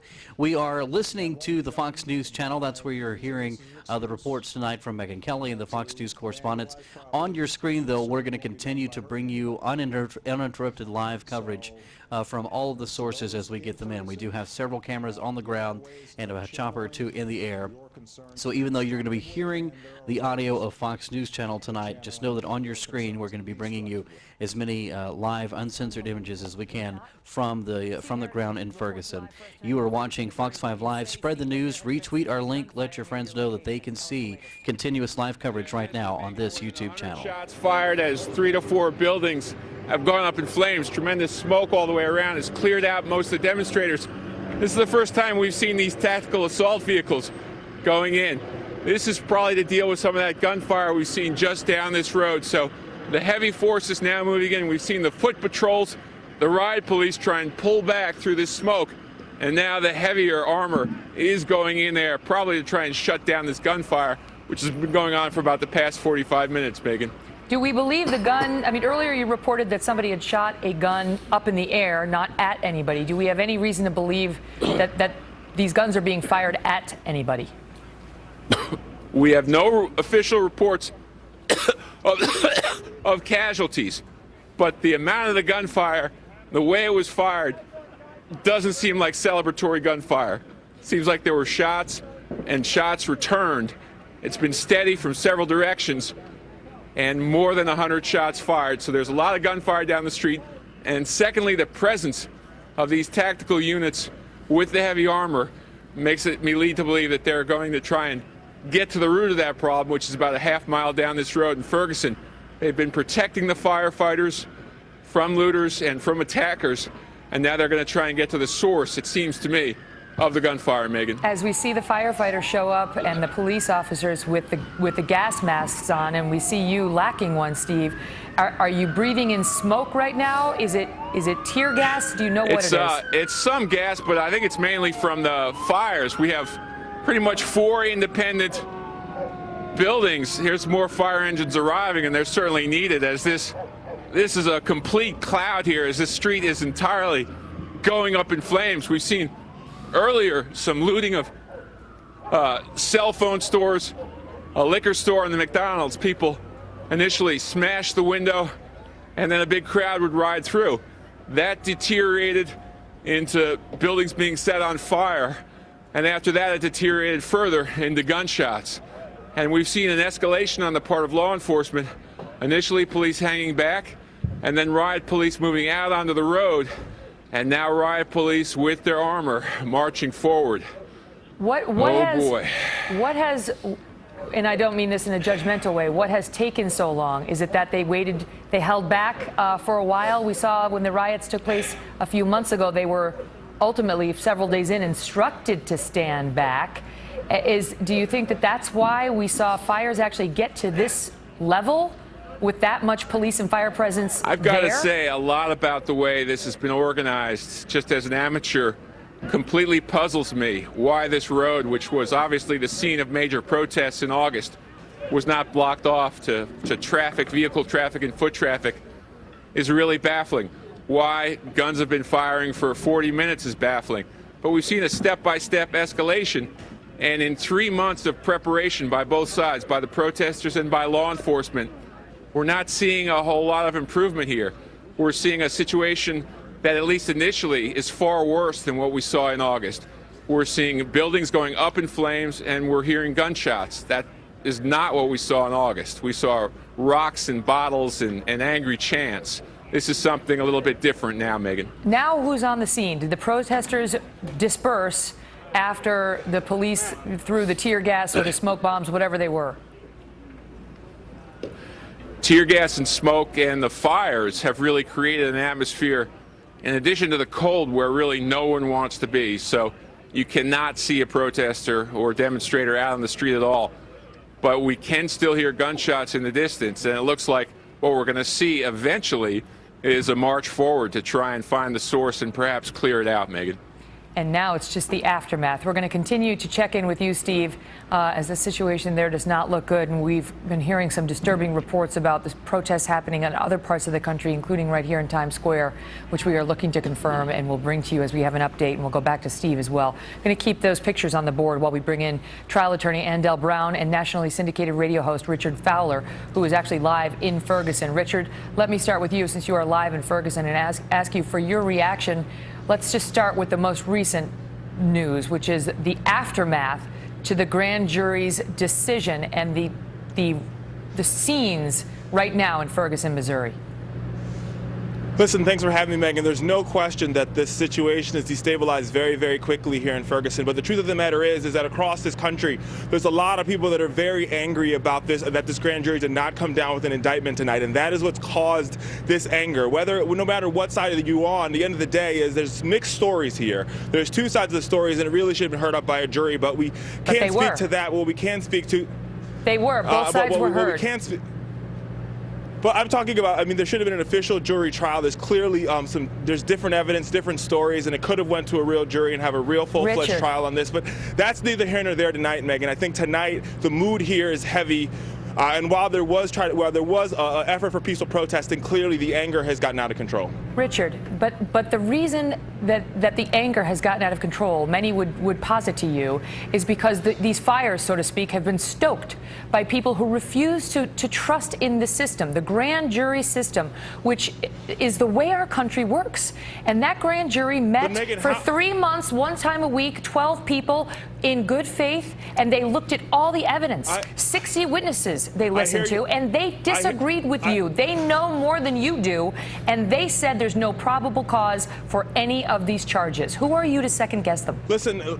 Listen, Megan, I have to respect the rule of law here, but I got to tell you, it took 110 days for them to even come down with any type of decision. If this homicide were to happen in New York City, this would have went automatically to a real jury, a real trial. Clearly, this prosecutor made some huge blunders, and that's why the people tonight are angry, Megan. No, you know what the lawyers say? I mean, that's why people are angry, whether we agree or disagree with that. That's why the people are angry. Perhaps it's because the people are being misinformed, Richard, because what the truth is, and Arthur Aidala was just saying this to me, the truth is in nine cases out of 10, the cop, there wouldn't have been even a grand jury proceeding where it's an officer-involved shooting. 9 times out of 10, the cop would not have been put through this because 9 times out of 10, Megan, they believe the law enforcement officers and their testimonials. But in this case, it went to another level. They got another level of review. I hear that, but the reason why I got to that point is because of the same frustration that happened on the ground. People demanded that there be a grand jury hearing here. At the end of the day, as you know, so as I do as an attorney, that a prosecutor can get charges for a ham sandwich. That's what the saying goes for the grand jury. But he has to believe he can prove his case beyond a reasonable doubt. But I think that case can be proved beyond a reasonable doubt, Megan. I understand we disagree on this, but at the end of the day, there was a black man that he was unarmed, and he was shot and killed in the streets of Ferguson, and that is why the people tonight are angry all across this country. It's not just me; it's millions of people across this country. But Richard, you are ignoring the fact that what the prosecutor told us tonight was that there was testimony that that man who wound up shot dead attacked a police officer. After he had just committed a robbery, he attacked a police officer sitting in his car and punched his face. And then, listen, let me finish and I'll give you the floor. Then ran, then turned around and then charged the officer. And that prosecutor said that several African-American witnesses came forward to say they saw the African-American 18-year-old coming toward the police officer while the police officer had his gun drawn. I'm sorry, Richard, but that was the testimony. That Michael Brown had his hands up in the sign of universal surrender. Beyond that point, Megan, if you look at the evidence, you look very clearly at it, this prosecutor didn't even give the grand jury clear charges that they were going to charge him for. At the end of the day, this prosecutor, who is so connected to the police department to begin with, he could not provide an independent view. At the beginning of this trial, he said he wasn't going to go to a grand jury to begin with. It was the people that forced him there, and now that we come out without an indictment, it should not be a surprise to anybody. It would have. I got to get to Andel. Stand by, Richard. It's great to see you. Andel, this prosecutor didn't have to take it to a grand jury, but those 12 people met, and should we or should we not live with that decision?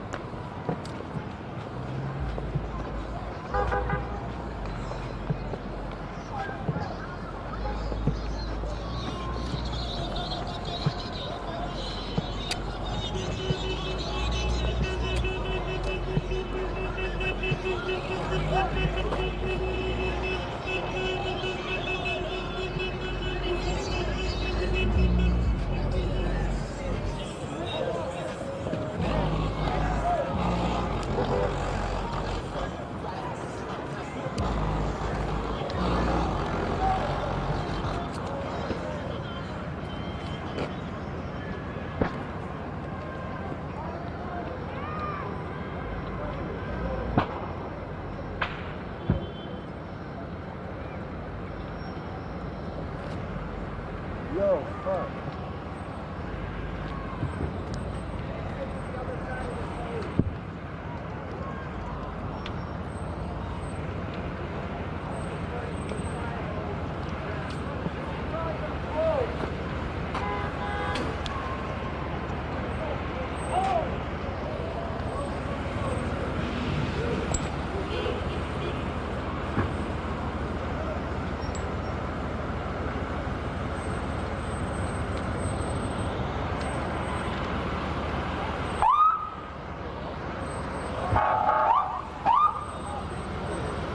You're watching Fox 5 live coverage from Ferguson at this hour.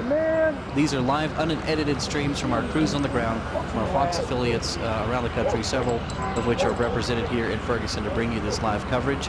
Again, we want to let you know that what you're hearing and what you're seeing is live. It is unedited, it is uncensored. We are seeing it and hearing it at the same time that you are. We appreciate you making us your choice for this breaking news coverage this evening. Feel free to retweet the link, let folks know that we will stay with this, that we will offer as many unedited streams as we can get as we continue to watch this powerful demonstration, this violent demonstration that is happening tonight on the streets of Ferguson. If we have word of other demonstrations around the country, we will bring those to you as well. You're watching Fox 5 Live.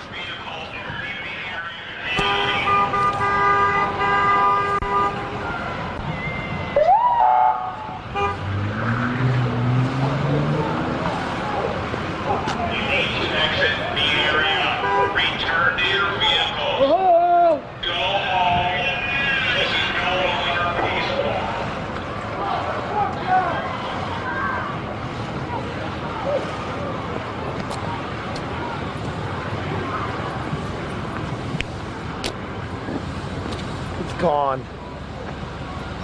Just torched the whole business district. Matt, is that Sam's? That's public storage. Yeah. Where's Sam's? Right next to the position. Cool. Right to the right of the position. They didn't get Sam's. Yeah, public storage.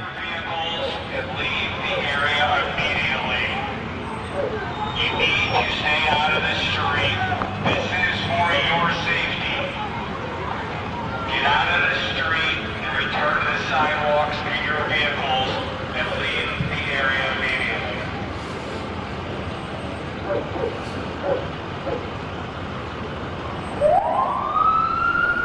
But the governor wouldn't promise that he wouldn't use the heavy stuff. This is sad. This is for your safety. Fucking America, man.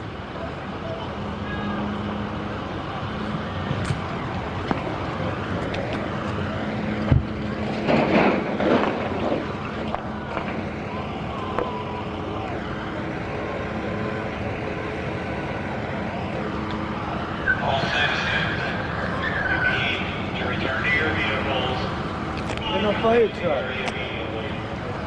Stay out of the street. This is for everyone's safety.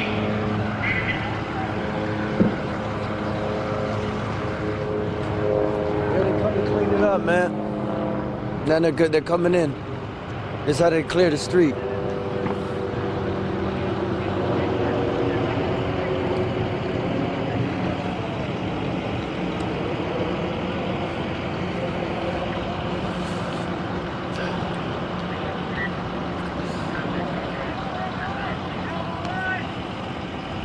All citizens, you need to return to your homes or get into your vehicles and leave the area immediately.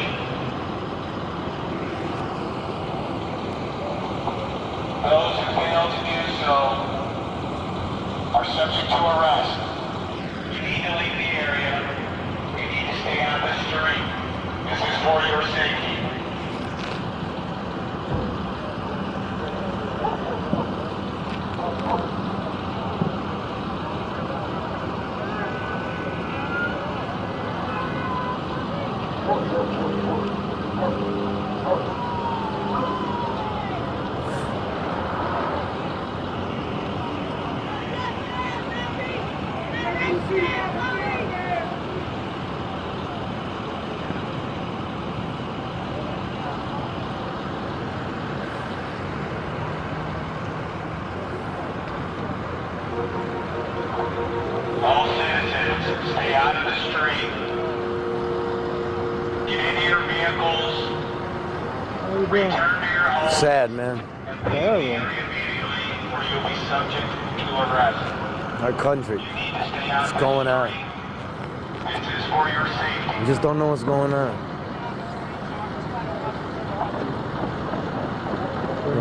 No money, no nothing.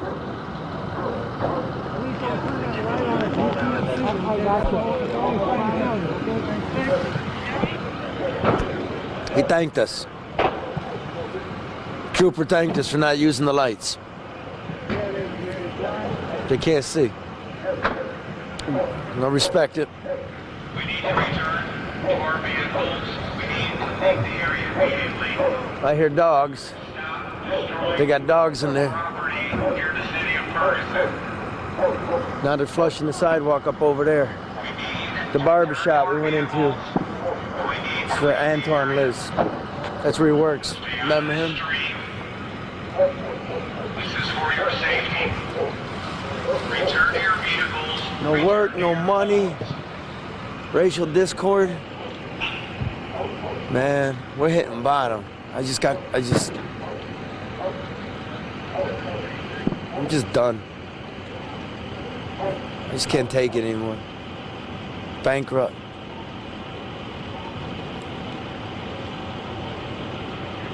We need to get into our vehicles, and we need to leave the city of Ferguson. Stop destroying property here in Ferguson, Missouri. Stop destroying property in Ferguson, Missouri, he said. Do not go into the street. This is for your safety. If you do, you are subject to arrest.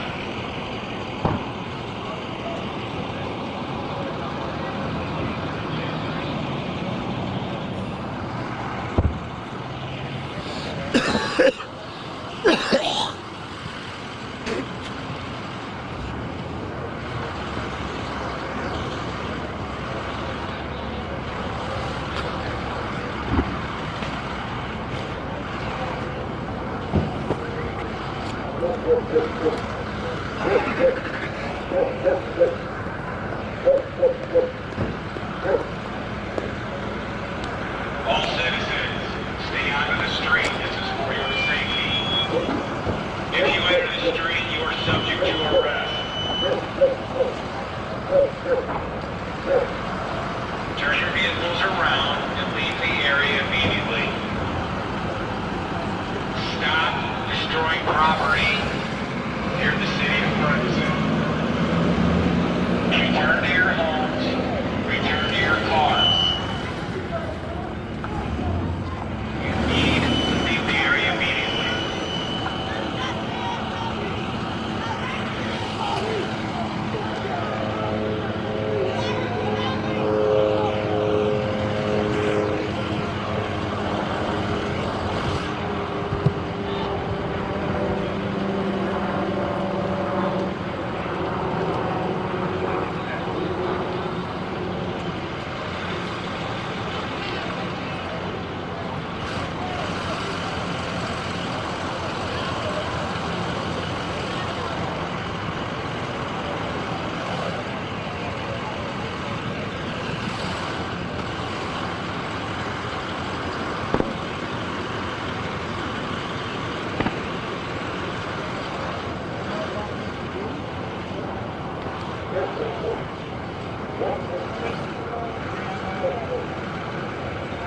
All remaining citizens, you need to get into your vehicles and you need to leave the area. Stop destroying property here in Ferguson. Turn your vehicles around and you need to leave.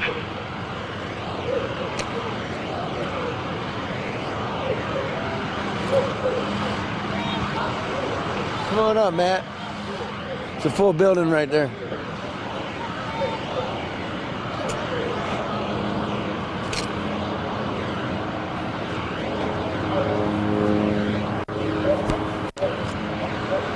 Where the hell's the fire department? They left the hoses. Huh? They must have fucked off because they left.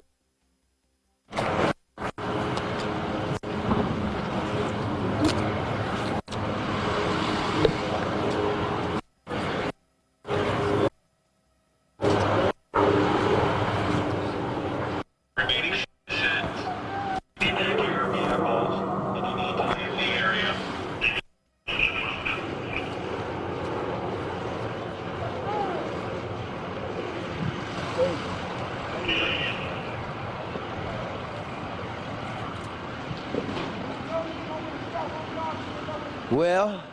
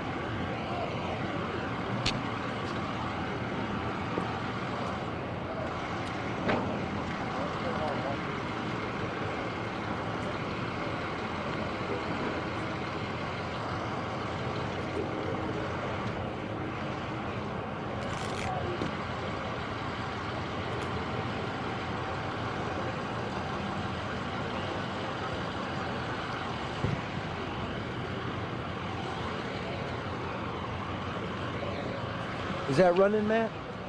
Okay, leave it there. We just got here. It must have been pretty bad because the fire department came and stretched their hose and then dropped it and just left. They just fucked right off, just split. Just left. So then fire hose don't do really good just laying on the ground. Doesn't do much.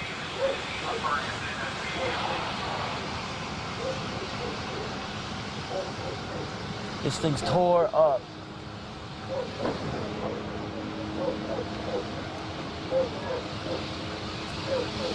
Hey, dude. Hey, come and look at my camera, man. Come on down here, will you? That's live. That's live. Come on. Hey, come on that side. Turn so we can see that. Were you here when that thing lit on fire? Only a few minutes after. Did you see him stretch the hose out? No, the firemen had already left. He just came and left? Yeah, it got too much and then they were off. So they were getting pelted too? I didn't see that. I didn't see that. I guess I can infer it getting a little too heavy, right? Where you from? London. What do you think of us? Sad. I remember it's just very sad. I remember your riots. Oh, in Brixton? Man, I don't know what's going on, man. Ain't no money, war everywhere, you know?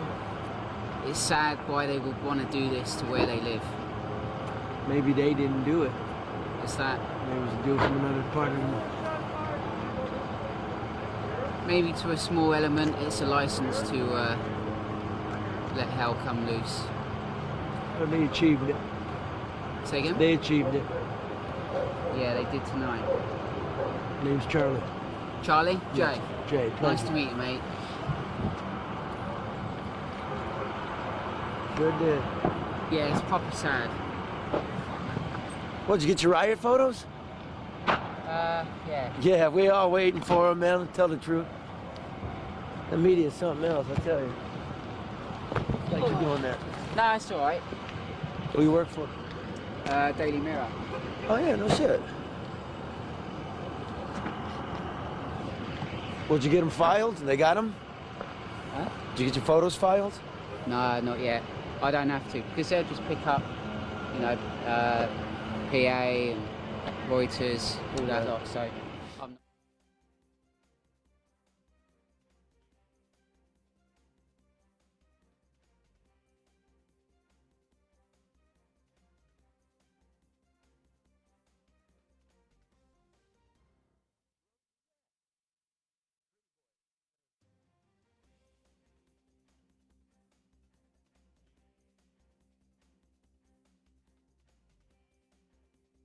Yeah. Pretty boy.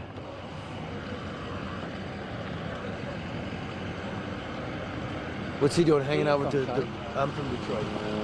I know, who you shooting for? Oh, Fox. Oh, right, okay.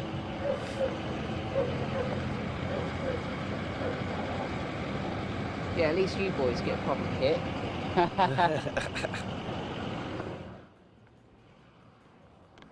over to the, not Baskin Robbins, it was something else. It was another building that was on fire. No, we were in downtown Ferguson on the white side. Sorry, I just got to get this. Go ahead, do it, man. All Do right, it. sorry. All right, now. See you around, Jay? Yeah, take care. Okay, man. Be good, bye. Here's the British, marveling at our ruin. Of course, the Brits had riots in London not too long ago. Whole world's on fire. One judge, whole world's on fire. All of it. Man, they really screwed the world up, didn't they? That whole host of leaders. Well, that's what happens when, Oh, what's up? Hey, thanks for the text, dude. Thanks for the text. Appreciate it. What do you want from me? Huh? Some dude texted me and said that you was trying to get in touch with me earlier. Yeah, oh, really? Yeah. The medic dude.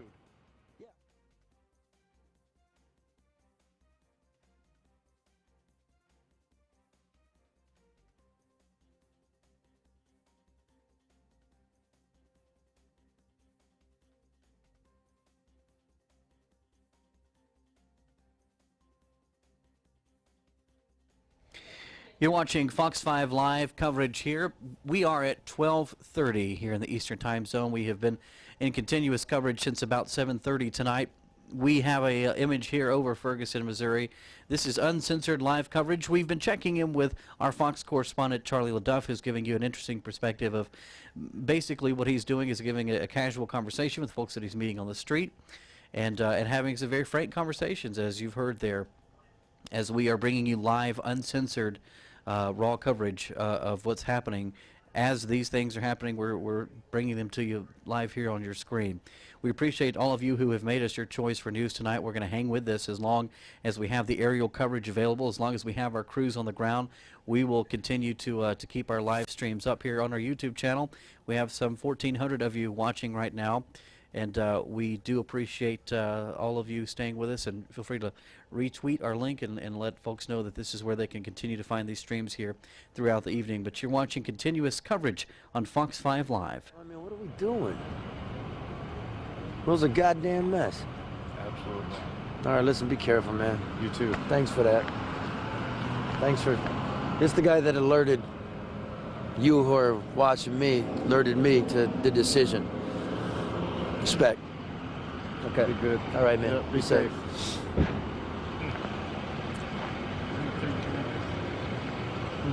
We're going to take care of some stuff. Huh? We're going to take care of it. Okay. This is what we're going to do.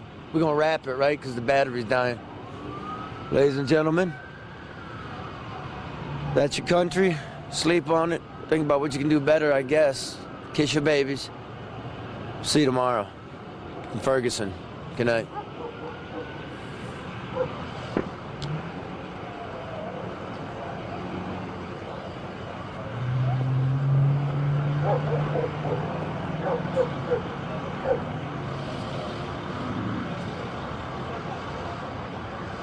And as Charlie prepares to sign off there with his reporting in the field, we will continue with live aerial coverage, as we do have some additional sources to bring you at this hour. We do have several crews on the ground here with Fox and the Fox News Channel, and of course we do have this helicopter still up over the scene. This is one of 3 buildings that we've seen set ablaze tonight. Also 3 cars.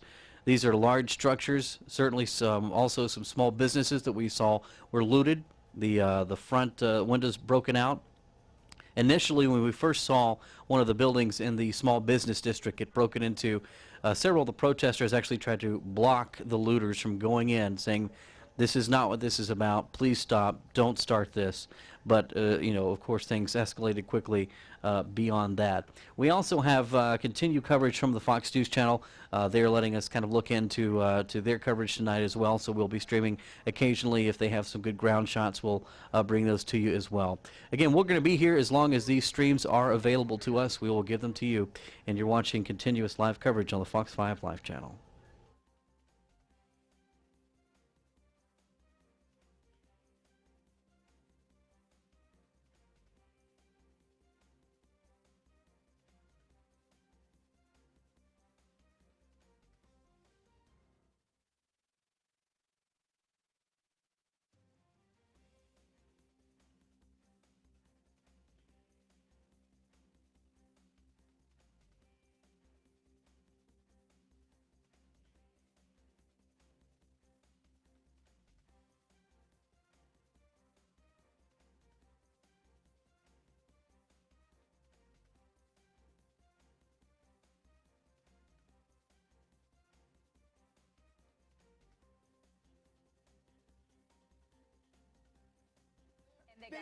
They hadn't even seen the shooting. They got caught when Correct. the forensic evidence came in after their testimony. And the other thing is, Megan, all of those grand jurors, because they were not sequestered, they knew the potential ramifications of their decision not to indict. And all that shows me is the evidence must have been so bad, so shabby, that they couldn't even indict on the lowest count, the involuntary manslaughter, which would have had a maximum 4 years in jail. They couldn't even do that because there wasn't strong enough evidence to show that the police officer committed a criminal act, not a tragedy, not a mistake, not something went wrong, a crime. The other thing is you have to look at this officer's state of mind. And all along, supporters of Michael Brown had said, well, this cop, he told him, get off the street. They said, no. Then he reversed his car once he realized that these were probably the guys involved in the strong arm robbery. He reversed his car. When he got back next to them, Michael Brown's friend said that the officer opened his door and hit Michael Brown, and that he intentionally began a confrontation with Michael Brown. Here's just two of the witness testimonies that I have before me. This is witness 40. When Michael Brown first approached the cop car, quote, the cop tried getting out, and the big one hit the door, and the cop looked PO'd and tried opening the door again. The big kid hit the door with his gut, and the little one punched the mirror. The little one is the one who told the story about how allegedly it was all the cop being the aggressor at the car. Something gold fell on the ground. The big one is half in the window or / door, I can't remember, but I swear the little one had the cop's leg. And then the next person says, this is witness 44, question, okay, so you're saying he charged, meaning the big guy? Yeah, and he like jerked his head forward, just like instantly the car pulled backwards, and he, meaning the big guy, instantly like ran to the window like he had something to say to him, meaning Officer Wilson. Okay, and from what you can tell, he appeared to be mad? Yes. Okay, and so going to exactly what you read, the other thing the prosecutor told us today was, you know the video that's been out there of Michael Brown stealing the cigars? I was never sure, like that the grand jury heard, that the police officer knew that this person had just committed a robbery. He is a suspect. He's not just a kid walking down the street.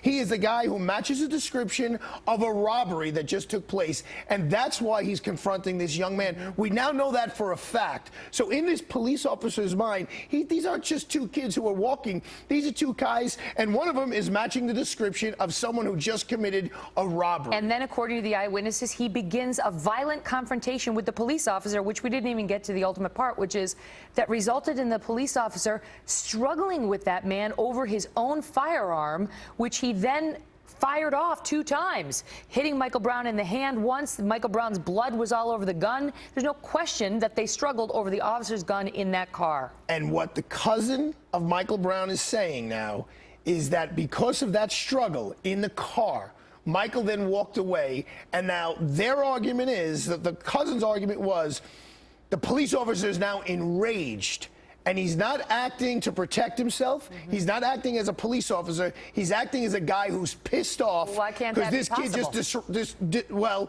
the police officer. Let me just tell you something, because the part of this case that's always troubled me is I get everything we've talked about thus far. Okay, the kid, and they had the confrontation at the car, and now the officer feels for his safety. He feels for his life is in danger.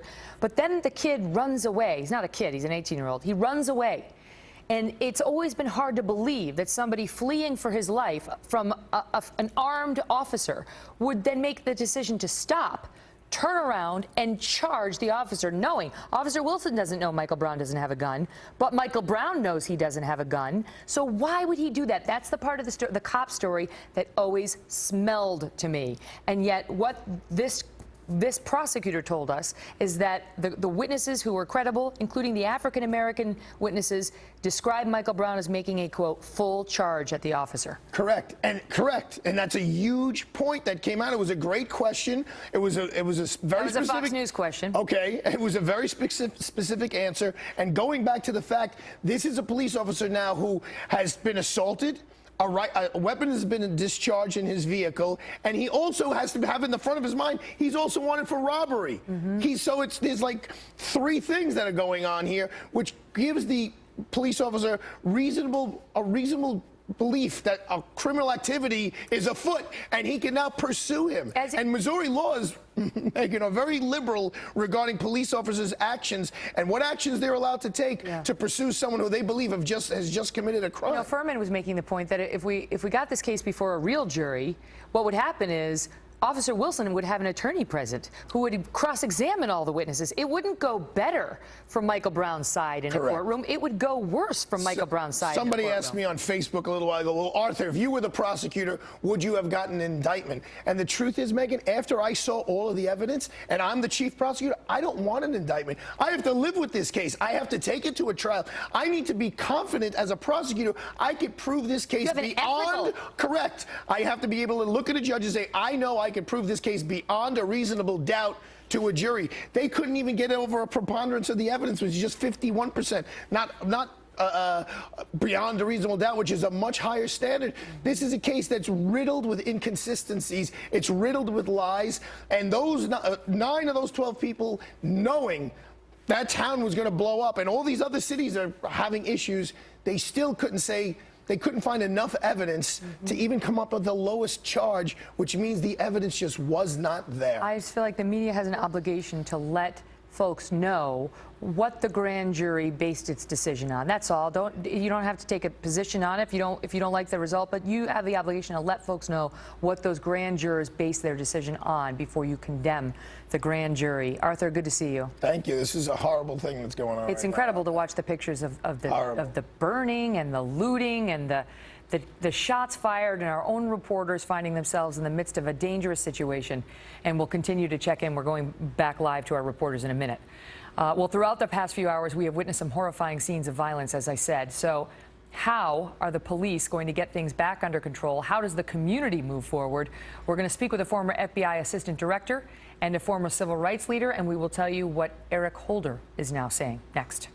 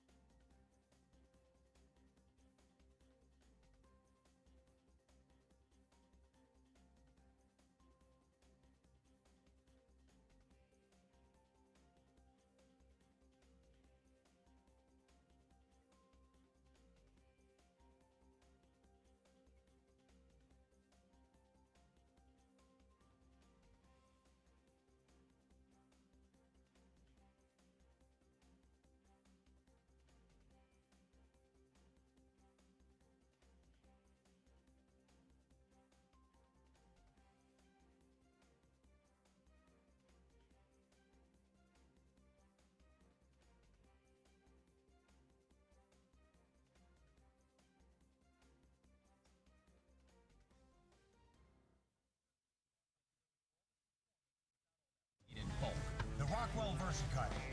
It rips. Cipher right here.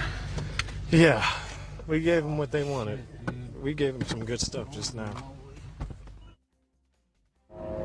Did you hear them talking about a shooting victim? No. Okay, they were talking about a shooting victim at the business on the right.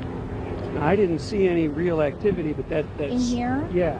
That sprinter that just blew out of here. Yeah. Remember that he was talking in training about how they won't send the ambulances in, they'll bring the victims out. I'm wondering, because the way he blew out of here, I wonder if he wasn't going back to the command post. with a That could have been it. That victim. sounds right, because I was wondering where that van was going Yeah. when everything was up here. I didn't see any, you know, any of that kind of activity as I was looking over there, but of course, I don't know if whoever's at the command post would be able to tell that one way or the other either.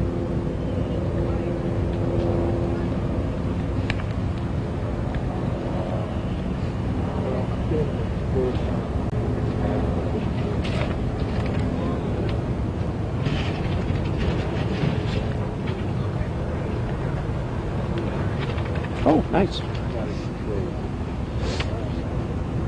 Hold on a second. Scanner report, black pickup driving around the Ferguson area. Suspect laying in the bed of the pickup truck firing shots. Okay. This was off the scanner. Black pickup. Okay. There we go. Number intel here. Possible off the scanner. Pickup. Subject laying down the bed.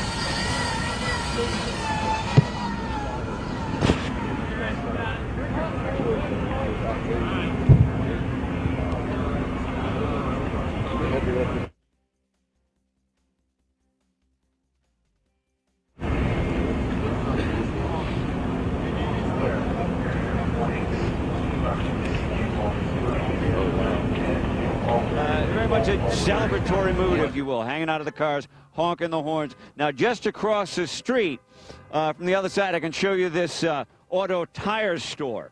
Now, I wouldn't say that the place is being looted as much as it's just being vandalized. In fact, Bobby, can you zoom through the front doors? People are in there right now, and they're throwing things against the front of the window, trying to smash the other. See the kids coming out from inside of the auto tire store?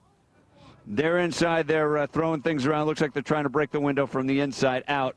I don't know what they're afterwards. Someone's behind me saying this is justice. So this is their vision of justice. You've got some people in front of the store, and then as we look up at the street here, more people hanging out, turning this into a bit of a party, if you will, Megan. Where are the police? Don't curse. We just want to live our lives. Right? You know, we saw a large concentration of police in different locations, but at this point it really seems that the police are letting it play out. We've seen them over toward Chambers Avenue, about a quarter mile away from me, to the north, and I don't see them here in the immediate location. Mike, we'll check back in with you momentarily. In the meantime, we're joined by Ron Hosko, who's president of the Law Enforcement Legal Defense Fund and a former assistant director of the FBI, and Joe Hicks, a former civil rights leader and vice president of Community Advocates. Joe, let me start with you on the looting and the fires that are being set tonight as an expression, they say, of frustration with the system. Well, you just heard somebody behind the camera say this is justice. Somewhere Dr. King is probably an overused kind of a notion here. But Dr. King has got to be spinning his grave. That's what justice looks like. That tramples on the graves of all the old martyrs of the civil rights movement that really did struggle for real things, real racism, real issues they were trying to overcome. And you got thugs and punks and hoodlums in the street, and you got somebody saying, this is justice. This looks very familiar to what I remember in 1992, and again in 1965 when LA went through its big riots here.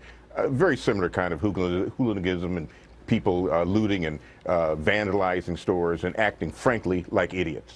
You know, Ron, as a police officer yourself, as somebody who's worked in law enforcement your whole life, The people say they don't believe in the system. They say that the blacks are targeted more than the whites are in Ferguson, and they've got documentary evidence to prove it, in particular with respect to traffic stops. There have been couple of incidents in the past involving questionable police behavior, in particular, was cited by the media in the build-up to this case. And they say they just don't believe that this prosecutor tried his hardest. Your thoughts? I think we need some leadership to emerge from this situation. People who can talk to the mainstream within the African American community that can discuss the facts, much like the prosecutor did tonight. I thought he gave a great civics lesson to the listeners and to the viewers. But you need somebody that's going to listen to that. And that's our challenge, is to find those leaders who can emerge and who can have this conversation, and law enforcement leaders as well, that can regain the trust in these communities and have a conversation and somehow start fresh. You got Eric Holder coming out and saying, well, our own investigation at the DOJ is ongoing. It remains ongoing into this police officer and into the police department. And the president talking about how there's a deep distrust between law enforcement and the communities of color, and they're working to train law enforcement to be fair to everyone. Your thoughts on that message? So when you get national leadership that buys into this kind of stuff that we're seeing on the screen in a certain kind of way, with Obama saying we need police departments, or police department particularly in Ferguson, that should reflect the racial makeup of that community.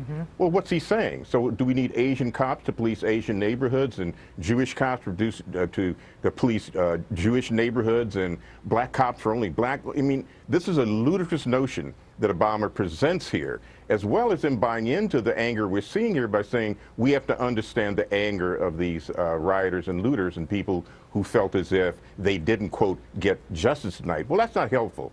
So we hear from Mr. Hoskins' notion that we need leadership. We do, in fact, need leadership, but we're certainly not getting it from this administration, people like Holder, and from Obama, and we're certainly not getting it, frankly, from major national civil rights figures who utilize this in terms of their agenda. Now, Mike Brown is going to reappear again in the pantheon of civil rights greats. He will be installed right next to people like Rosa Parks and Martin Luther King and other greats. Imagine that. Trayvon Martin is also now a civil rights hero, spoken of in the same terms as Emmett Till. Well, Trayvon Martin wasn't doing anything wrong, but Michael Brown was. That's just But he certainly wasn't performing any kind of courageous acts. And that's what civil rights leaders did. You can't say Trayvon Martin did anything to be considered a civil rights leader or heroic figure, nor can you say that Michael Brown stealing cigars did. Joe and Ron, thank you both so much for your thoughts. I got to go. We'll be right back with more from Ferguson. This program is brought to you by Infinity.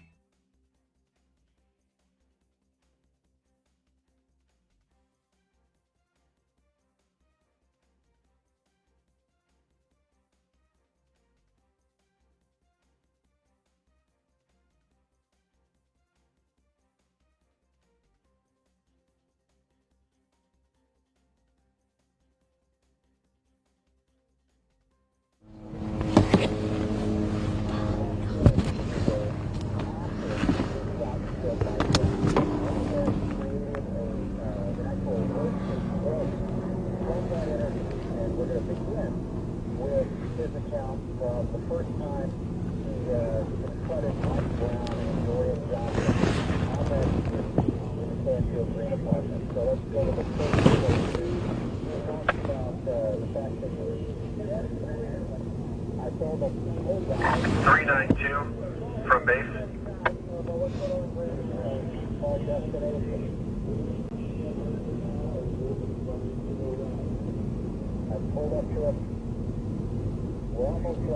The gas mask is a good look for you.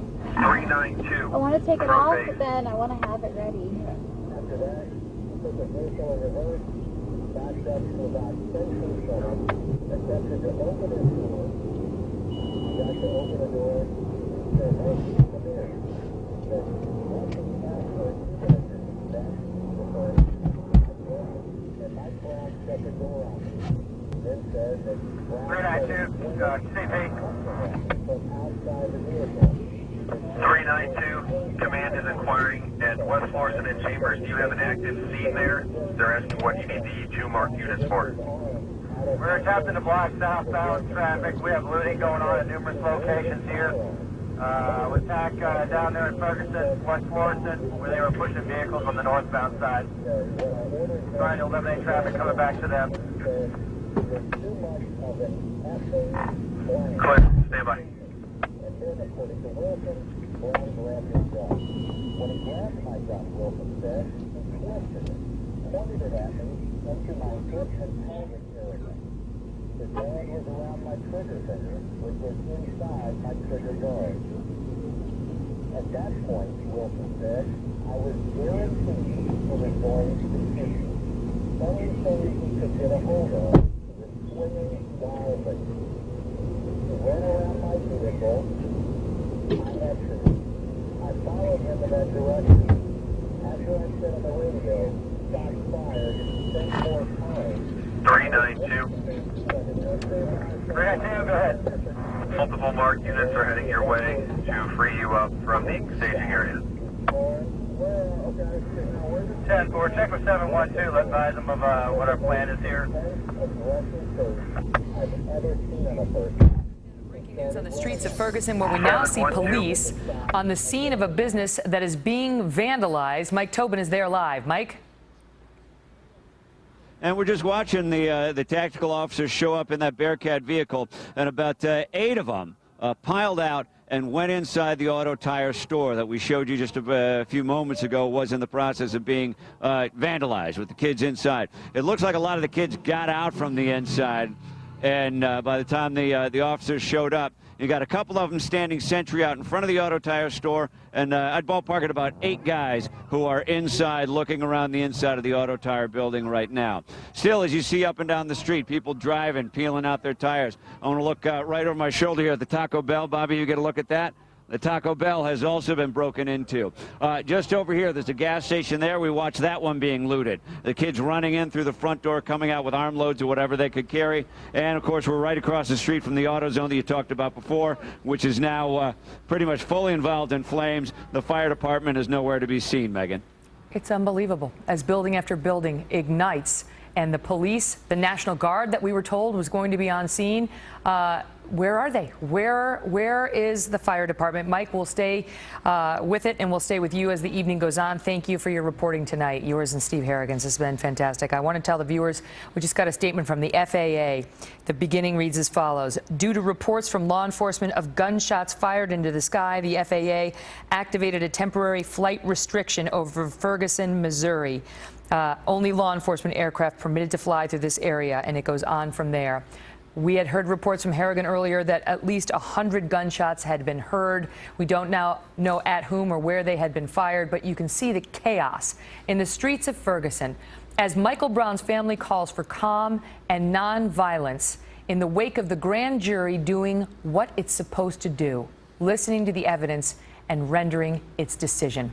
We'll have much more tomorrow night at 9 p.m. We hope you'll join us. Go to facebook.com/The Kelly File. In the meantime, thanks for watching. I'm Megyn Kelly.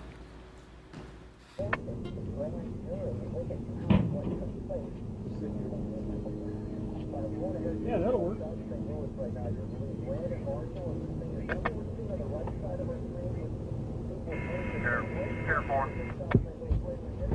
Air 4.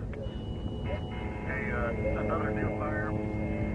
Advanced auto parts on the east side of West Florissant, just south of Chambers, is now on fire. Buckwell?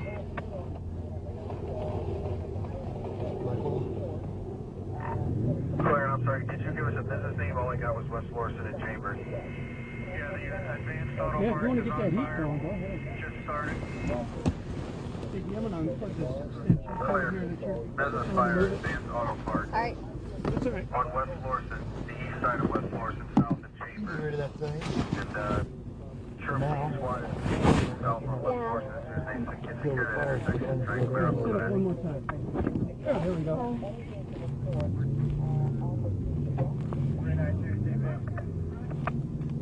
392. Contact on the auto zone on fire. We're right there across the street. And St. John County just arriving. A police officer shot. Clear. Troop C, SWAT, and St. Charles County SWAT are on scene at that auto fire. Correction, the auto parts business on fire. Is that here? U City? University City? University City. Okay.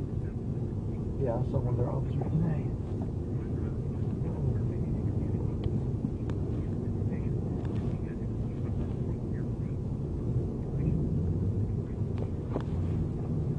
I think it's spotlight up there.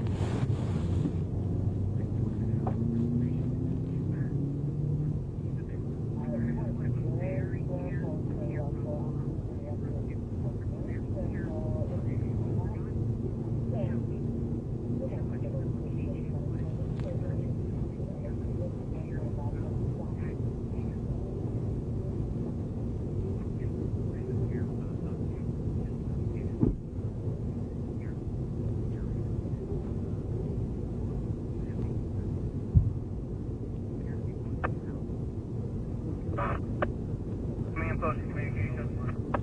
This is communications. Do you have any information about active working fires at Old Halls Ferry and Halls Ferry area?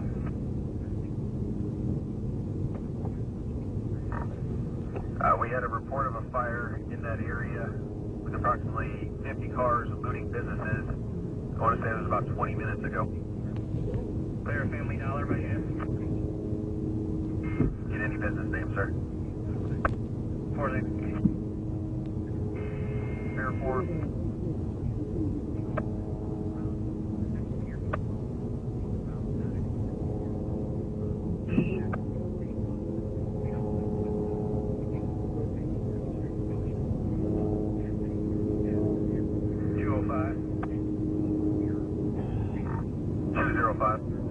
Myself, 206, 207, 208, en route to West Forest and Ferguson with tag. Yes, I can hear you. 206, 207, 208, responding to West Forest and Ferguson. Violence breaking out after a grand jury decides it will not indict police officer Darren Wilson for the shooting death of 18-year-old Michael Brown. The officer is white, the 18-year-old was black. Welcome to a live midnight edition of the Kelly File, everyone. I'm Megan Kelly. Over the past few hours, we have witnessed a series of disturbing scenes play out on the streets of Missouri. Our crews witnessing shots being fired, windows being smashed, stores being looted. A police car torched. Look at that. Smoke deployed in an attempt to break up the crowds. Even a Fox News camera smashed onto the ground. Clear area unit reporting a new business fire, possibly the beauty supply store on the west end of West Florissant, north of the McDonald's.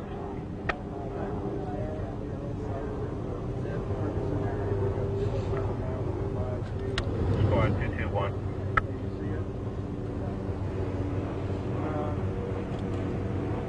Yeah, but you know, we got the Squad 221.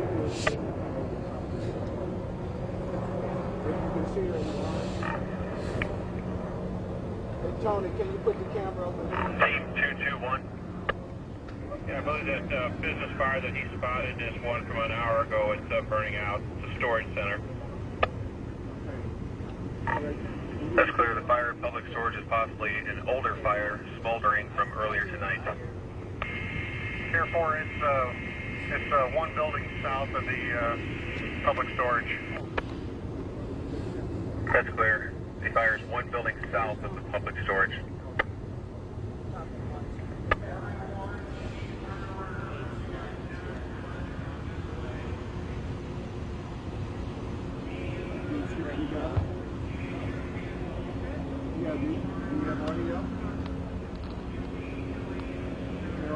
Yes. I hear me. You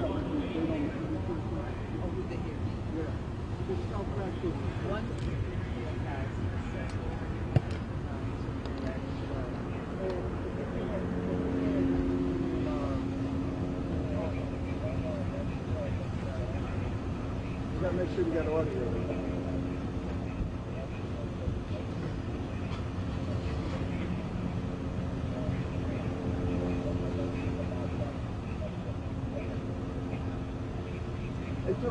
Yeah. Maybe it's straight. I don't know.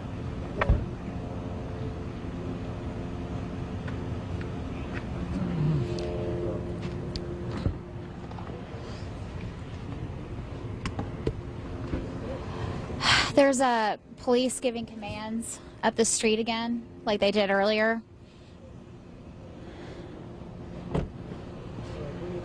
Yeah, to return to their cars and go home.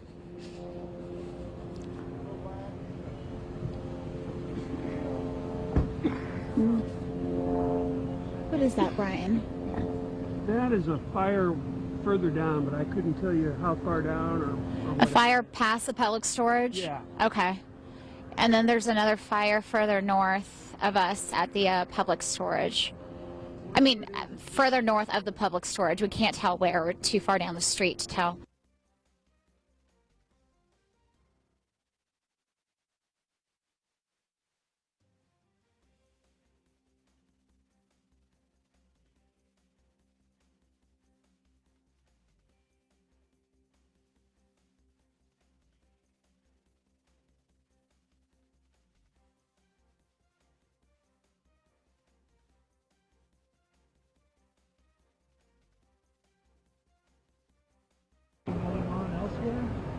I've heard there's a lot. You mean other cities? No, or just this area? A little bit here and there, but I've heard other cities. New York? Bridges were closed? Oh, really? Yeah, I just thought I knew that they were 20. I haven't heard anything specific. Somebody mentioned up there that downtown St. Louis. I haven't heard anything.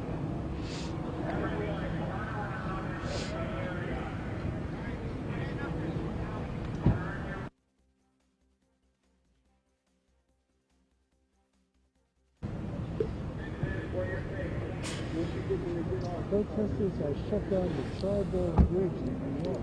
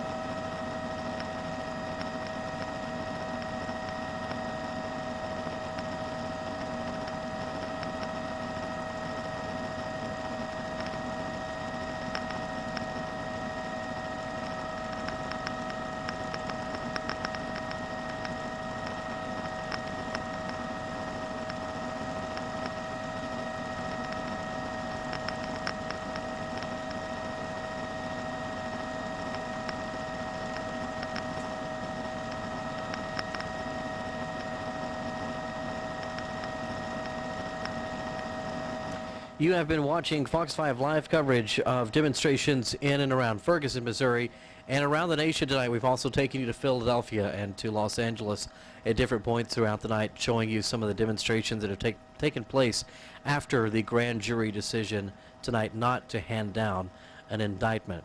this is where we are going to conclude our live stream here on our Fox 5 Live YouTube channel. We appreciate all of you who have joined us tonight, as we have been able to take you to several ground crews and aerial coverage views as well tonight. But this is some of our crews have actually we lost some of the signals there because many of them operating mobily on backpacks, which the batteries eventually do run out. And that's just kind of something that happens with these long coverage type situations. And so some of the availability of some of those live streams has diminished at this hour. But certainly violence continues and unrest continues. We invite you to visit our homepage of myfoxatlanta.com, foxnews.com, of course, continuing coverage as well. And we invite you, if you're here locally in Atlanta, to tune into Fox 5 Good Day Atlanta for the very latest as we take you live reports back down to the ground in the morning as well. And check back to myfoxatlanta.com and our Facebook page at facebook.com/Fox5Atlanta for continuing live updates throughout the night and live streams as they become available. But we are going to close this stream for now. Thank you for joining us this evening for this special live report, and stay safe. You've been watching Fox 5 Live.